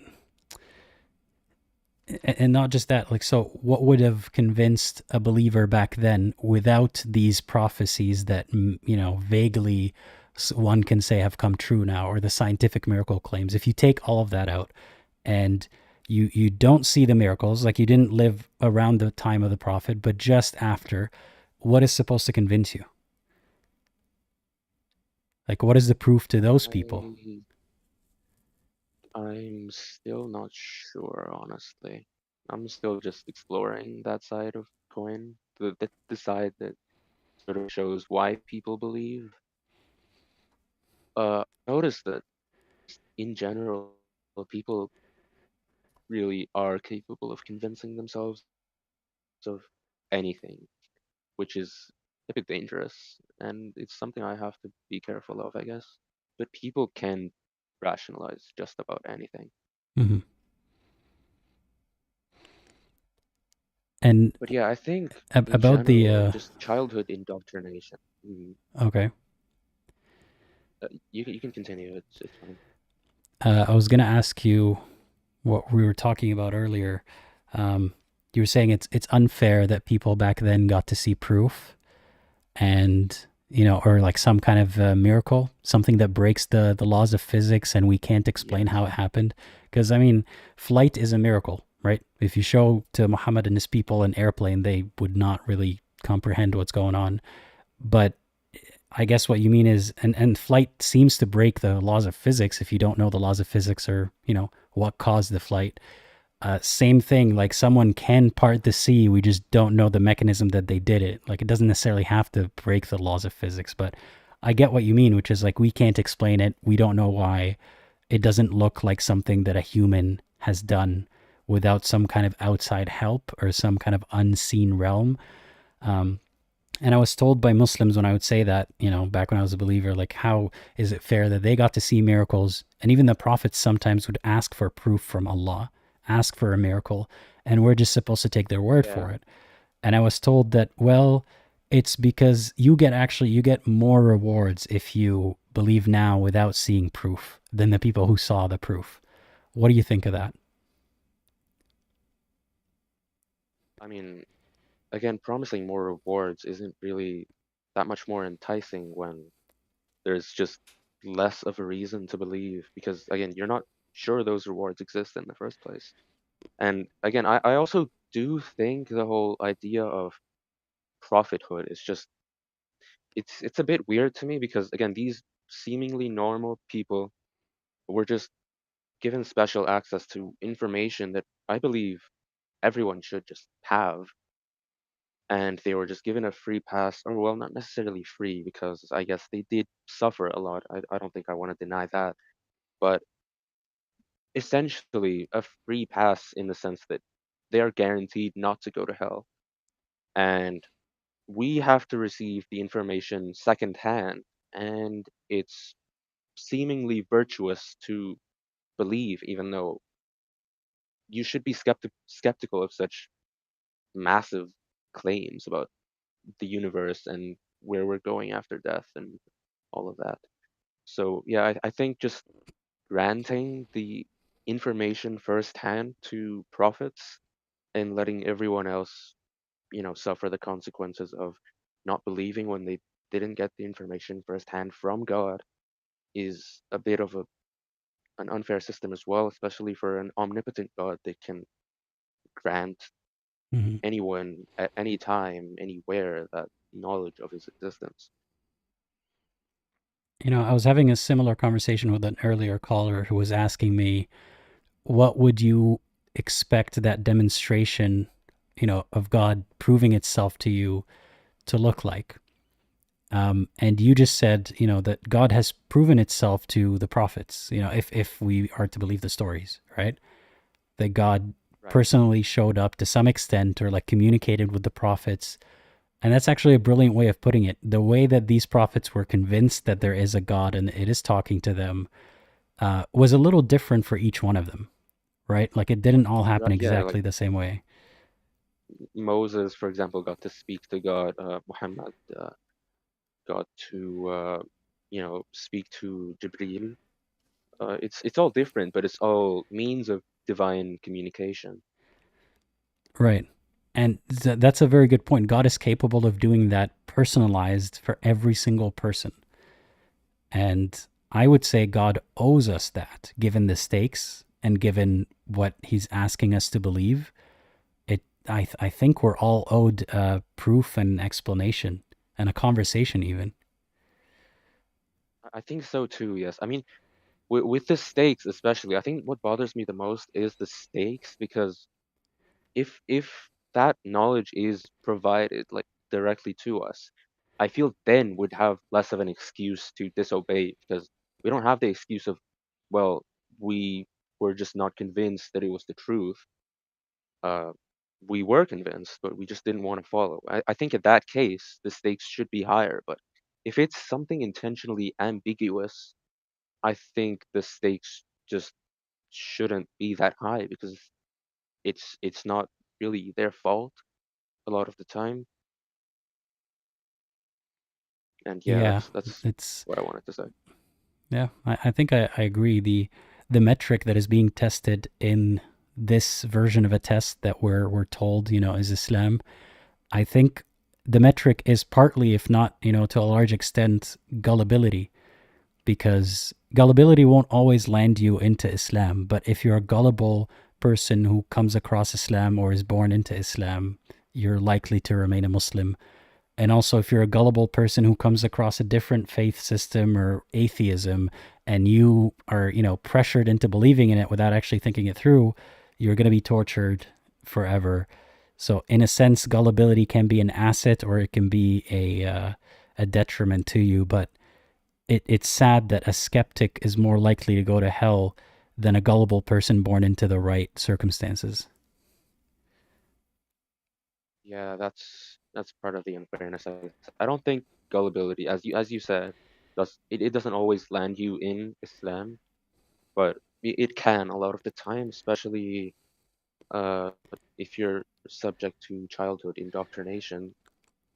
Uh, and yeah, it's just, I mean, it's a bit of a weird system. I'm trying to, I guess, explore all different possibilities or maybe how I can rationalize that, but without really like going into mental gymnastics and making it make sense in a way that really just falls apart.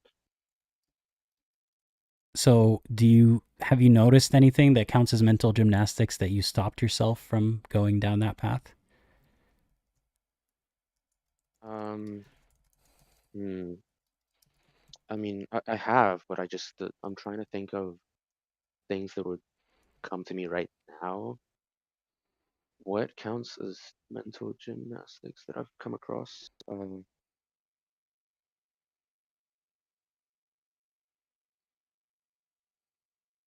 I'm really trying to think. Give me 1 second. That's okay.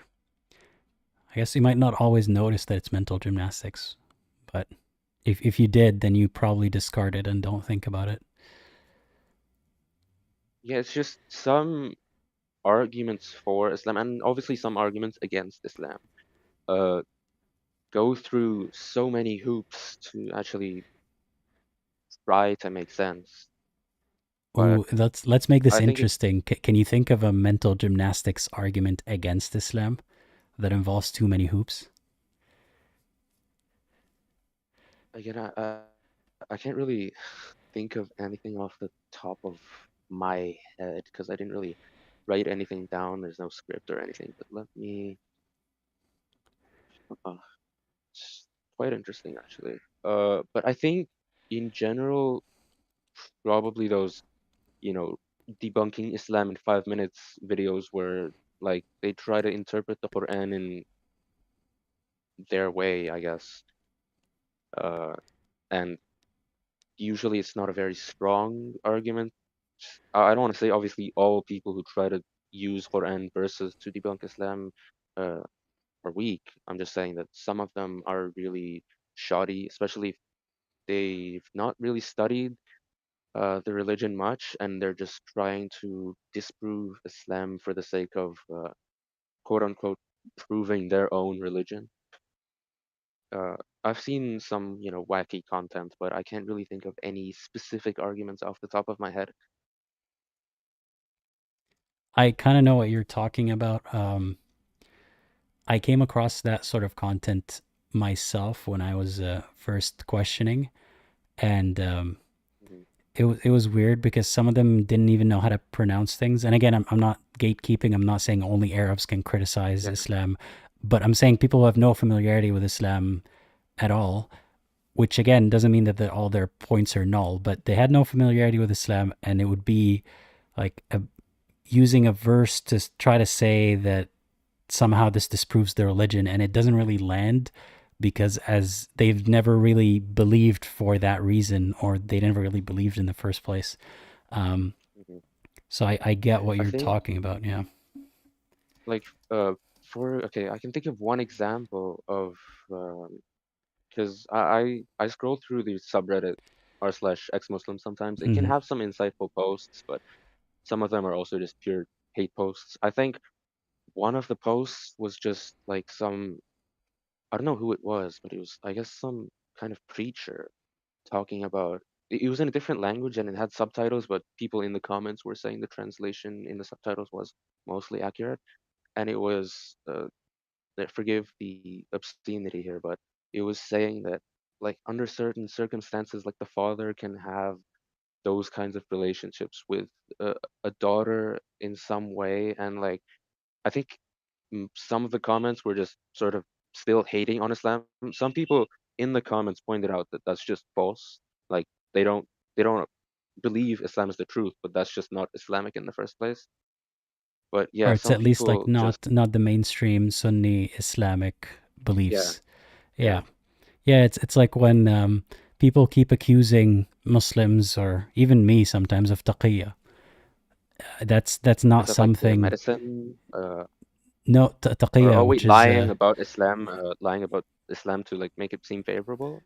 yeah, or lying about Islam to spread it or something like strategic Yeah, lying. And I try to explain to them time and time again, there's some sort of Christian source that, like a Christian person who is anti-Islam that has put that out there into like Christian anti-Islam apologetics. And it's been decades, at least a decade, of that misinformation floating around. There might even be some scriptural basis to it in like a hadith or something, but it's about, how people should or have the license to lie about their beliefs if they're being persecuted or something like that. But it's not at all yeah, a doctrine that we as Muslim learn that you can lie about Islam to make it look better or to spread it. That being said, there are Muslims who do that, but it's not because they were instructed to do that by Islam. So it's hard yeah, to explain exactly. these nuances to them. But yeah, they kind of use it as a point against Islam and Muslims, and they say, don't trust any Muslim because they're all doing taqiyya. And I'm like, no, you don't know what you're talking about. Exactly. It's Yeah, important to note like when something is actually like a genuine point against Islam, and when it's just, coming out of straight misunderstanding of Islamic principles. right. And But yeah, I all mean, that aside, for like, it sounds like you personally still have a lot to contend with to be able to believe in Islam. But initially, the reason yeah, you I believe definitely is have because you grew up with it, right?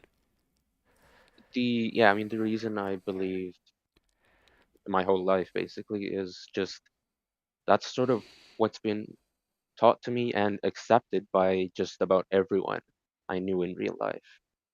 It's sort of like, you know, 1 + 1 = 3, and then everyone around you believes it, and you're taught that same fact uh, all throughout your years.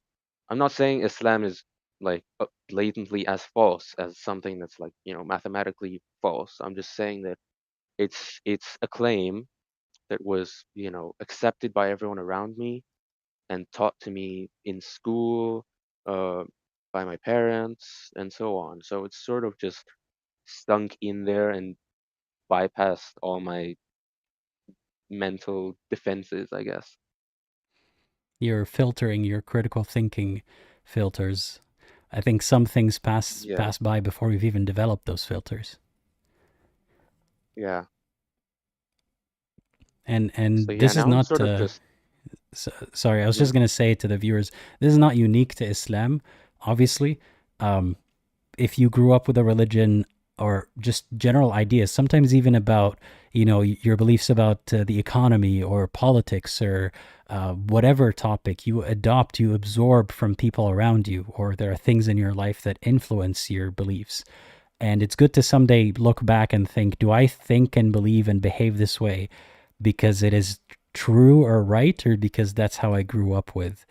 Um, so it's not just Islam, but Islamic societies can often be very conformist and very restrictive in a sense that most of our lives we don't even have a chance to question whether or not what we believe is true because everyone at least pretends to believe the same thing. Yeah, yeah, exactly. I think it's just automatically assumed here that you believe in God, and if you don't, What's then wrong with you? you're seen as, yeah, Yeah. Are basically you a kafir or something? like That's what they ask you. yeah. I mean, yeah, I was at a friend's house, and then we got up to prayer, but some of the people stayed behind, and one of the people asked like, "Huma kuffar wala eh?" Yeah. Or like, he didn't say it in a serious tone, but it sort of just highlights the negative stigma around people who disbelieve. Like he didn't actually criticize them or like Like out he's them for not being saying, like, disbelievers or for the anything. non-Muslims, he's not saying, oh, are they kafirs or not, we have to go report them to the government to execute them. But it's No, just no, no. even the joke of like, oh, are you a kafir or what, like that's kind of subtle pressure. It's like that question, Yeah, are you fasting this year, or is it like every year?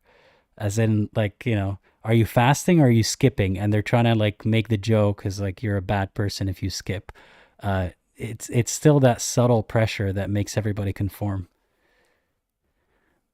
yeah, it's basically just accepted as the truth here.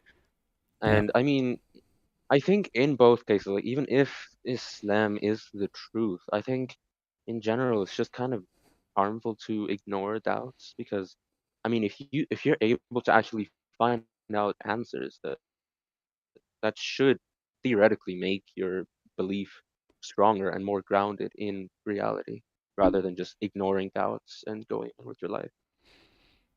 Yeah. Which is why I guess I decided to really try to dig in instead of brushing my doubts aside because I did sort of come across the idea of atheism when I was younger.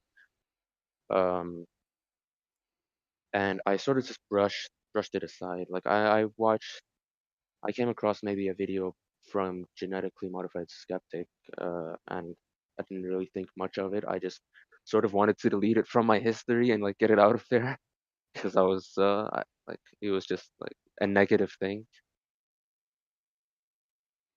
Well, But yeah, this time by I'm the sort way, of just it's kind of irrelevant, but exploring. Hmm. I love that guy and I love that channel. So if you do want to Hmm. watch videos in the future, I can promise you he's also like one of those people who would not just say hateful things or, short-sighted things. So if you don't want I to have, nuke his videos from your algorithm, you can watch him again. oh yeah, absolutely. I mean, I have watched I a bunch of his videos in my doubtful phase. I guess this most recent doubtful phase where I actually Hmm. decided to engage with my doubts. Also, theremin trees was Hmm. really like it really resonated with me, especially the one where he talked about doubts. Uh, that was a huge video for me, in my opinion. I don't know if you remember the video, but it talked about this security personnel that uses the vent to communicate to one person about, the exit where they're like in a building where there's a fire instead of just using the broadcast system to inform everyone where the exit is. Yeah. I vaguely recall that. I watched all of his videos, but it's been like maybe 4 years or something since I needed his Yeah. videos. So shout out to Hmm. Theremin Trees.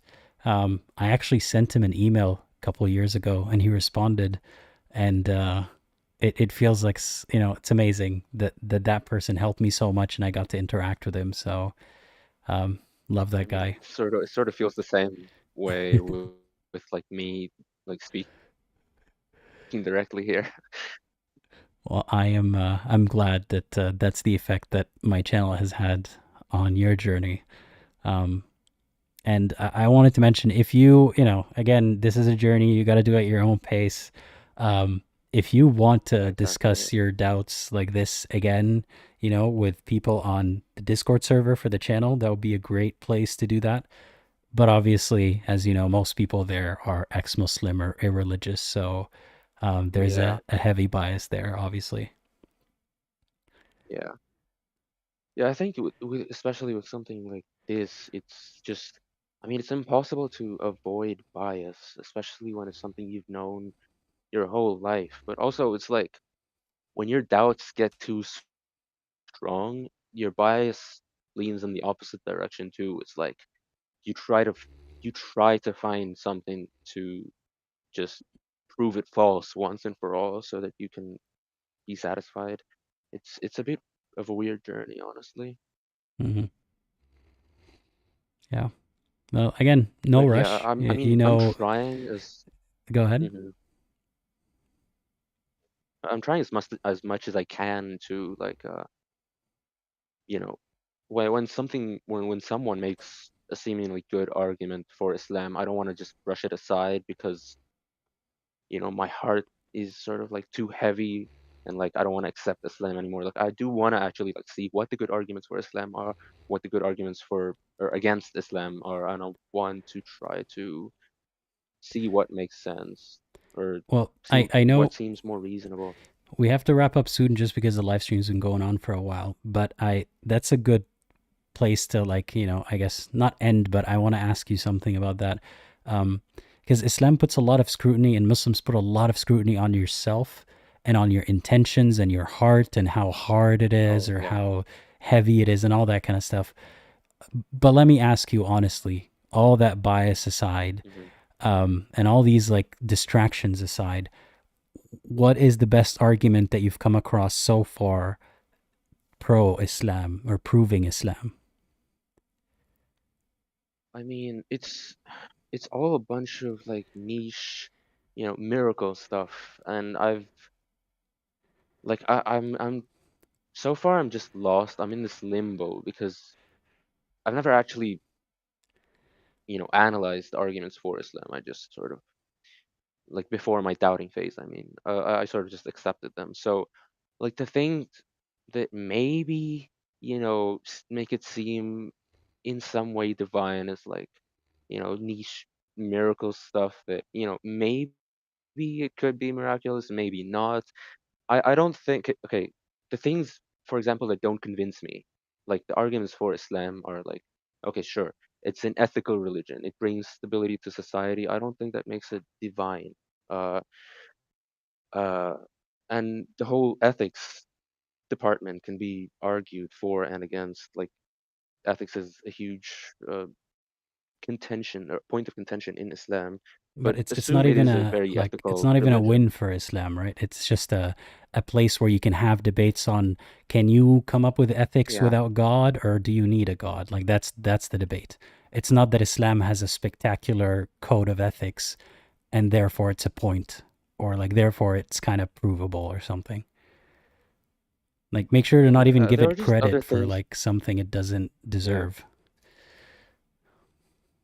I think other just uh points or I guess other things that make you ponder is just like obviously you've heard these 1,000 times, but fine tuning or where we even originated from. Uh, Now obviously as like someone who's just exploring, I don't necessarily think it's possible to prove 100% no doubt that we came from X and Y designed a universe and so on. But they are sort of points to ponder on, and it is a leap of faith from ignorance, but it sort of makes me want to dig deeper into more information about Islam to make sure that yes, I can gain enough confidence about this decision. All right. Well, I'm not going to discourage you from digging because it sounds like even, Islam's best attempts at proving itself, or Muslims' best attempts at proving Islam, don't seem to really convince you so far. Like you're being I rigorous mean, with your assessment. It's just that everything that I've asked you about in terms of like what's something that's an argument for Islam has for at most been like, well, it's something to ponder or it's something to look into, but there hasn't been a concrete argument for Islam specifically. it's partially due to the fact that I didn't come prepared. Uh, No, I'm saying for that's your a bit on journey, me, not but not as at the for same this time, I am discussion. truly like, yeah, yeah, like I am truly like not fully convinced. But the reason I still dig is because I believe that if an omnibenevolent, omnipotent, all that stuff, like if a God like that, if an all merciful God, especially, like that exists, I feel like just digging with an open heart should lead me to him. But I mean, at least so far, I haven't felt that. But I do want to dig as much as I can in order to, make sure I don't disappoint God if he's out there. But Right. like for example, you'll find this is going back to the previous point, like just arguments for Islam in general. Like you'll find weird, not necessarily weird, but very niche stuff that's hard to assess if you don't actually have accurate historical knowledge, like how the Quran references certain historical events accurately, or it references other scriptures or for example, references the pyramid texts that were translated, like the hieroglyphics in the pyramids, all that. And I mean, while that sounds impressive, there's just too much historical knowledge that I lack to even make an assessment. Like And I also, don't want like, to. are you taking off a point for everything that Islam gets wrong or the Quran gets wrong? I do try to give Islam the benefit of the doubt sometimes, But especially you're not giving with it the benefit hadiths, of the because I doubt, know though. that. Now, if we're just talking about the Quran, perfection, as you said, is very hard to prove. So every time you find a Yeah, flaw, that honestly should be enough to be the end of your search. But instead, you keep searching. You're like, okay, let's put aside this flaw. Here's something that is maybe plausible somehow a little bit. And then here's another flaw. Let's put aside yeah. the flaw. Let's keep cutting Islam slack. Let's keep giving it the benefit of the doubt. But the claim is perfection. It's not that there are some hints in Islam. Is it self evident? But is it self-evident? I mean, so far I've not found it to be, but I'm still. I can't say that I know for sure. So you're putting the burden of proof on you, where Islam makes grand claims like perfection, being self evident, and clarity. And obviously, none of those seem true so far. But you will keep searching and searching and searching. What is the end goal, or how do you know that you've done a good enough job so that God's not disappointed in you, or that you've exhausted all the, the proofs and proof claims and everything? I think just like there will be a point where I genuinely just feel that I've looked enough, and whatever conclusion I'm at right now is probably what I'll stick to.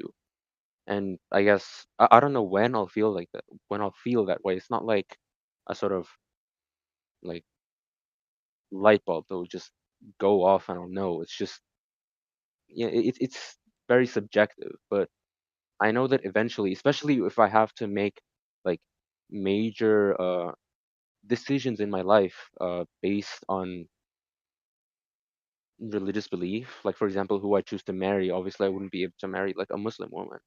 Uh, I think when it comes to making a decision like that long into the future, I'll probably feel like I've exhausted like all the arguments I could think of.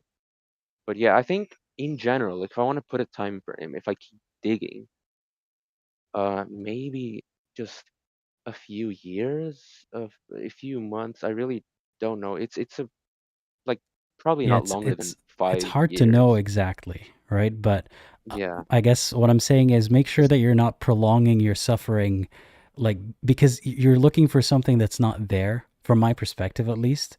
So it's hard to see you keep mm, digging, looking for something that's not there, till the day comes that you have to make a big decision. And typically that is one of the factors. Like for a lot of people, including myself, it's when you have to make big commitments and decisions that will push you further down the track of pretending to be religious or playing by the religious yeah. rules or something. That's when you really, and it involves other people, that's when you really have to figure it out.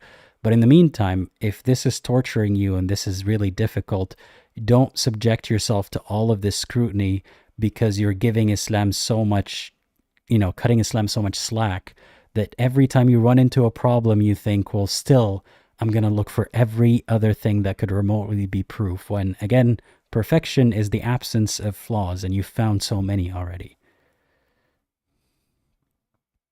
Yeah, I think in general, just the reason I'm giving Islam so much slack right now is because no major life decisions are contingent on, what I choose to, Mm-hmm. uh, or what label I decide to put on my beliefs. I sort of go about my life. I do my 5 daily prayers. I mean, they might be burdensome to some, but to me, uh, I've been praying for like almost 10 years, I think. So it's just natural now. Um, so it's not necessarily suffering that I'm going through, which is why I'm taking it easy with how much time or like the time limit I'm giving myself. But yeah, once it starts to reach that point of suffering, I'll probably have to make that final decision on what decisions or what label again I Mhm. put on my beliefs. Yeah. Well, I'm glad that it's not taking a toll on you in the meantime. And Yeah. again, if you ever need a forum or a place where you can have discussions like these, feel free to join the server. It's for that kind of thing too. But yeah, I'm thankful that you wanted to join. I'm sure it's very late where you are, so thank you for waiting through all the callers and for joining and Oh, sharing your absolutely. beliefs. Yeah, Thanks for having me. of It's been a course. pleasure. Yeah, and But again, I hope to hear from you again at some point in the future. But yeah, I appreciate your contribution so far, and I wish you the best on your journey. thank you. Thank you so much. Yeah, take care, Tronzy, and have a great evening. Thanks. You too. Bye bye. Bye bye. Thanks again, Tronzy, for being the final caller today, and thank you everyone for the contributions in the live chat, super chats. Don't forget, if you're watching this offline, maybe not live for your next one, I will put timestamps. So if you want to listen to a particular caller, skip to that caller. You don't have to listen to every single caller. It's a 5-hour long stream, for God's sake. So no way you can listen to the whole thing. If you have, thank you. I'm glad you've heard me speak for 5 hours. And comment your favorite timestamps, your favorite callers, all of that stuff in the comments after the live chat is over. Thank you everyone for being here. Special thanks to the Discord server and the patrons and YouTube members and everyone who helped me make it to where I am today, and all the volunteers. I could not do this without you. Here are just some of the supporters. I will update this list very soon again. And as always, think critically and think for yourself, and consider watching